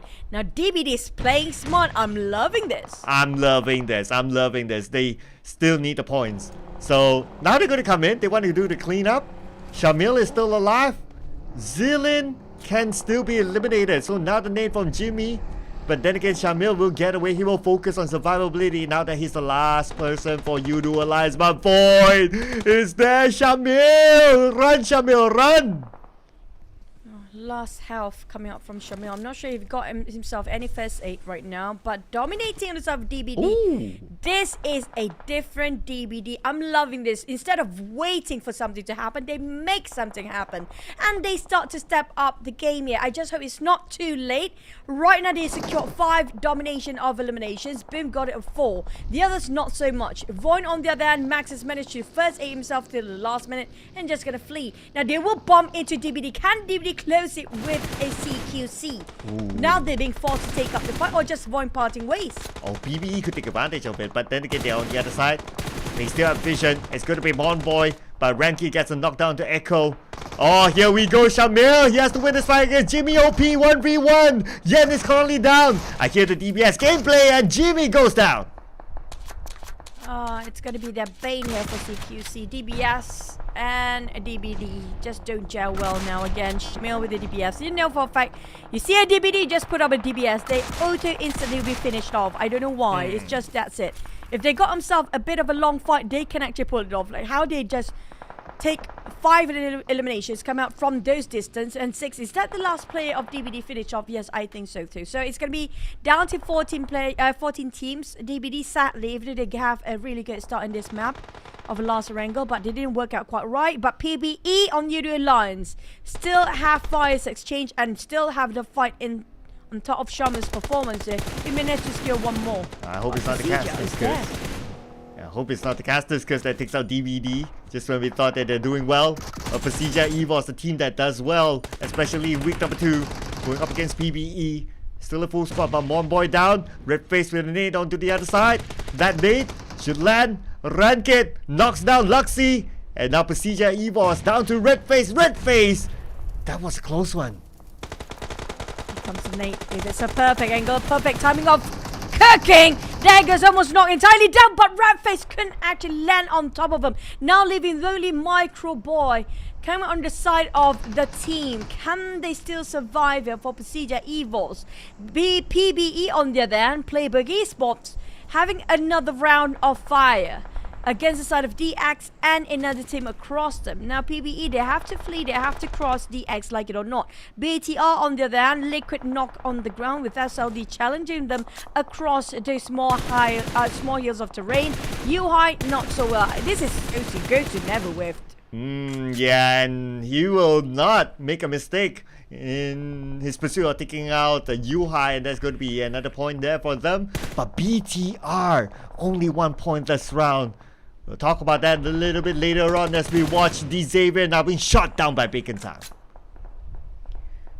It's a fish world out there for Void. They just managed to flee and get out from those terrifying blue zone. Now have to face against Bacon Time's gatekeeping this side. Procedure Evers with one last player of Microboy managed to squeeze in, but for Bacon Noise, they would not let them go. The small shack, the moment they get out, they try to hop onto the vehicles, even though they got the smokes. He will not stop shooting. On the side of Void, yep, they're being eliminated. I think it's going to be Bacon Time finish them off just now. Yeah, perhaps everything happened that fast. But speaking about Bacon Time, now they have Box Gaming to deal with the knockdown to Joas. That will give them the advantage, and 3-touch with the DBS again. It's going to be the same story with the DBS. Levis on the other side, and Levis, well, with again another DBS. Armstyle try to finish off Levis straight in front of him, but never mind that DBS make a lot of work. Here comes Levis versus touch, and that's it. That's the emptying out the magazines of those DBS. And works wonderfully well coming out from the side of Levy. He carried the heck out of a team. 5 eliminations just by himself. Oh yeah, and Jonas and Capone can still be picked up. So that was a quick finish there by Levis. Now, moving over to Alter Ego and RRQ. And they have SLD behind them. But SLD is on the other side. But the name for Microboy onto Potato. Where is Microboy? He's off screen. Somewhere on the east-south of it, but Roshawk ended up with SLD. Chonji got in at first. RRQ taking on Alter Ego on those elevations. They have to wrap things around because it's going to be the only fight here on the eastern side of a circle. This is going to be the most crowded place there is on the eastern side. But Microboy spotted out Alter Ego from afar. He still got those eliminations. He still gathered himself a couple of knockdowns. But PBE, they want to shush away Box, flushing them out and get this compound for themselves. It's going to be 4v4 between these guys, but Paragon taking on Boom. That's going to be something happening in the center of the circle. But Box and PBE, non-stop nade warfare. Yeah, they're going to run out of nades soon because now the nades actually entered the building. So, yep, okay, so that's 1 onto Levis. But nade after nade, how many nades do they have? That is like insane. It's like infinity nade. Infinity amount of nades there. But time is on their side. Choo-choo, right now, they need to go and fight. Oh, they are fighting right now. But here comes the Nate Law going on and on again. Whoa! But, Capone in a 2 and discount of 1. Why not? Here comes the push. They made a bit of a small error and they gone. Look at this flying DBS from above and finish off. You know what? Can we just don't have any other guns than DBS all this time? Can we do that for this map? Yeah, I think we might just have only DBSs, right? Since everyone's holding a DBS anyway. But here we go. This is still stage 6, but we already got 5 teams left. This is total contra from the previous round. Total opposite. But now it'll probably be another team down. Just waiting for the right moment from RRQ to toss that nade. Aiming onto Fnatic.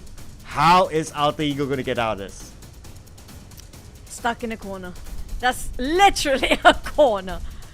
Fnatic. Oh man, we can see this coming. We can see how Mort just exactly knows the perfect angle to toss that one out. All he needs is just time it perfectly well. Cook it up to 3 or 4 seconds. Just drop it right on top of Fnatic. And there's going to be a perfect one right on top of him as well. But Alter Ego do have another player at the back line. Can they actually try to force it out? Well, Alter Ego have to cut across RQ either way. He has to stand up. Yeah, it's because it's very likely that he won't get the circle. So the moment he stands up, that's it. Going up against the high ground where you have a full RRQ squad, not the most ideal situation. One of them managed to move, and that's going to be Octa. But Fnatic is not going to be a move of muscle. But since that's going to be a staring contest for now, we move onto the left side, whereby we have Boss Gaming and FaZe Clan. FaZe, not really swimming, just treading on the water. But Box, on the other hand, one of them being almost knocked down, but they got victorious first. The back line being shut down by FaZe, by Box Gaming. FaZe a bit paralyzed on the back line. Slowly their limbs taken off one by one and start to crumbles into pieces, while SLD taking advantage from off angle. Now FaZe kind of hammed down between two teams. Box and SLD eyeing them out. Both Vietnam team are crushing FaZe in the center, while RQ, Mort and Asa were not willing to give even Fnatic an entrance at all. There goes the nade drop right on top of it. Mort just drop it right on the spot before we switch over to back on RRQ versus FaZe versus SLD versus Box. Oh, okay, that's going to be a short story there for Octa and Fnatic, as they'll be out at number 5 without a single elimination. RRQ still holding this area strong, and they still have Box Gaming. It's in front of them, but SLD could sneak up onto RRQ.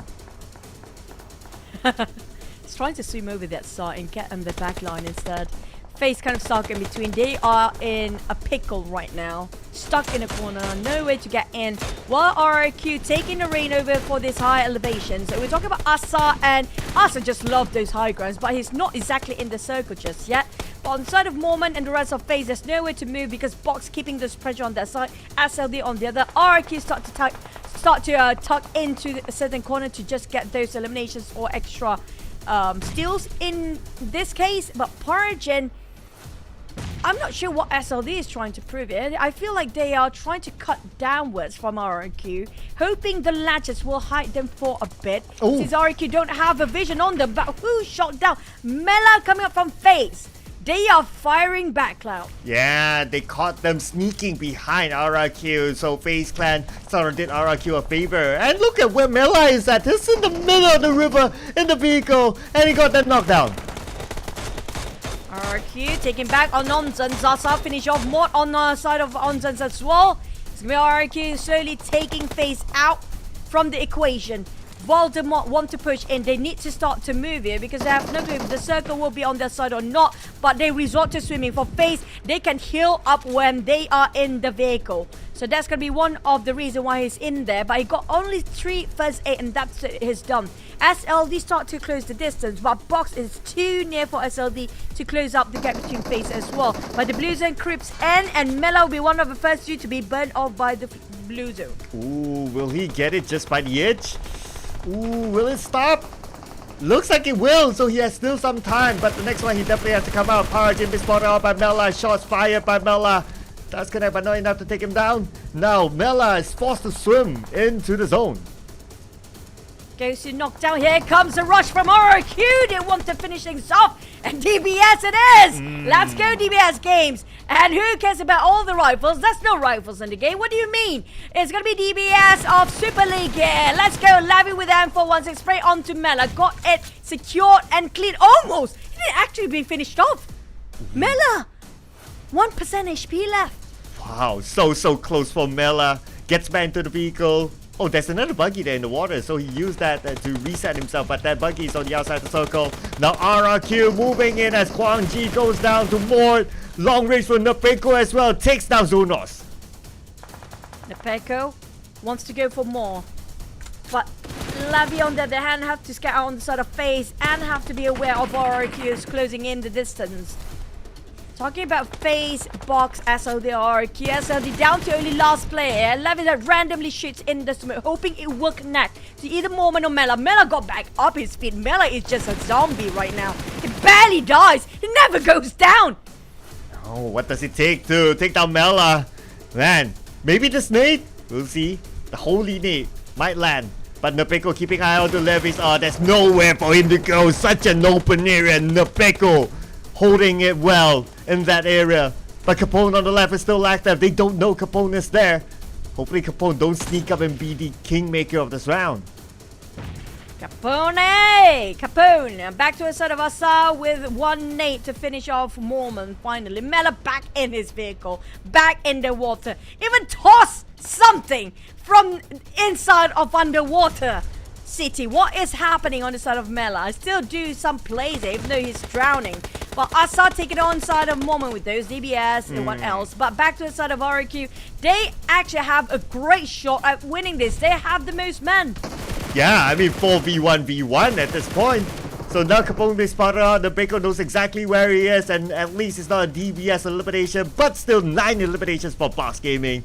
Now it's between Parajin and Mela, who can hold longer than each other to at least get those rank points.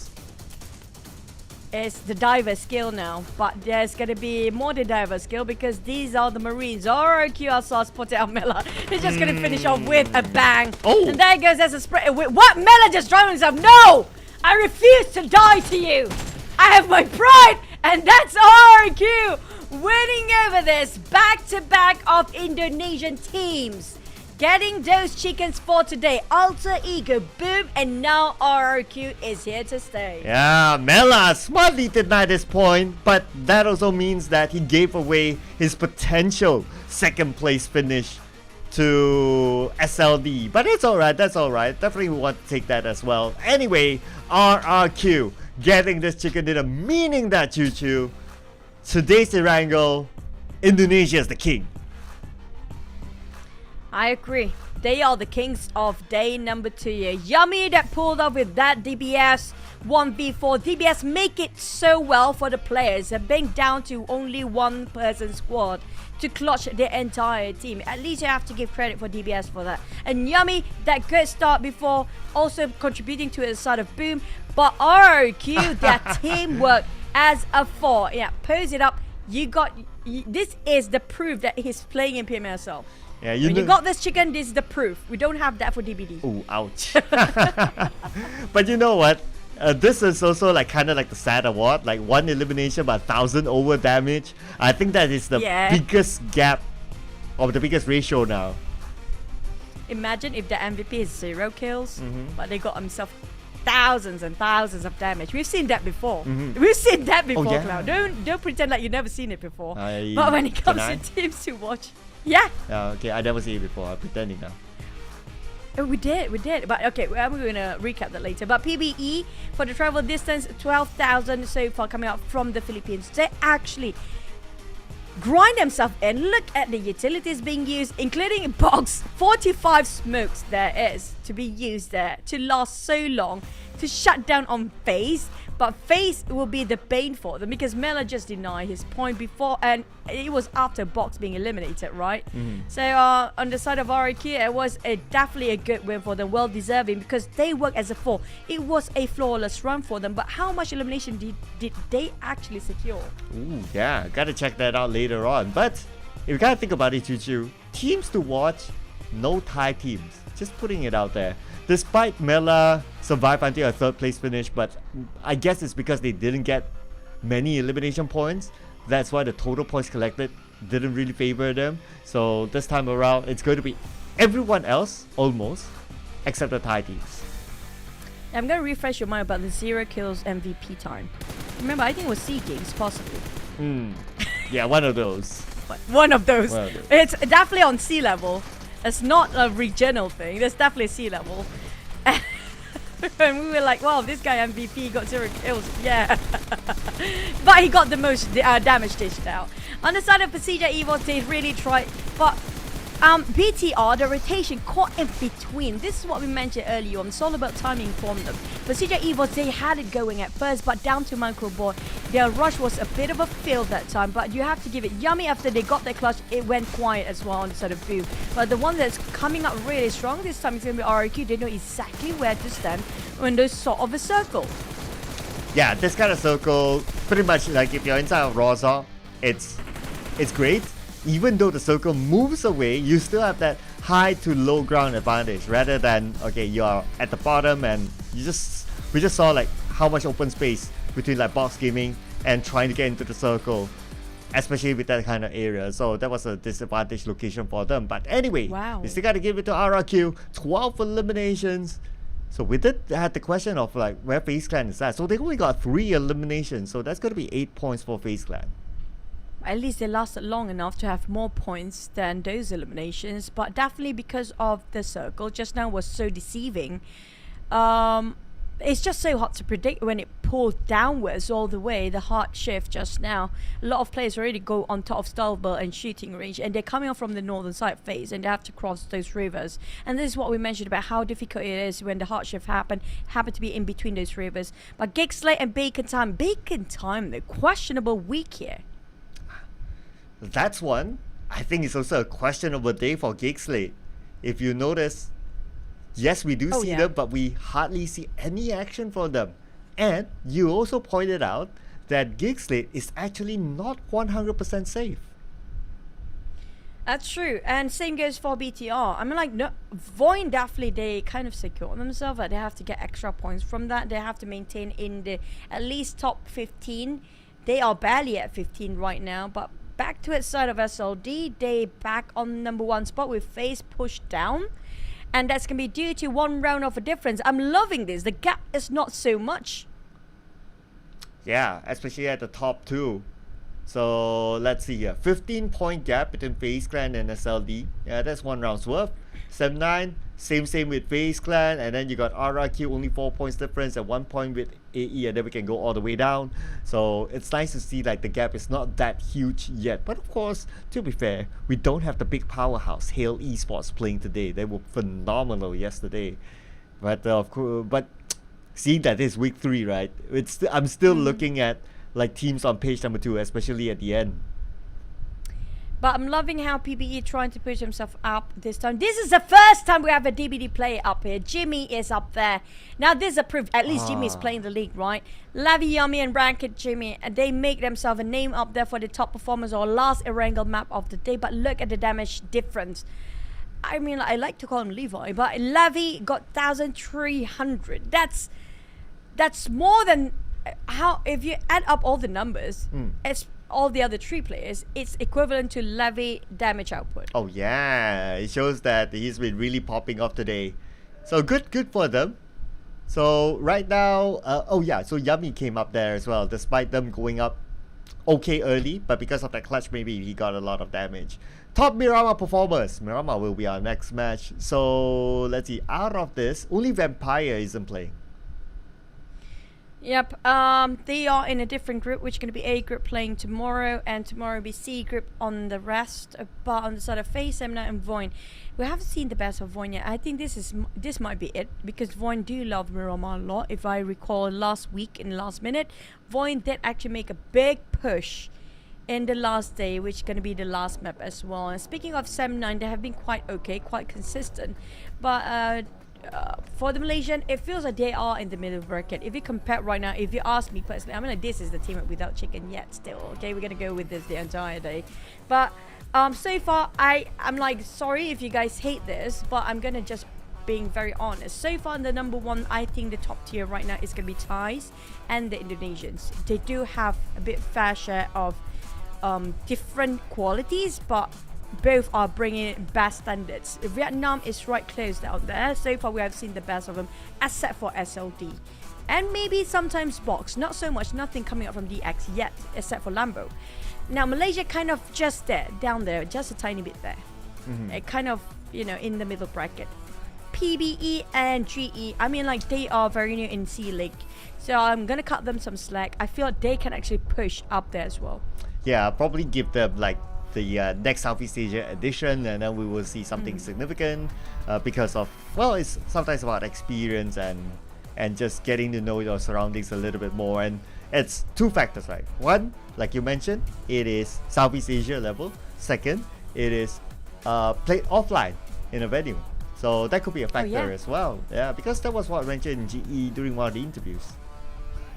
And speaking of offline and online, we did actually notice some difference of performance. Some players do prefer to play online. Maybe it's a bit more cozy in their very comfortable place, their own space, their own bed, or they can actually lie down and play. And now when you're offline, you have to sit up tight, and you have to actually be sure that you have to be sitting and have to wear this big gigantic headset as well to muffle up your ears, not to hear anything coming from the outside, right? So it's gonna be a bit uncomfortable. It's actually quite pretty hard to be a pro player. Yeah, it is. It's never easy. Like, there's so much they need to do. Like right now, where we see them, they're already like there. They magically appear, like, from our perspective. But actually, their journey to reach this peak is really, really difficult. Like, they definitely went through a lot. I'm sure if we get to like interview, but no, we don't talk about like that. Like, that interview doesn't talk about like the game, the current things that's happening. Interview them about their past. I'm sure we will hear a lot of interesting stories. Yeah, I mean, like, you guys, I mean, yeah, we get it. You are a big fan. You definitely have a lot of expectation, but you know what? Not everybody have the same sort of background to have a kickstart in their professional careers. So some of them really having it very hard. Some of them were barbers, some of them were dispatch back then, some of them even food delivery boys. But now where they are at, they definitely put a lot of effort in it. I'm not going to take the credit away. These guys are deserving to be in South Asia right now because they are the best in this region. But now we need to have a representative that can present us and bring us way up there in the globals. Now, who's the best shot? The best shot so far we've seen is going to be coming up from Thais. But I do want to see some other contenders of different regions in South Asia to give a bit of it's not really variety, a threat. Not really a variety. It's sort of, when you think that you're number one, but suddenly a newcomer just happen to wake you up, slapping you with reality slap. You realize, you know what, I need to push forward now because I cannot be complacent. Yeah, give those teams up there a challenge, right? Yeah, a challenge. I mean, if you kind of think about it, week one, Void was that team because they're like, oh, where did they come from? Oh, PMNC straight to PMPL, and then they were challenging in week one. But week two, a little bit slow. Week three, so far, a little bit slow. But hopefully, like what you say, Miramar is their favorite map. So hopefully we'll get to see Void as what we've seen in week one. A single player, multiple players, different players inside of Void, able to pull off the clutch. Back to a side of alter ego. You know what? I'm not gonna say it anymore. I'm like Rosemary. I'm your biggest fan down here. So definitely, if I'm there in the venue, I'm gonna fangirling and just find Yummy and him together and ask about the lineup. I cannot wait to see if that's gonna happen or not. DX, team that has been quiet. They put out Chua just to put in Dirk. And right now they are breaking their brains about how to get for the next one. And now Stuxnet is in. Gig Slate have a lot of rotation going in today. Yeah, they started off the day with Stuxnet, and then they put in Zillin, and then now Stuxnet is back. So, back in inclusion, will we say that Zillin really gave a big impact? Honestly, I don't think he did today, at least. So, looks like they're falling back to maybe something that they're a little bit more comfortable with, because Stuxnet, he did play more games than Zillin in overall. But not only Gig Slate, Void also make a change, looking to come back in Miramar. I think this is the first time CL is actually playing in this piece of PMSL. We've seen Vince before, we've seen Keenan, we've seen Maxius, Alva, and Lapar. Usually it's going to be those 5 players rotating, but they do have 6 players in the stack. So this time, the first time ever, we're looking at CL playing, surprisingly. and we haven't seen him perform ever. Before this, he's known as the player coming up from Victim. And ever since then, he's been joining in a different team for a bit, and then now in Voin. So, for Victim, I've seen their games before, but yeah, they're okay actually. I do want to see how the lineup going to turn out to be. Well, yeah, I guess that's why he merited himself to join such a good team like Voin. So, PMNC champion to PMPL second place, really put it on head to head that time. And now on to PMSL. These are like boys living the dream. Yeah, I love you too, Shamil. Yeah. And they're super shy with the camps though. I think Luke just not gonna have his head looking upwards. You do Lions. They are in the middle bracket. I think it's more than enough to say that they are safe. So far, the only two teams that is not safe coming up from Malaysia is going to be DBD and Team Secret, and then we do have Box Gaming and PBE, as well as the wildcard including Genesis Esport and BTR. I don't think they're safe either, because the gap between Geekslate and BTR is quite a huge gap if you compare for the bonus ranking point. Ooh, yeah. I mean, we talk about this time and time again, right? Like BTR really needs to put on a big performance. But you can't think about it. A lot of other Indonesian teams doing well, except for BTR. Man, this is devastating. Plus, looking at the teams from your same region, it's I know there's a form of there's a level of demotivation as well, because like, oh, everyone else like speaking the same language, they're doing well, but that just had to happen. Boom, not too bad as well, and no surprises that they make a substitution. And at the same time, the subs are actually working out quite right when it comes to second and third week, and they are safe to get into the playoff. I can actually say they are very safe now. But aside of BTR, yep, I mean, they are the least performing team coming up from Indonesia if you compare it with all the others up there.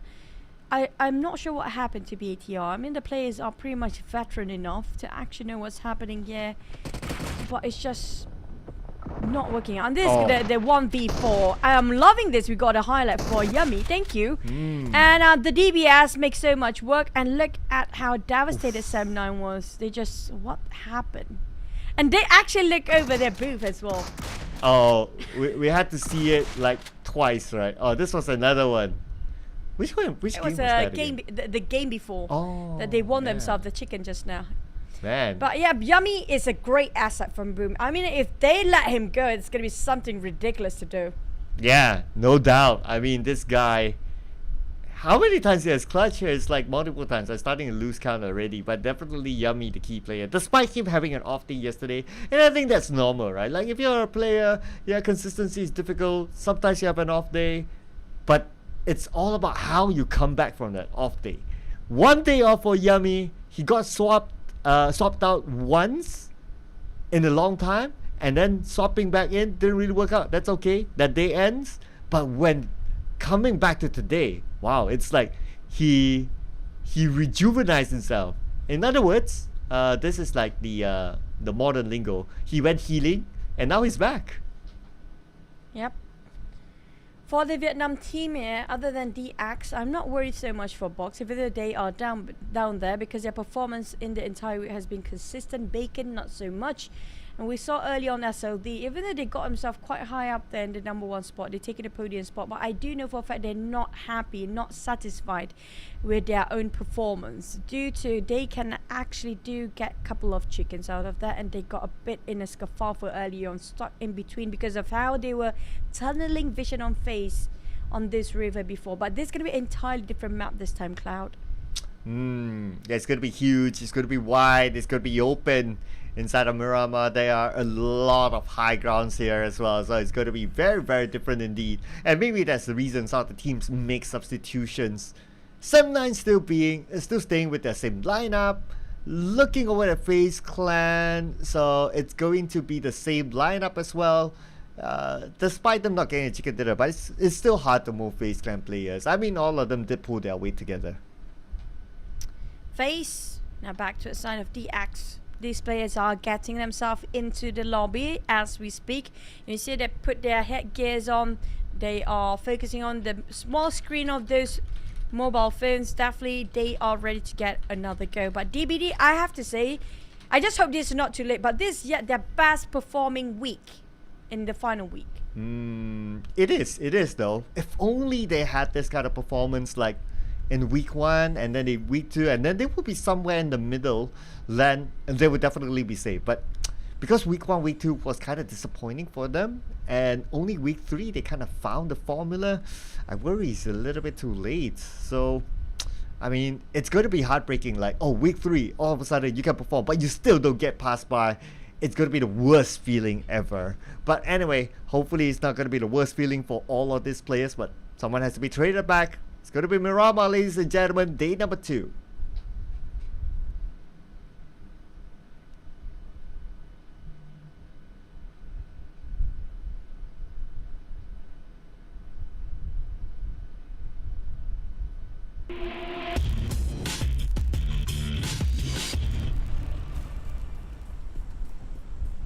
Heading back to our most biggest map, that is 8 by 8 kilometers, 90% of land. Man, I wish the early days of PUBG, you know, when it was the first tournament, right, Cloud? They even give us the stats of the map, like how many percent, how many towns. The most town back then, it was actually Vikendi. They got itself 16 towns, if I'm not mistaken. That's the most town in a map. Compared to all the biggest ones, they are actually way more compact than the big maps like Miramar. Now, speaking of Miramar, we did talk about how much land they have, but sometimes the circle just happened to be right on top of Impala. We've never seen Lost Eagles yet. Never seen Lost Eagles so far. Is this today? Because we had quite a number when he casted a wild card back then. Oh yeah, the last time we saw it was in wildcard, and that was an insane circle. I remember FVE, they were one of the first one to enter Lost Eagles, but they still couldn't get any eliminations and they didn't get a single point, so that was really unfortunate for them. But we're not going to get an unusual circle. It's going to be something that we've seen before, around the areas of Craterfield, El Pozo, and that means we've seen it before. The high ground just beside of El Pozo, that will be the key area. And you see Box and Boom actually dropping around Campo Milita. If they happen to be having the same timing of rotation going into Craterfield, they might actually bump into each other, but Duke and the rest of DX just landing themselves down, with Samna already parked themselves in the compound.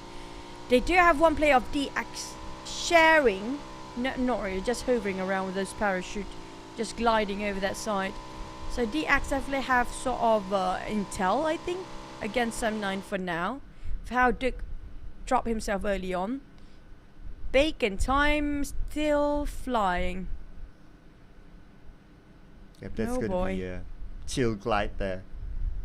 Yep. But if Rap is like, oh, someone's there and he takes the shot and UMP is not too bad, yeah, it's going to be scary. Okay. I mean, at this state, Mini 14 and VSS is going to be perfect as well. Oh yeah. But then, okay, his prayer is answered, so he is safe, and he got a vehicle at the same time, so he'll grab that and get back to his teammates. A-okay. So far, no hot drops, I think, based on the drop coming up from each of the team. But we do have a couple of teams dropping on the northern side. So I assume the rotation will be really hectic when it comes to the second circle onwards. It's down to the circle whether it's going to shrink in the center or it's just going to keep on moving northern side. If it happens to be on northern side, every team that is on the middle ground and those coming up from around Chumacera area, they have to only move on to its one side, which is going to be north. If that happens, it's going to be a lot of skirmishes in between the third and the fourth migration of the circle, due to a lot of teams are moving in the same direction at the same time. Yeah. We've seen this a lot, right? Like if the circle gets tucked into one corner, like for example, like what you mentioned, it goes up north, meaning that all teams will like go to one direction or similar directions. That's where we'll see all-out warfare happening. And now, of course, for us, it's going to be entertaining, but for our observers, maybe for them to catch the action, it's going to be hard. I feel sorry for the observer, especially coming up from the Yasnaya circle just now when it was right on top of the city. Imagine how to spot the players who's fighting. They are on different level of stories of building as well. It's really difficult to see as an observer. I mean, like, give props to observers and production team. They are a great team of people to work around, and incredible patience that they have in them. We have to give credit to them. On the side of the team so far, Boom taking a DBS is a must, regardless of whatever game or whatever map you are. A DBS is a must these days. Yeah, it's like finding a Christmas present, and you just gotta pick it up, right? So definitely DBS. Pretty sure if we like hover around, maybe those like Adik look, he's not holding a DBS yet. It's just because he haven't found it. But if he finds one, I'm pretty sure that he'll swap out the swap out the weapons for DBS. So the common combo right now is either it's an M4 and a DBS. It's M4 evergreen, never leading the meta, so it's going to be there. If not, it's going to be a Mini 14 and an M4. That's normally the common combination. I mean, that if you got the luxury to choose, right? There are some teams that don't have the luxury of even choosing. They have to just settle with what they can get. So in some cases where the teams are not having enough, usually AKM will be okay as well. And I think the thing about now, we haven't seen a lot of playing DP28 these days too. I love those pizza guns. It has been in good days back then when players actually try to aim and shoot. Yeah, and the amount of bullets with it is it's good, right? Not really. Micro Uzi didn't go aim and shoot. After the Micro Uzi meta, it's kind of broken the skills of a player. They don't need to aim anymore. It's just down to DBS. You still need to aim, yes, to make sure you can maximize the capacity of the damage that you can provide towards the enemy. But if you compare with sniper rifles, if you compare with even Mini 14 and SLRs, definitely requires more focus to drop those bullets right on top of your enemy, right? I'm actually wondering how they're going to move a monster truck, but okay. It won't fit. It won't fit those. Bruh. Okay. It won't fit. It won't fit the fans. Yeah, just like when I went clothes shopping recently, it won't fit. Anyway, 7-9. Great position for them. They immediately take this high ground. I'm trying to figure out. I think this is just beside San Martin, if I'm not mistaken. So one of the nice key areas to be in. Some nice spotted on minivan cross. FaZe is on top of there as well. Power grid will be very saturated with players here. FaZe and DBD happen to be wanting the same compound. DBD, they have to keep the distance. They are like GE in some sense. They don't they cannot just wrap things around when it's CQC. When it comes to long fights, they're really good at it. You saw how they were just stealing off those eliminations from afar. But remember, they're just being ambushed by these players. They were thunderstruck by it. It just cannot respond accordingly. Hopefully it's that and not starstruck, because all these players are stars. Definitely earning themselves the right to be on PMSL. No doubt about that. They're great players. Yep. Yeah, RRQ as well. Nepeko not his first The showing in monster C. truck. Yeah, stuck again. We saw that. Thank you. I mean, like, it's time to just leave this monster truck because it's not working right for us. I think that was FaZe just now. Twice in a row that monster truck got stuck here. Yeah. It took so much time for it. The dedication to just being loyal to those monster truck, man. Yeah, at least we know like what's the downside of it, looking at how the pro players are doing it. But it's interesting. Okay, I find this kind of interesting though. So the buggy, T-Duke took the buggy, sent his teammate up, and then he leaves his teammate up there without a buggy and he goes down, meaning that his teammate cannot go down at all without the buggy. And kind of bad news because the circle shifts up north like what you said. Oh man, what are the odds? I feel like, you know what, you just jump down. We're gonna revive you. That's the case for these guys. But SLD secures one elimination coming out from the side of 7-9 from afar. And I love how Paragen and Goose has been playing the past few days. They were incredible, just incredible plays coming from these guys. Yep. They barely whiff up. Yep, Frankie. I mean, You said it. It's faster to just jump down and revive. And just being revived. But hopefully nobody is trying to pass by. If that happens, it's going to be worst case scenario for the team. Yeah, and it's the Xavier because they're now down there, so it's not the spot they want to be in. But not the spot that maybe Euro Alliance wants to be in as well, because M9 has the high ground. So we got Depp on that one side. Not pulling the trigger yet until now, and Depp onto Olio, the substituted player into Euro Alliance from the round before. And next could be Shamil. Close enough for Depp to secure 2 knocks. Here comes another. Depp's finish off the job here with Adik Luke just crossing over the other side. Shot down. Shamil next for the target. Oh man! Running out of those magazines. He swapped in the last minute for those UMP, but the UMP is down to only 65 ammunition. That's it. Putra will actually follow up. Yudu Alliance, they're left with only 1 player with slither of health remains. It's going to be Shamil. They going in for the rush. They're committing to this. They want to go for the hunt. Yeah, they're confident there's only 1 player left, so might as well finish up the job while the circle is still kind of big, so that the possibility of another team actually crashing in is a little bit lower. But surprisingly, Semna is not interested anymore. Or maybe they're grabbing 2 vehicles so they can enter through 2 different sides. But for Yummy, my god, he's not stopping yet. Yep, nope. I'm not sure if that DBS talking or just the rifles. This time it's gonna be rifles. I'm loving this. Yummy just stopping SLD from moving towards wherever they want to go or wherever their plan is right now. But there's gonna be another team RIQ. Surprisingly, RIQ, BTR, and Boom happen to be having the same sort of a trail again. But on the side of Sam 9, Shamil prepared himself with that DBS in case he needs to clutch this. But they're going to go off with those nades because they know for a fact if they go straight for CQC, those DBS, they learn from their mistake from Sam 9 and they use the grenade instead. Yep. Even a DBS can't save Shamil from that, so it's going to be 0 points for Yudo Alliance now. Opening up space for PBE, Bacon Time to actually catch up to Yudo Alliance and push them down further.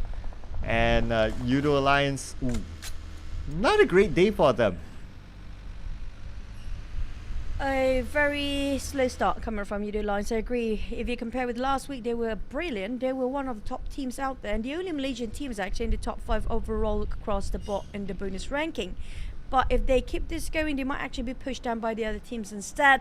But we do have crater field. It is for our next circle. We do have uneven terrain. But look at Procedure Evils. They're splitting into 2-1-1 there. And they're just taking over the southern part of the circle mostly. If they can hold their ground, this is going to be a big, big hunting time for them. Yeah, Procedure Evils in the prime position. But now for DBD, let's see if they can overcome D Xavier. Yen goes down. There's a trade back there. But Yen is still not out. They can still save him. But DBD needs to win the fight as Jimmy OP tosses a nade. Will it land onto D Xavier? He will miss that nade. But Yen is still alive though. Yen, Duke, Zix, Jimmy OP, DBD versus DX. It's quite confusing since their colors are the same for the name tag. But DBD Yan still can be saved.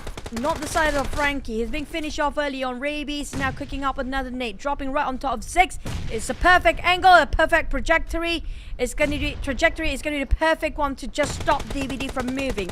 But Rabies got knocked instead. DX, they are in dire need of help. Down to only 1 last player here.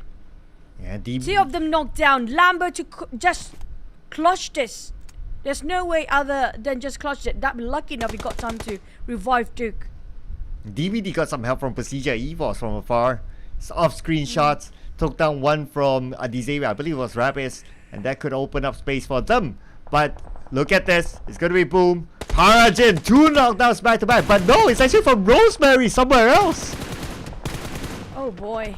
Seems like a 4-way war here. We do have another team across them, which is going to be Box. But Boom, Alter Ego, Rosemary, and Octa. I'm loving this duo. They're just keeping everybody's business like everyone is in their pocket. Rosemary in that mini 14 spotted out Boom. He knows exactly where the others are for the side of SLD, if I'm not mistaken. But the DBD and DX skirmish is not done yet. Back to square one. 3v4 again. Ooh, nade by Ziggs. Connected onto Rabis. Rabis down to 40% health.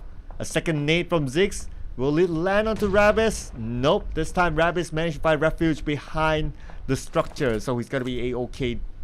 But might not be A-OK for these teams because the next phase of Circle might not favor them. Let's see where they are. They should be alright now inside of Crater Fields. But we'll get a confirmation really soon. But it's unlikely that Pasija EVOS will be shaken. For now, here it goes. Yeah, they're gonna be okay. Due to the circle, it's just so hard to predict, right? But look at the spread coming up with Pasija EVOS. This is confidence at its best. They got themselves all the high grounds. There's nowhere people to come in here. And they can just take away all these points from above as well against Sem9, against DX and DBD. But Red Face have to be extra careful not to be discovered by these guys. Void happened to be in the pits as well, Cloud. This is going to be a huge crate and a huge hole in it with a lot of grenade tossing. Oh, and the happiest with Pasija EVOS because they can see whatever that's happening inside of there. So they might take advantage at some point. But boom! Oh no, what happened to Boo Boo Crew? Boom! Eliminated number 15, 2 elimination points. So that's the second team out in our first Miramar today. Now within Crater Fields, we got 3 teams with Pasija EVOS on top. Side of DVD, they're opening fire to those teams on top of them. But that gives away their information to a Sem9, to a side of Void, to a side of DX. As too many teams on top of Craterfield right now. Putra trying to go for the back line, finding any sort of a loose end from the side of DX or DBD. At the same time, Void is pushing them back as well. So they will be kind of clustered and hammed down if they don't try to separate themselves away from those teams. Gig, Slate and BTR on the other hand, having a bit of a bad trade for those high elevation grounds and for the middle grounds. BTR Liquid getting themselves a bit of a glimpse towards Gig Slate, trying to out-corner them every way possible. Look at how they just try to wrap around Gig Slate on top of them. Oh yeah, and with that advantage, they could probably take out Gig Slate. They're going to take out Success first. He's going to be first to go down from the side of Gig Slate. Momo on the other side got knocked down by 3 touch. And now Damn Good could be taken out by Gen Force, but Mika is going in. Low ground against Sata. Oh, he's cooking up the nade for the side of BTR. It's going to be a really incredibly dangerous game here, what Mika is trying to pull off. Gig Slate forcing themselves up while Sem9 taking on Void. It's going to be a Crater Field, but Gig Slate and BTR having a bit of a heated up battle. Gen Force is shut down on Snipe. Damn Good next. Here we go. And this is it. The last member, Sata, secures 2. And the entirety of Gig Slate decimated by the hands of BTR. Still without a double digit for Gig Slate. It is only day 1 for them though. 1 more round to go. But now it's going to be SLD, the team that's currently on top. If they get taken down, it's going to be opportunity for Sem9. So Box Gaming going up against their countryman. Parge with an 8, throws it with a DBS. Still have the circle, but Box Gaming not going to let them go. Here comes RRQ. SLD and Box need to wrap things up really quick because RRQ start to butt into this business too. Pasija EVOS also taking part of Sem9 versus Void versus whatever there is, DX and DBD. Box and SLD finish off the last member. Just now it's going to be last. Paragin trying to pull it off. Random spray. Playing around the corners. Ring around the Rosie Capone. Could spot him out. Outplaying and outflank, but Paragin try his best. Valiant effort by SLD, but Box knows it better to close the CQC. Yeah, he was surrounded back and front, so pretty much no exit for him.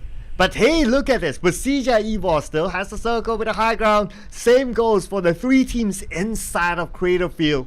But for the rest of them, pretty much most of them need to move. So I can see that FaZe Guy is going to go up against Pasija EVOS. Not going to be in good position for them because Pasija EVOS, just look at the position. They can oversee the entire Crater Field. Oh, see everything!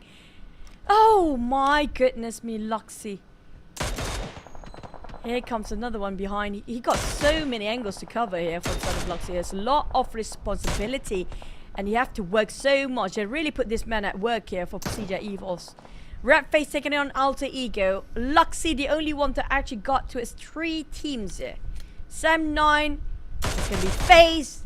There's going to be another one across them as well. and he just keep the pressure on. I just hope he don't run dry on those bullets. Redface and Zuxi. Now he realized, you know what? Wow. Okay. He made it, landed on all four wheels. PUBG Mobile physics for you, ladies and gentlemen. Now, Bacon Time and PBE. Oh, PBE. We still got a couple of them on the outside. Ranked will fill the wrap for the blue.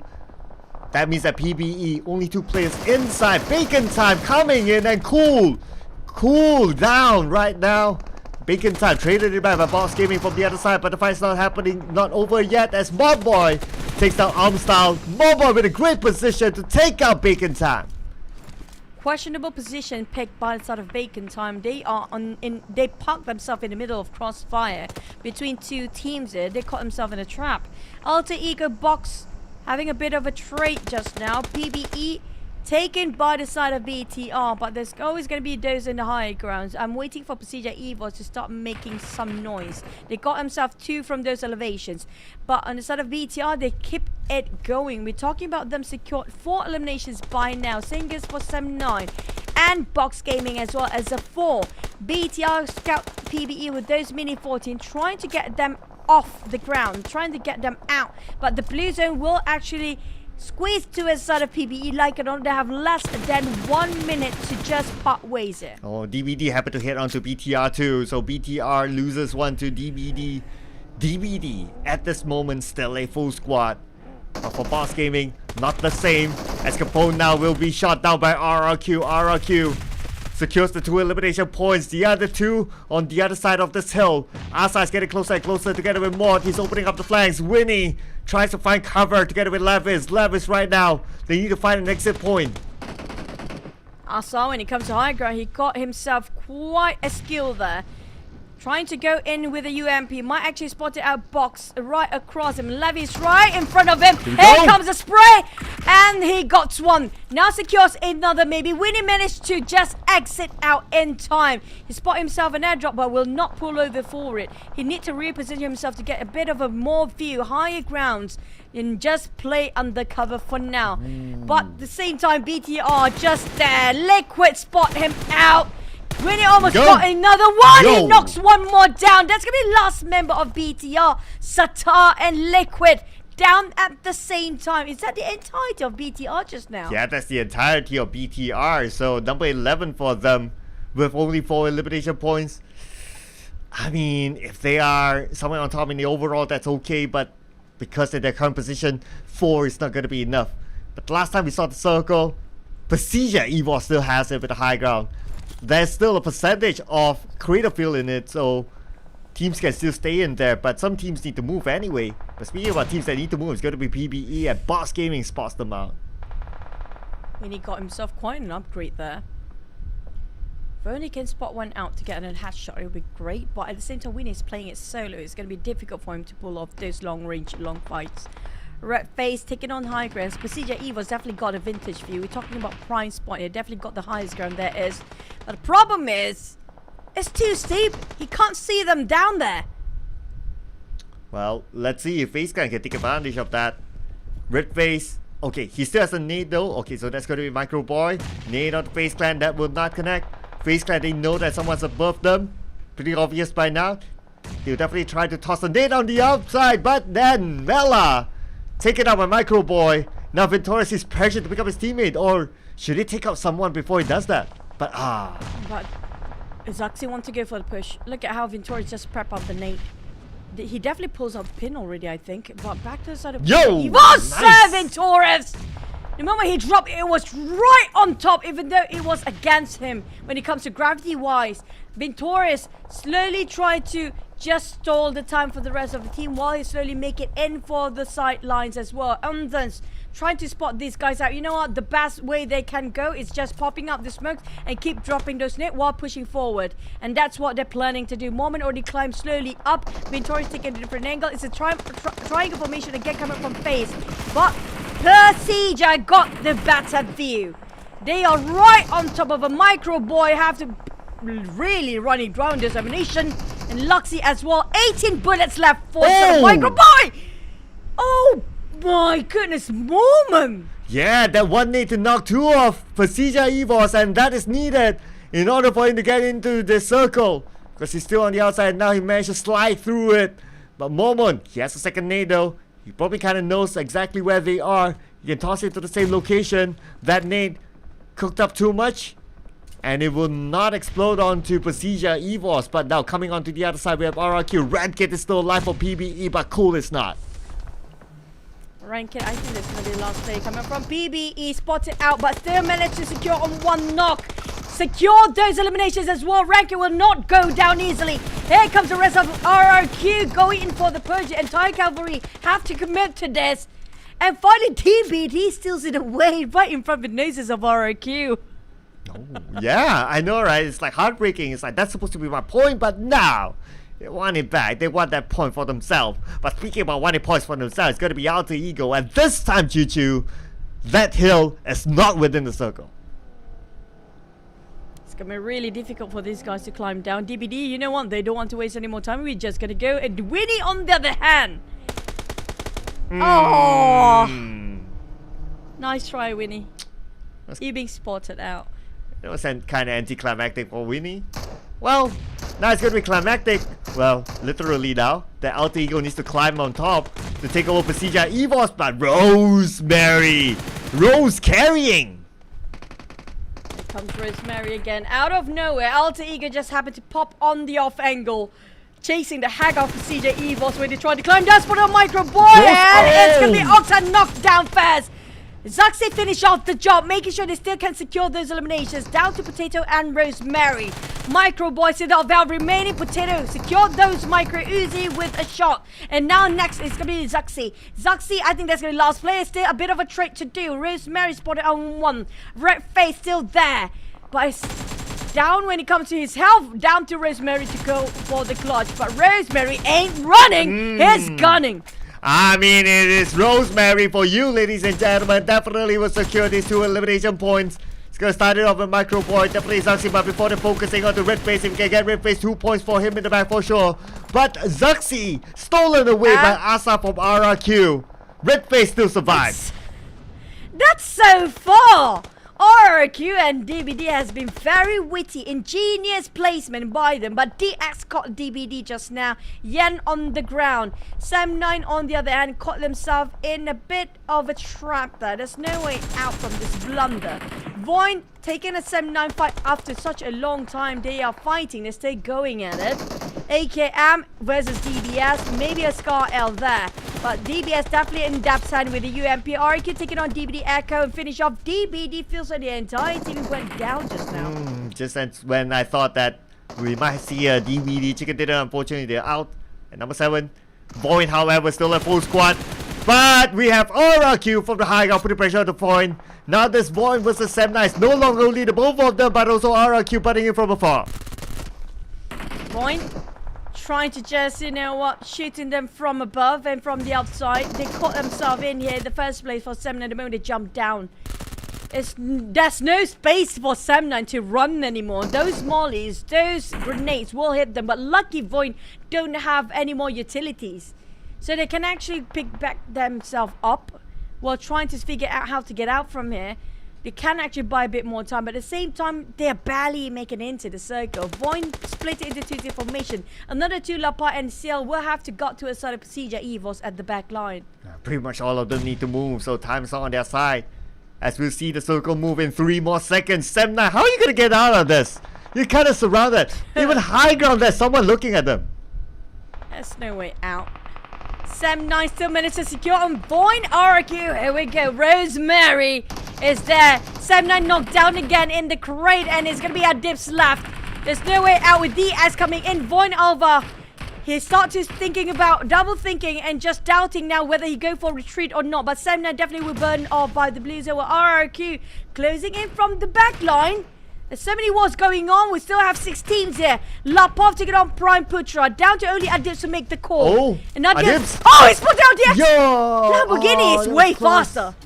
Ah, Choo-Choo, that was close. If only he kept focus on the smoke, he would have gotten it first. Lamborghini reacted later. But anyway, that is it for Sam9. Now D Xavier, by the edge of the blue, by the edge of the circle, spots out his opponent. Red face, nowhere to go as he will succumb himself to the blue.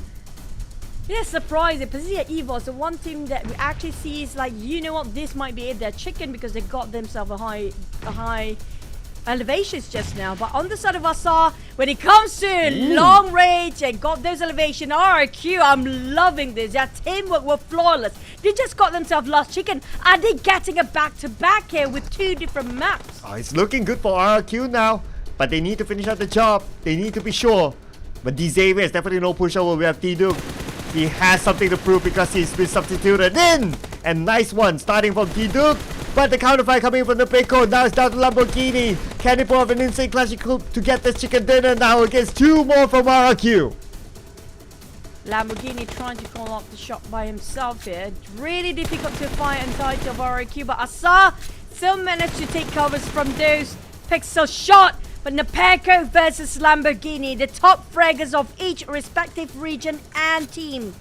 Trying to show who's the alpha here. Lamborghini running over and DX!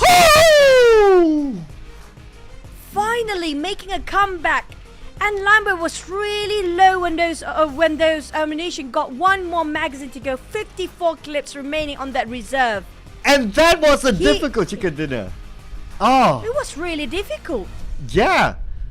Because Nepeko had the elevation and Lamborghini was a little bit more open. But Nepeko, I think he missed a couple of the first few shots.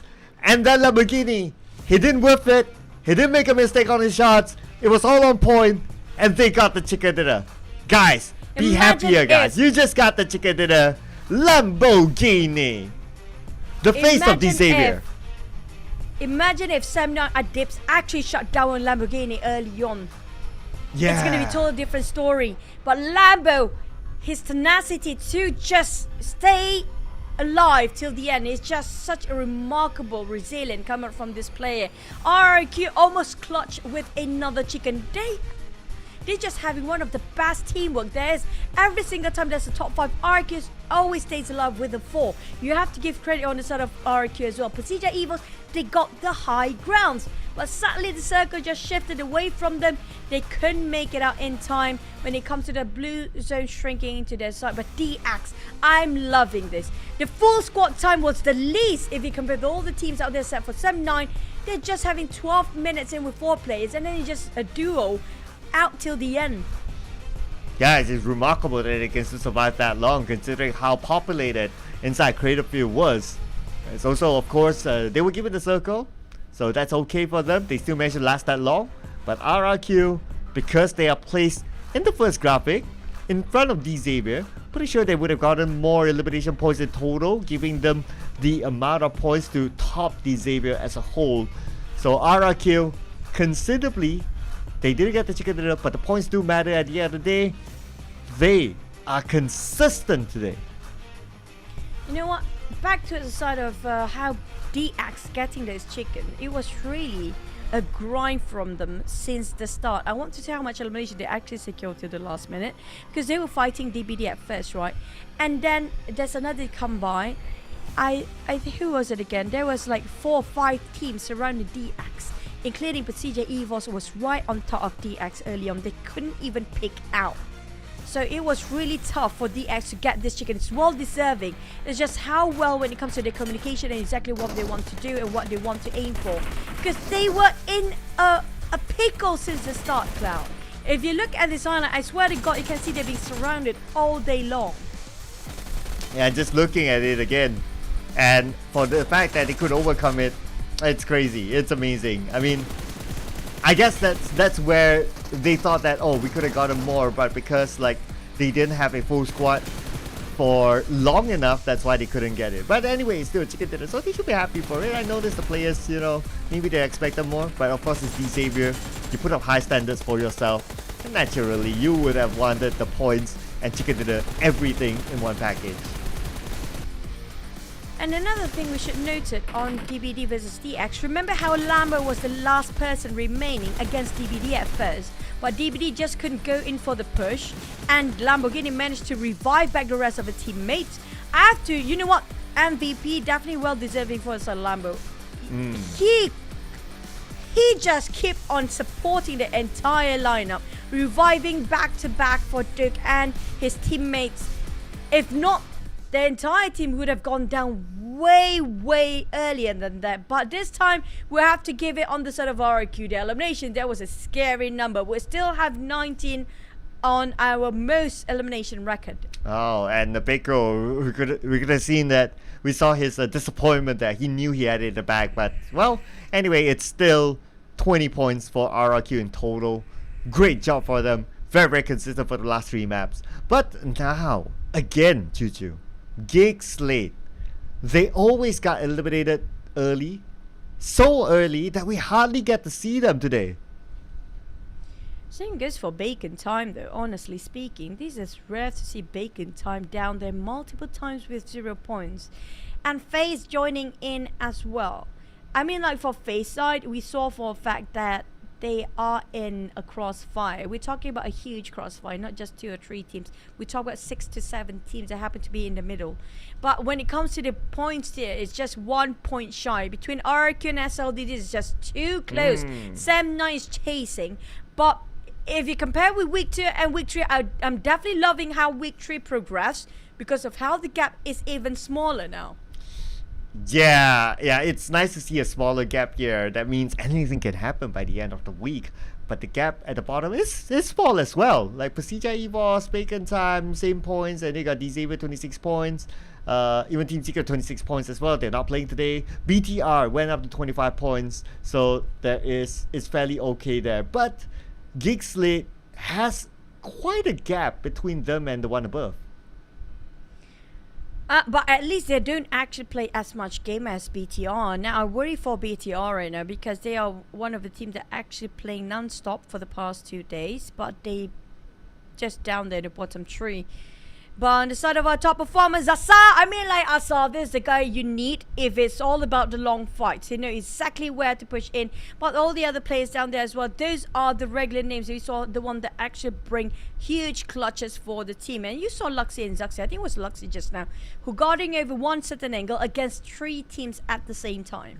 Yeah, and how often, now that we see this graphic, how often do you not see a Thai team in this graphic? Oh, this is the first time. Yeah, super rare, right? Got a screenshot. Unless, of course, one of the Thai teams do it in the final game, then it's rare. This doesn't happen all the time. I agree. But the fact, even though they didn't land that any chicken coming up from the Thai teams, but they're still quite consistent when it comes to overall rankings. Yeah, so we have to give them respect of that as well. But this can be the only team. You know what? This is last for today. I mean, like, if DVD didn't score any for this chicken by end of today, we're done. We're so done. Yep. So DBD, come on, don't break our dreams. Ah, my goodness. I don't know what else to say, right? Even after this, then they would have 2 more days, 12 more games to get that chicken dinner. The only team without a chicken dinner. True. But wait, I'm gonna have to review for a bit on the side of VTR. When is they're gonna have the break tomorrow? But honestly speaking, I worried so much for them right now because the overall gap when it comes to the overall bonus ranking is too small. Plus, they're nowhere near about the top 10 here. We're talking about the least you can be is like 15th place and above. But they played one of the most teams today. If you want to compare with Gig Slate, I mean, like, Gig Slate starting off today is their first day. Yep, it is. Yeah, so if you want to give the benefit of the doubt, then yeah, it is their first day. Although it's only 1 point so far, but yeah. Out of the first day teams, let's see. Yeah, Gig Slate is the lowest out of the first day teams. You think about it. Yeah. Other than DX, yes, I agree. Other than DX, yes. Both these teams are actually pretty much in the same spot here, DX and Gig Slate starting off today as their first day. Not too big of a gap still if they want to catch up, but they really need to not have any room of error starting from next game and tomorrow. But we do have Bacon start to discuss about. The coach do have 5 minutes to have a bit of a hurdle with the team to have their next rotation in the next map, how they want to actually do it. So it's only 5 minutes of downtime for the players to have a reset and discuss. Speaking of Bacon, right? This is unusual. Bacon, they never not perform like entire week. We're talking about 2 days straight now. We don't see any sort of Bacon yet. Yeah, I know, right? This is a very different Bacon time as compared to like before. Like before this Bacon time, they're Thai teams, typical Thai teams, right? Like always on top of there, and Armstar popping it off. But this time around, something's missing with Bacon time. So, in general, yes, we very high possibility that we'll see them in the grand finals. But it's just that you have the reputation of being a Thai team, so I can understand why that they put themselves up there. Like, okay, we cannot. This is already a losing streak for them, and you don't want to bring that mojo into the grand finals. You want to find that level of consistency, so you feel good when you start the grand finals. Agree, and the grand final is not too far off. It's going to be next week, if I'm not mistaken. It's going to be less than a week downtime for these guys to have a bit of a reset. It's going to be like, 4 days gap before they're starting off the grand finals. But that's going to be step number 2. First and foremost, you have to think about to get into grand finals for 4 teams down there.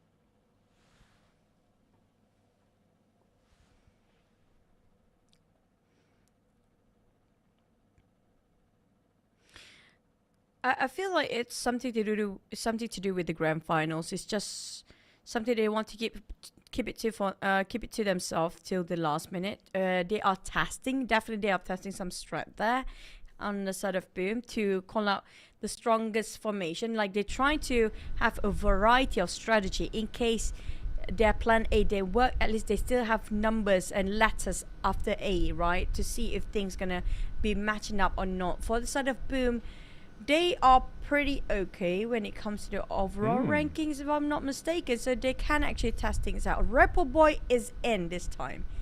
So this is a rare sight. We did have Rebel Boy played back then in week number 1 for a bit. And then you remember the interview I had with their coach and manager as well, which is going to be Sultan. And he mentioned about the performance. They put the rotation based on their performance instead of strategy-wise. Yeah, totally makes sense. So, totally makes sense because like Rebel Boy, he's a IGL, right? So he definitely has his own ideas. What I do notice about Rebel Boy's play style, or at least his style of leading the team, is that they like to play a little bit slower from the outside. But if there's anyone in front of them, they will take the fight. They will go and just crash into the compound, clear out the compound, and then do pretty much rinse and repeat for the next round. They're not like a team that likes to play. At least his IGL-ing is not like go straight to the middle. So he has a very different approach. And that's nice to have that kind of swap. Because we see that happening with like FaZe Clan and all that, and it's working out for them.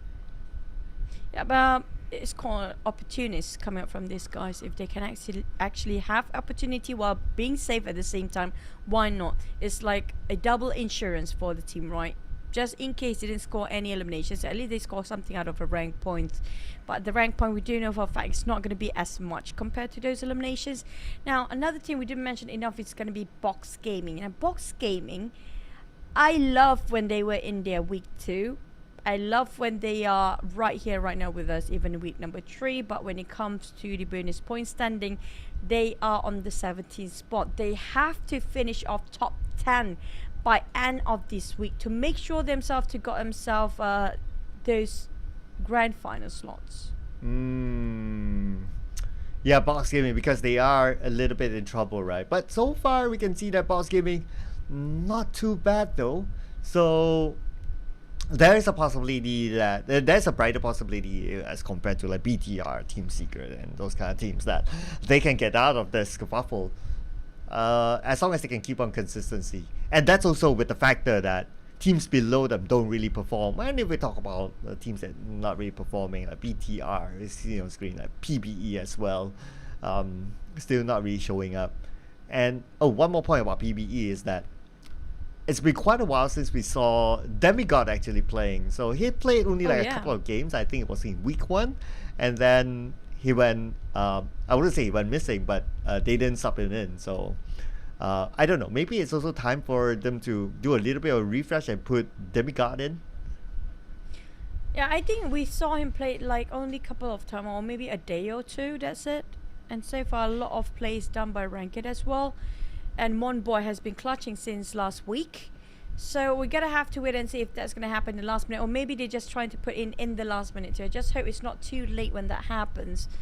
And some teams really need to have a bit of a refresher when it comes to their lineup. They need those subs coming in and out because it's 3 weeks long, Cloud. And some of the players actually fasting for the non-Muslim.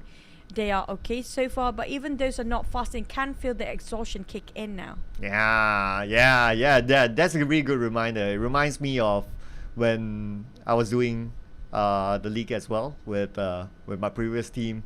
It's like, oh man, by the time you reach week 3, you'll be like so exhausted. It's like so much on your mind. You feel that you're kind of dragging yourself to a certain extent because of the exhaustion, not because of interest. So I can definitely feel it. And plus, if you kind of think about it, also shouting out to the coaches and managers behind the scenes who work really hard for the teams. I totally empathize you guys. That's because like when the teams, the players, priority for them is like to get good rest back in because they need to play the game tomorrow. But for the coaches and managers, they'll be staying up. They'll be doing their research because when the next day the players wake up, that's why they're like, okay guys, welcome.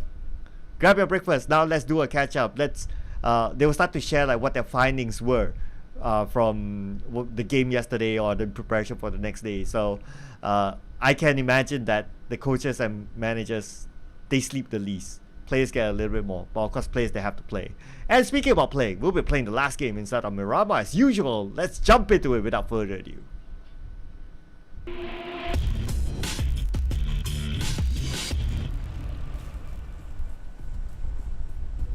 It's our last map of day number 2. Some teams will only have 2 more days to play. Some of them will still have 3 more days to go.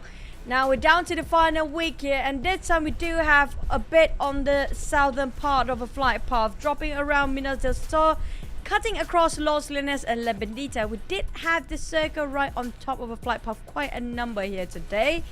And is this the same case here? We did ended up around Crater Fields before.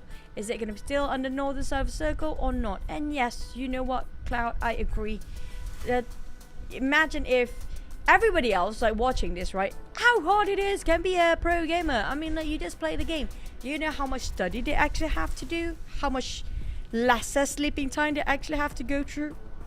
How much scolding they have to actually hold it in? You have no clue. So, you know what? Shouting out to all the players, coaches and managers, everyone behind the esports scene, including production crew. Nobody has been sleeping well the past 3 weeks. We have 1 more week to go for the grand finals, but when it comes to final week, the league, we're down to only 3 more days starting tomorrow. Oh, Crater Field again. Are we watching the same game? I feel like it is. Oh man, it's gonna be that again. So we might see a repeat of some of the key positions like Prestige EVOS, High Ground beside the Crater Fields again. Maybe a couple of teams going inside Crater Fields, the 3 teams that we saw earlier on. So this is like a repeat. And the earlier one was like, oh, that wasn't a real round, that was a rehearsal. Dry run. A dry run. It's a dry run. But Lamborghini, I mean, like, this guy pulls so much for the team. He's breaking his back, carrying the heck out of a team. And maybe they are in a slump right now for Frankie Dick and Rabies, but Lambo, you know what? This guy, he's such a nice person. If you actually get to meet these players, try to have a small talk with them. Don't just ask about their games, ask about their life too. You'll be surprised how much they have been gone through the entire life just to be here today. And I talked to Lambo. He's a very good gentleman. He's a very shy person, but he's a very good gentleman. And he is the one that actually pulling off so much weight for the team. You saw the last game. They were dying for DX, but he's the one that keep them alive. And he's definitely premium like his name. for the Xavier. Every season, like he will pop up. Like in the other seasons, you might see like, okay, you got a Frankie moment, you got a Rabbids moment, that's great. And you still got a Lamborghini moment. But now, as time goes by, like what you say, Lamborghini now still standing out. Despite like however his other teammates are performing. So gotta give it to this guy. This guy is definitely inseparable from the Xavier. And you know what? I can't think. Like, can you imagine that he continues to perform and then one of these days or one of the seasons they'll be like, hey, SLD asking him to join over, or Box Gaming asking him to join over because he's like super performing. Yeah, And that would be a big move, and that's gonna be huge for the Xavier. It feels like Mela moment and Nuzi and Yeah. Tony K, right? Yeah, that's exactly it is. But speaking of Lamborghini, I just hope his performance just now just give his teammates a slap, showing that, you know what, we should not give up easily, and that what he brings to the table here today for the side of DX. That's a wake-up call for the entire team. And speaking of the teams, right, Cloud, we always talk about same region, but what if, I mean, like, language barrier is a real thing, yes. But what if we can mix and match all the regions to make up a solid team of Southeast Asia? Who would you put in then? Wow. Different regions. All 4 players have to be different regions entirely. Okay, we're gonna go through. Let's go through one by one, right? So we started off with Thailand. The best player. Only one player from Thailand. You can only pick one. Mela. I'm an Infinity fanboy, so I definitely go for Mela. Sorry, Nuzi. I love you as well, but yeah, it's gonna be Mela now. I'll for, let's see, Indonesia. I'll go with Yummy. I love his gameplay. Awesome guy. For Vietnam, well, has to be Lamborghini. The guy's been popping up. For, let's see, Malaysia. For me, I'll go with Damn Good. I mean, this guy has IGL brains like none other. Despite their points down there, but it's a team game, right? At the end of the day, do you want to go for wildcard as well? Yeah, of course. Wildcard. Ooh. You put them. Okay, I give you 5 players. 5 players. Okay. Since we have to think about rotation, right? There might be exhausted other players, so they have to swap in and out. Okay, yeah, we got to do the boom esports too. So, maybe Monboy. Monboy. Yeah, maybe. I mean, it's a hard one, but maybe Monboy. How about you? Okay, Yeah. interesting choice. What would you I'm kind of torn between Hill players and also coming up from Shrubs. I mean, like, Vampires definitely go for Shrubs. Okay. Because I see the potential in Shrubs, but it's not popping off, that's it. But for Hill, it's going to be get slow, so I have to choose between these guys. Definitely going to go for Shrubs then. Okay. Then definitely it's going to be Rosemary. There's no question on that. And then coming up, I'm probably going to pick Smile from GE or West. Is it West or Smile? Oh man, so tough. Those 2 players, I think I'm still going to go for Smile. Okay. And then maybe coming up from... Vietnam. Who else I didn't pick? Vietnam, Lamborghini, what do you mean? Ah. Okay. And one more to go. Maybe I'll pick Malaysia players. But that's going to be damn good, I guess. Oh, okay. So we have the same 2 answers now, Lamborghini and Damn Good.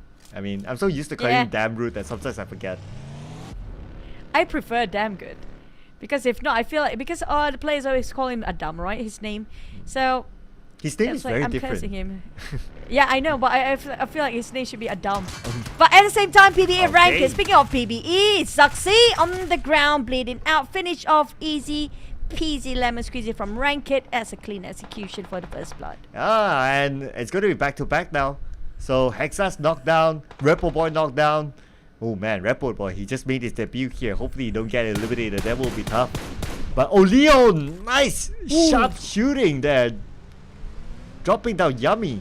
Starman for Boom. How do you even see that? But Cool getting on one more. Procedure Evos slowly losing their man here. Picked off one by the hands of PBE. They cannot go for separate ways anymore because PBE is on the hunt. You do Alliance taking on Boom. They were taking such a long fight here. We're talking about how did he even see through? Yeah, I know, right? That was like super duper. I mean, from our screens, it's like we hardly see anything, but well, I guess that's why these guys are playing. So it looks like Boom they will lose. Okay, they still got it. They still got Yummy. But Boo Boo Hoo in a dire position now. And so Leo not letting him go at all. At the same time, way to invest on the side of UD Lions in this blue zone here. Should we worry for all the teams, including Boom? They had a really good run here today for Boom, and there's gonna be a response coming up. Greeting from the back line. Razy and the rest of Boom's not happy. Olio, you reap what you sow. And feels like Olio will be left by the rest of the teammate unless Ripple will. And one by one, Yummy is there as well. Oh boy, the response came up from Boom. They are not happy. They want to just eliminate entirety of UD Lions of how they want to get back their revenge against the side of their teammate. But DX happened to be here as well. Ooh, and the circle, pretty similar like before. We still have Crater Field, we still have the high ground, but this time it's not going to be Pasija Evo, it's going to be Sem9 taking the high ground. And inside of Crater Field, we got FaZe Clan together with BTR inside of it. But now, focusing on the Boom, looks like Shamil is down. Hexa should be able to reset himself, but Razy, not so lucky. This is bad news and dangerous game for all the three teams. I'm not sure if DS gonna stick around for or not, but for UD Lions and Boom, even though one of them will actually win this fight, and or eventually both teams call it a truce and part ways, the moment they just get out from this blue zone, they're gonna go in the blue zone again because the timer ticks. And now the blue zone this is way too deep in the blue zone right now. Oh yeah, 2,300 meters away from the zone. And both teams still not letting go of each other. Now Boom only left with Yummy and Hexas. Yudo Alliance has 2 as well. It's going to be Ripple Boy, Adi Luke, the 2 long-time players who played together for the longest times in Farm Legends. Ripple Boy, how's he going to get out of this? Just to point out as well, Ripple Boy has no first aids. It's not great.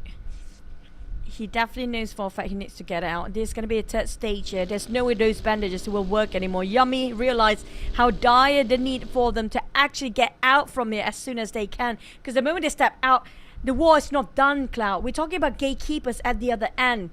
For the side of PBE, they are going for the hunt. They are trying to find every single member of Procedure. They spotted out Micro Boy. That spray knocks. This is going to be the bane of Procedure Evos. PBE just killing them slowly, and now left with only Luxy left. Oh wow, he only needed that one headshot just to get that knockdown and will be taken out, of course. Looks like Gigslade and D Xavier, they're taking out each other now, as D Duke will be out of this round. Prestige Evo spending time in the blue. PBE on the other side. Luxy wants to find revenge for his twin brother.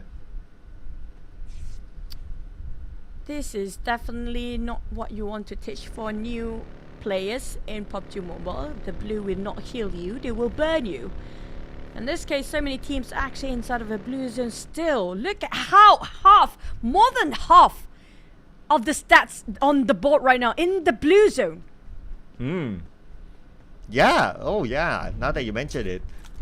One reason is of course because Circle is like up north, and second is that, well, we see other teams just not letting go of each other. And now we go on to the next stage. The blue definitely will be painful. Let's see who will succumb themselves to the blue. It's gonna be a difficult moment when that happens. Definitely won't be able to survive it at this stage. Gigslade still spending time in the blue as well, despite not really engaging with another team. Boom and Gig, I mean, like, even if they happen to clash, there's no way they are pulling over because they're both actually in the same boat of dying now. They cannot afford to lose here. PBE Gig, and never mind, Boom just got finished off one of the players of Gig, and now leaving with only one last player. I'm not sure how much HP he got left, but Hexas managed to just part ways, getting a bit of advantage in the front, but on the side of Damn Good, he got himself a mat kit, so he can actually use it. And the will only use this once, because right now he doesn't have anything else on his hands. Void got himself on top of Crater Field. Feels like a deja vu here. Exactly where they parked before, and they got it again. The same place, same time, same strat. Oh yes, earlier on was Pasija Evos taking that spot. Now it's going to be SLD. Oh, they are swapping teams now. Bacon Time OnStar knocked down. Void! Same spot as before, but this time different outcome. Sem9 instead on the high ground onto Void. They will love that revenge. Feels like Procedure exactly where they were at Sem9. back then in the last game only. FaZe now going in against Bacon time. Sherty S have to face the wrath of FaZe, who's rushing in left, right, center. Mormon taking on Noise, one knockdown. And now they're trying to go for Sherty as well. They have a 1-to-1 trade equal value, make it 2 for FaZe, 2 knocks. And Mormon try to just bring up the numbers again, but Sherty lost health remaining. But Alter Ego? Oh, okay. They're on the other side. So they take advantage. And they're stealing away elimination points. Taking out Shirley. Bacon time in another 0-point round for them. This is very unusual for Bacon time. We'll talk about that a little bit later on as Alter Ego. It's going to be Rosemary as usual. Trying to take out members of FaZe Clan with Mormon picking up Ansons. Oh my god. Feels like both ties being outplayed by the side of the Indonesian teams today. Indonesians, this is one of their best week ever. Back to the side of Mormon and Onsen. Mello will be picked up by the members of the team of FaZe Clan. Sam9 keeping an eye out to the side of Craterfield, which could be Void Lapa bleeding out. And that's it. Finish off by Sam9. Just now we saw Boom being eliminated due to how deep they were in the blue zone. We mentioned that earlier on. But surprisingly, Geek Slate managed to scrape through and got himself a full squad, even though they are in the blue zone, just like how Boom were before. And finally, they got themselves double digit at least. It's going to be 11 points as of now for Geek Slate. But they're on the side of where SLD is at, so SLD with the high ground. But the high ground, not as much value this time as it moved up north. But at the same time, SL, they do have value standing there because the circle will shift. Might have a chance to shift to it as a bit of southern side. So if they happen to be on top of it still, it will play a big part later on. But Luxy, you know you want to pull that trigger. He got himself that trigger discipline, not giving away his position as well, while waiting for the other teammates of PBE to show themselves first, to relay back all the information. But DBD is right behind them. Feels like another three-way war here again with third-party DBD coming in. Oh, but PBE on the outside. I want to see if there's any third partying. Considering this composition, yeah, BTR, they started off on the Boy. That's going to be a long range. And BTR, they want to secure the elimination points. Cool. Getting on to U-High. There was a close one there. But look at the spread there by PBE. They just need to buy time to pick up Boy. But Dedicated Time's not on their side. Zone is closing. PBE should be okay considering that the terrain still favors them. For now, the moment they step in, it's going to be entirety of BTR waiting at the end of the circle here. We're talking about DBD also fighting against BTR. Now they happen to be clashing, BTR and DBD. Do they have DBS? That's a question for BTR right now, because if they do, they have a high chance of winning it. But for DBD, can they prove us wrong? Can they prove us the moment they have they're being ambushed, they can actually take up the fight? Oh, that nade from Sata, he could land nicely on the DBD. Yes, it did hurt them. But it's going to be Onsen for the other side that hurts the most. And Ziggs will be down. Now Jimmy will be down as well. Thanks to Mela. It's going to be FaZe Clan stealing it away by GenForce. Knocks down, eliminates Ziggs. At least at now, sharing points out of DBD. DBD, only one active player left. Oh, it's not great. Ham down, nowhere to go. Echo again, the last play coming up from DBD. All bleeding outside of DBD. The rest... just really difficult for them to actually ham down by two sides, entirely different angles at the same time. BTR, they want to go in for the rush. They want to clear off those elimination points. But Pasilla Evos, this is going to be the last player here. The entirety of PB is still on the hunt. They've been running and chasing the heck of Pasilla Evos since the start. That is loyalty and commitment coming up from PBE. Loyalty and commitment towards Luxy. Not the loyalty and commitment that Luxy would like.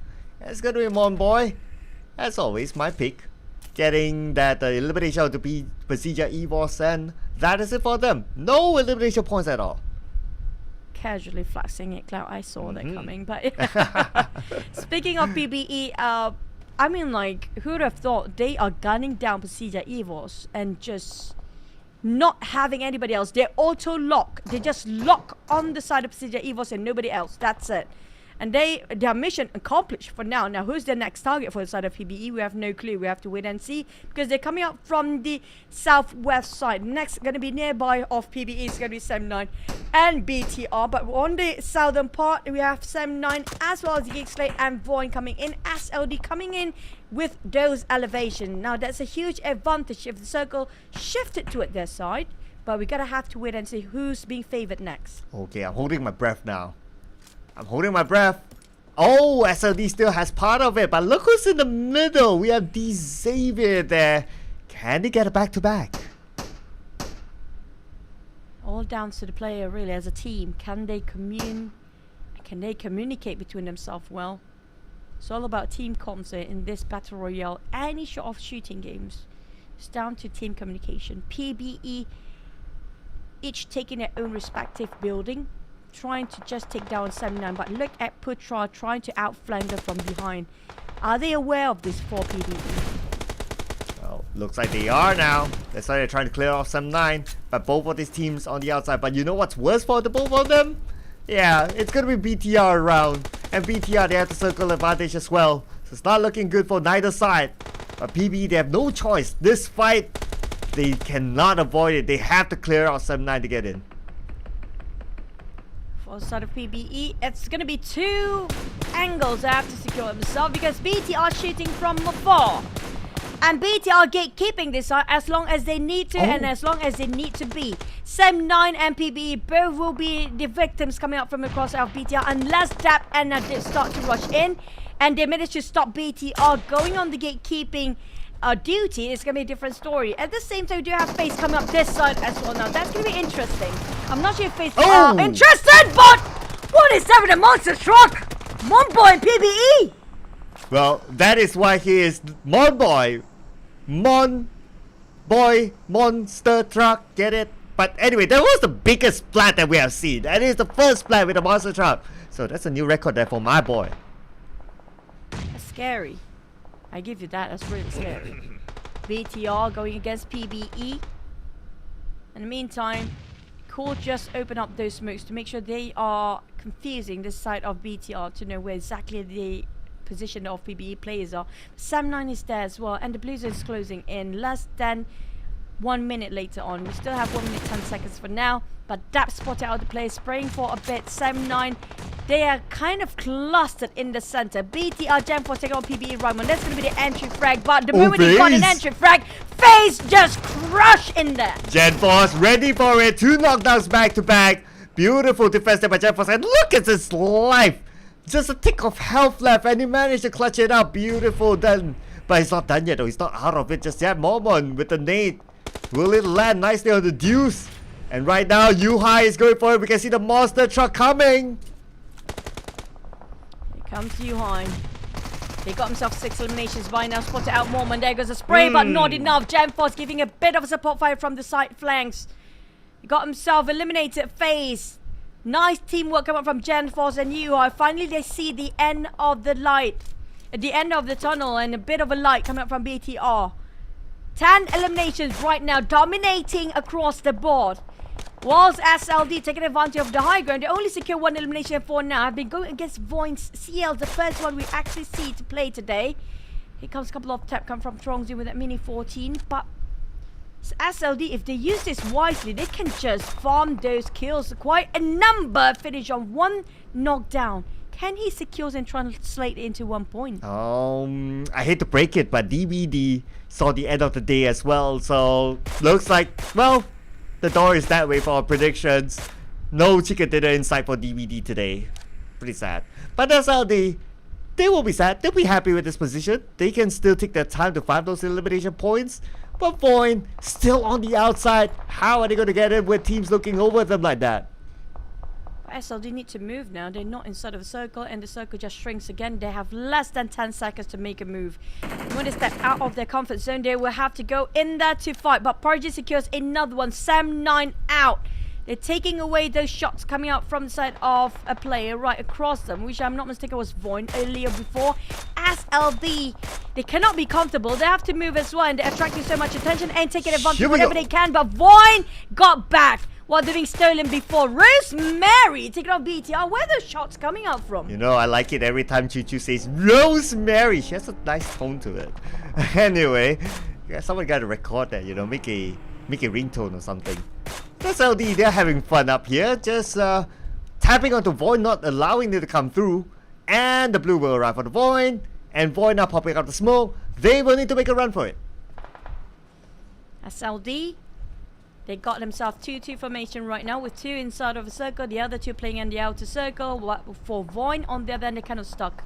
They got themselves there in the first place. They selected those spots, but unfortunately, it's not inside of a circle, and they have to deal with that right now. SLD, on the other hand, taking the higher ground still on their side. They're not climbing down any near time, but I'm not sure if they got themselves vehicles to work around. They do have the monster truck. Potato coming up from Alter Ego.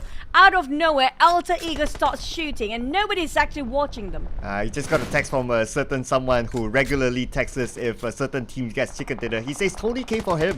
But anyway, so now it's going to be Void. Oh, they somehow managed to slip by. Wow, that's going to be the great escape if they can actually do this. But they're not out of it just yet. That's SLD. No, SLD PTR as well. That is it for Void. Oh man, Void, they caught himself in a trap there. If only they got himself playing on the outskirts of those compounds, it's going to be way better than how they were at before. RRQ now trying to flush out the entirety of box with this warehouse going in for the flush. RRQ, when it comes to teamwork and team comps, they know exactly how to flush an entire team out, but can they do it? Because box are more than ready to take off those shots. They were prepped the nade. They got themselves covered. They know exactly what to expect. Here comes Capone from the flank. Oh, Capone, can he do it now? Because his teammates are dropping down like flies. Zunas is still alive. Capone has a nade. He'll toss a nade on the inside. Could this be it for RRQ? The Molly as well for Junos. Molly's left with someone. That someone wants to push in. Junos tries to shoot through the gap, but no one is there. Junos loses the fight. Now down to Capone. He missed those grenades before, but more being shot from where? It's going to be coming up from SLD and the Axe at the same time. Capone, he cannot even stand up. Wait, what? But Capone nades finally landed, double down. Now going in again. If he can pull off 1v4. If he pulled it off, it's going to be 1v4. Oh, the Pico being sneaky there, but the Pico goes down and Capone is still alive. Can he pull off the incredible here? One more to go, Capone. And it's going to be Voldemort, but he's going to buy time with the smoke. He's going to pick up his teammate. He's going to prioritize on that, but Voldemort won't give him space. And now Capone! Clutch! What a clutch with very low ammunition on the end as well. He got only 50 more reserve for those bullets. And he called it right. Box Gaming, they lost one player and the other still alive. But SLD still have a 4. Alter Ego want to take advantage of this. They're down to 3 players. They lost Rosemary before. Now they're going in, but will it be a bit too late now? Because Box got themselves a bit of recuperation done. DX on the other hand playing around the slopes of the hill with SLD climbing down those elevations and start to bring the fights to a sort of DX. Incredible by Capone. That made me start to question my pick now. But anyway, leave that discussion for later. Lamborghini is still in this. But now, SLD up on top of them. And can't think about it, Choo Choo. We got 3 Vietnamese teams in the top 4. Yep, it's Vietnam and Indonesian teams there when it comes to win number 3. But DX got himself in a pickle. They've been surrounded for Alter Ego. Their widespread view will give them a bit of advantage. But Potato barely hanging on. We're talking about Potato might be burnt off by the blue zone first. You have to push forward. Micro Uzi in his hand. Octa cooking up the nade. Might drop right on top of Chunos. Feels like a perfect angle. Waiting for the right time. It's gonna hit Kobe. Ooh, man. No Rosemary. No problem if you got Octa in their side. And now Octa starting to move in, but then again they're being shot at from the other side too. They need to be careful not to go on the outer side. Potato gets a knockdown, finishes off Junos. And that's going to be a beautiful one by Octa. Grenade elimination given up to him. Potato not letting them go just yet. Needs to move in a little bit, but he should be okay. Capone, he managed to clutch with an AKM before, not even a DBS, okay? And can he do it again with only Winnie by his side? You do have SLD. Gosu is trying to turn around the corner, but spotted out by Lamborghini. DX have to climb down now, but DX is stopping them. Box trying to take the advantage at the same time, playing on the lower grounds while DX holding the middle ground. We do have those highest ground on side of SLD, but they have to bow out from there. They definitely need to exit, but where to go? No other place, and they're just cutting across DX here. Oh, as much as SLD has a good position now, unfortunately they don't have the zones. They'll be forced to move down, and they'll need to take the fight against D Xavier. That fight will be super duper important for SLD. If they can win the fight against D Xavier, they'll be in a good position. But D Xavier, they will hold their ground definitely. 3 players still active. Trongzin finds it difficult to move down now that Alter Ego has moved to the left. Side of SLD, they are in a predicament right now, but at the same time make use of what they have. They're trying to shoot down whoever they can actually see that's moving. They will start shooting. Potato a bit separated from the rest of Alter Ego. He hasn't crossed himself from the street yet. Caught the eyes of Trongzin. He keeps the pressure on. Octa being spotted out by Trongzin as well. There goes the spray, connect half of it down. Box is shooting on the other end. Capone is making so much problem for teams in the center, and he will do it. Capone is knocked for now, finished off by Fnatic, but a nade! So close! Ooh, that was a close one. Almost taken up Fnatic, but Capone, your contributions will be remembered. But anyway, now it's going to be SLD moving down. Trongzin still on the high ground, providing cover support. But Trongzin, shot by Rabis! Rabis came out to the flags. He didn't know what hit him. Yes, can they pull this chicken this time? And Rabis keep up pressure on the side of Winnie. That's going to be last play of Box Gaming. Rabis spotted out by the side of Winnie, but Frankie and Lambo want to go for the push. They're going in. They finish off. Frankie seals the deal there. There's going to be 3 teams left with Box placing themselves at the 4th place. Alter Ego have a 3. DX1 not. Can they revive Rabis? In the meantime, Alter Ego start to bridge on the other side. SLD Project and Chuan G will be across the side of Alter Ego. It's going to be a triangle war between these 3 teams, with Lamborghini taking those elevations, but Chuan G, SLD, and Alter Ego will have a go at first. Oh, and Rabis has been revived, so D Xavier, they will recover as a trio. But now Alter Ego between 2 teams. Look at the huge nade from SLD, almost knocking out Octa together with his teammate Fnatic, and now Potato swap places together with his teammate. They only have this monster truck as their cover for now. At the same time, D Xavier have the high ground advantage still, but now the zone will close entirely. They gotta make the choice quickly. Chun-Chi dropping a huge one, and it's dropped on Potato. Fnatic were forced to push anyways. He needs to evade from those explosions, but caught himself in the eyes of DX.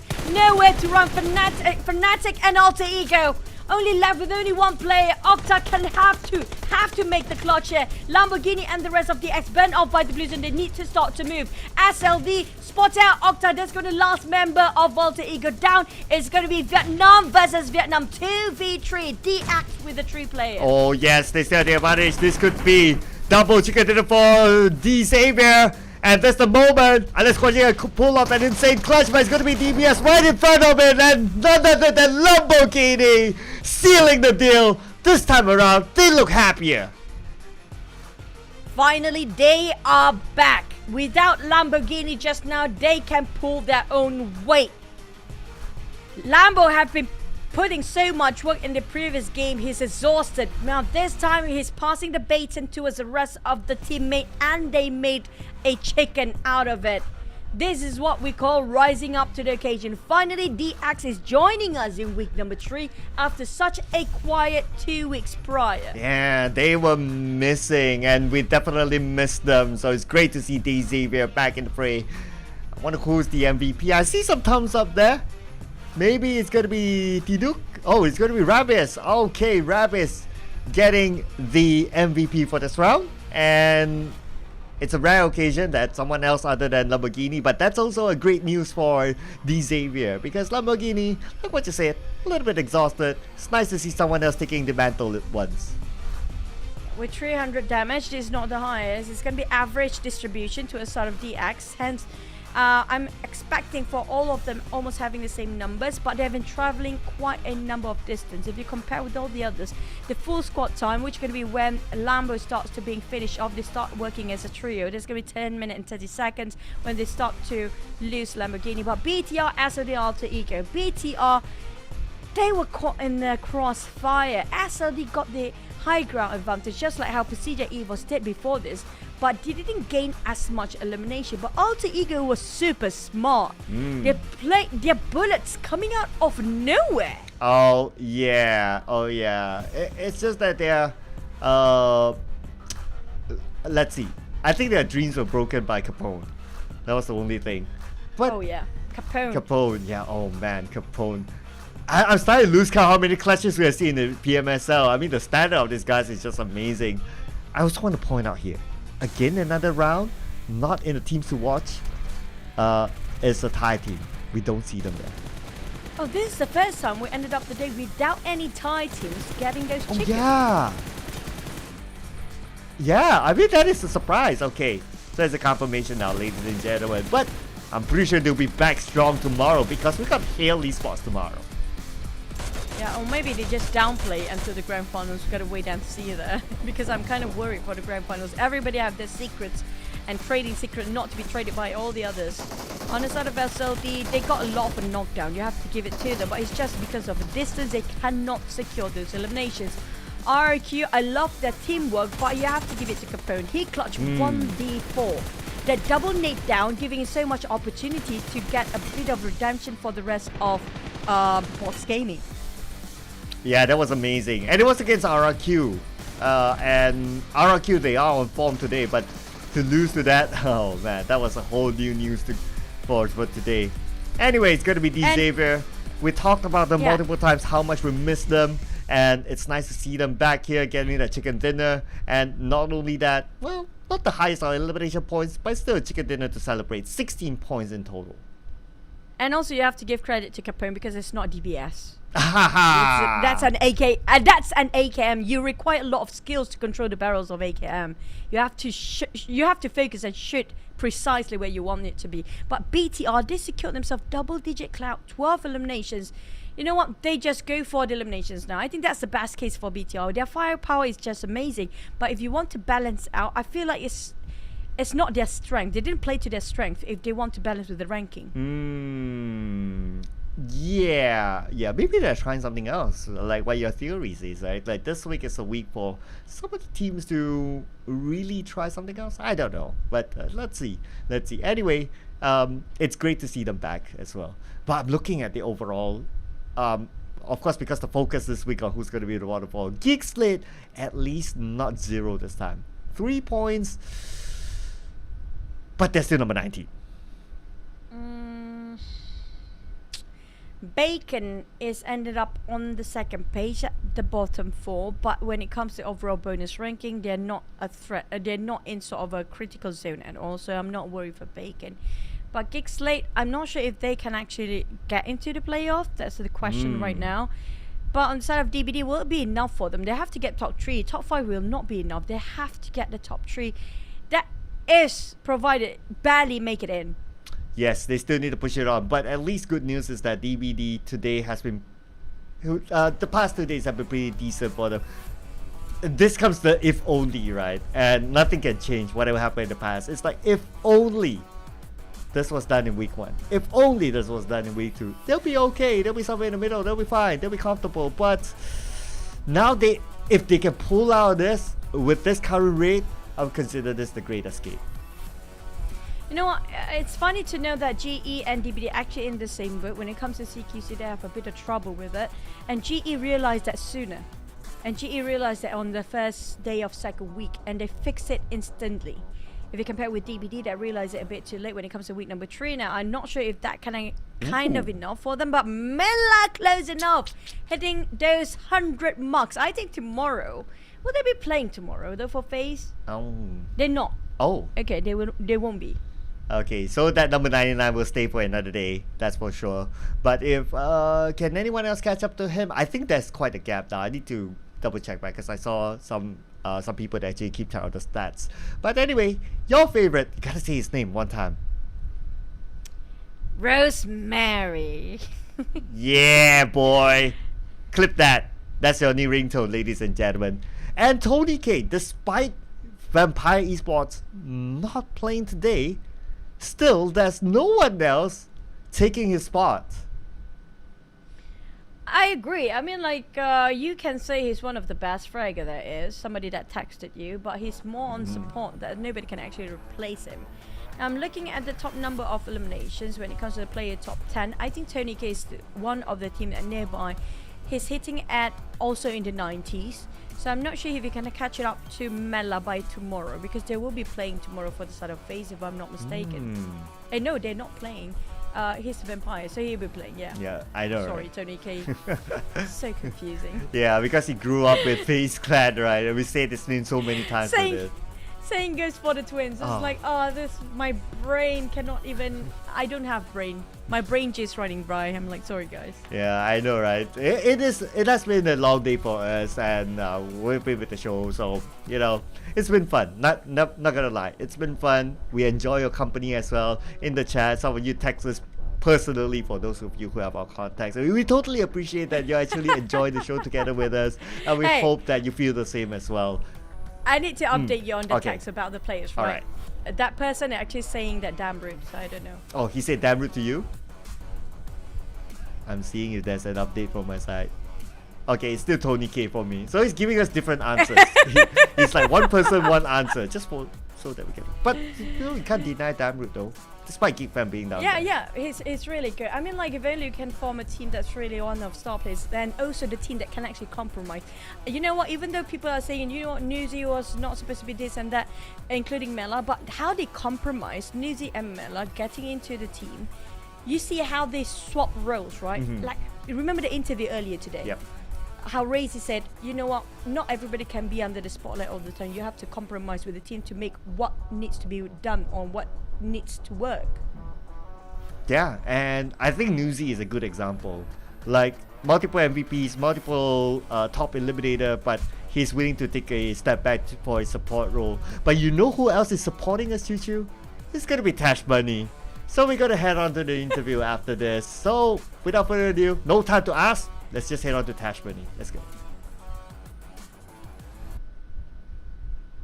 Explosive matches amongst explosive matches. And once again, I feel like I'm here with you guys all the time. Boom Esports of Kent as well as Yummy here. And it's really exciting because today their run was actually pretty impressive. They started off really strong there with a 1v4 and then another chicken. So that's always really exciting. So on match 5, just something I've always wanted to ask you guys. You guys had a 1v4 and you guys clutched Sem9. What was going on in your head? How did you manage to do that?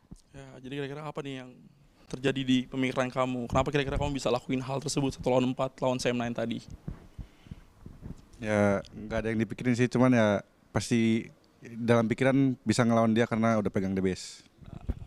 It's like nothing going through his mind. It's like probably it's like in the flow state because he doesn't think about anything. He just like because he got DBS, he's like very confident about fighting everyone. Because he had the DBS? Yes, sir. Wow. I don't know what it is about DBS in you, but okay. So basically, like no one was in behind the scenes telling you what to do. Literally, it was just all you. Ada nggak yang ngasih shot call, lu lawan aja atau enggak tarik aja gitu? Atau emang udah lu pede aja gitu? Nggak ada yang ngomong sama sekali ya. Emang udah pede aja karena di situ cuma 2 orang doang. So just silent. The comms is silent. It's like focus on his thing. Wow. So literally Boom Esports was like, let him cook. Just like literally let him cook. Okay, I love hearing that. Let him cook. And I think he made some, what did you cook? What do you mean? What did you cook? I mean, like if you had an Indonesian meal out of that, what would you cook? Apa yang bakal lu masak kira-kira? Kalau bisa masak. Masak, makan. Ya, mie.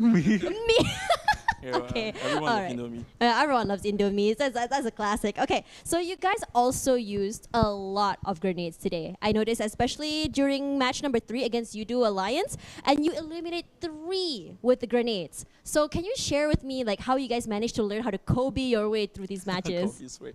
Oke, jadi kan waktu ada tadi lawan Yudu Alliance lo dapat 3 grenade kan. Nah, kira-kira apa sih gimana sih caranya supaya bisa jago tuh main granat atau ada latihan spesifik yang Yami lakuin atau Haikal lakuin?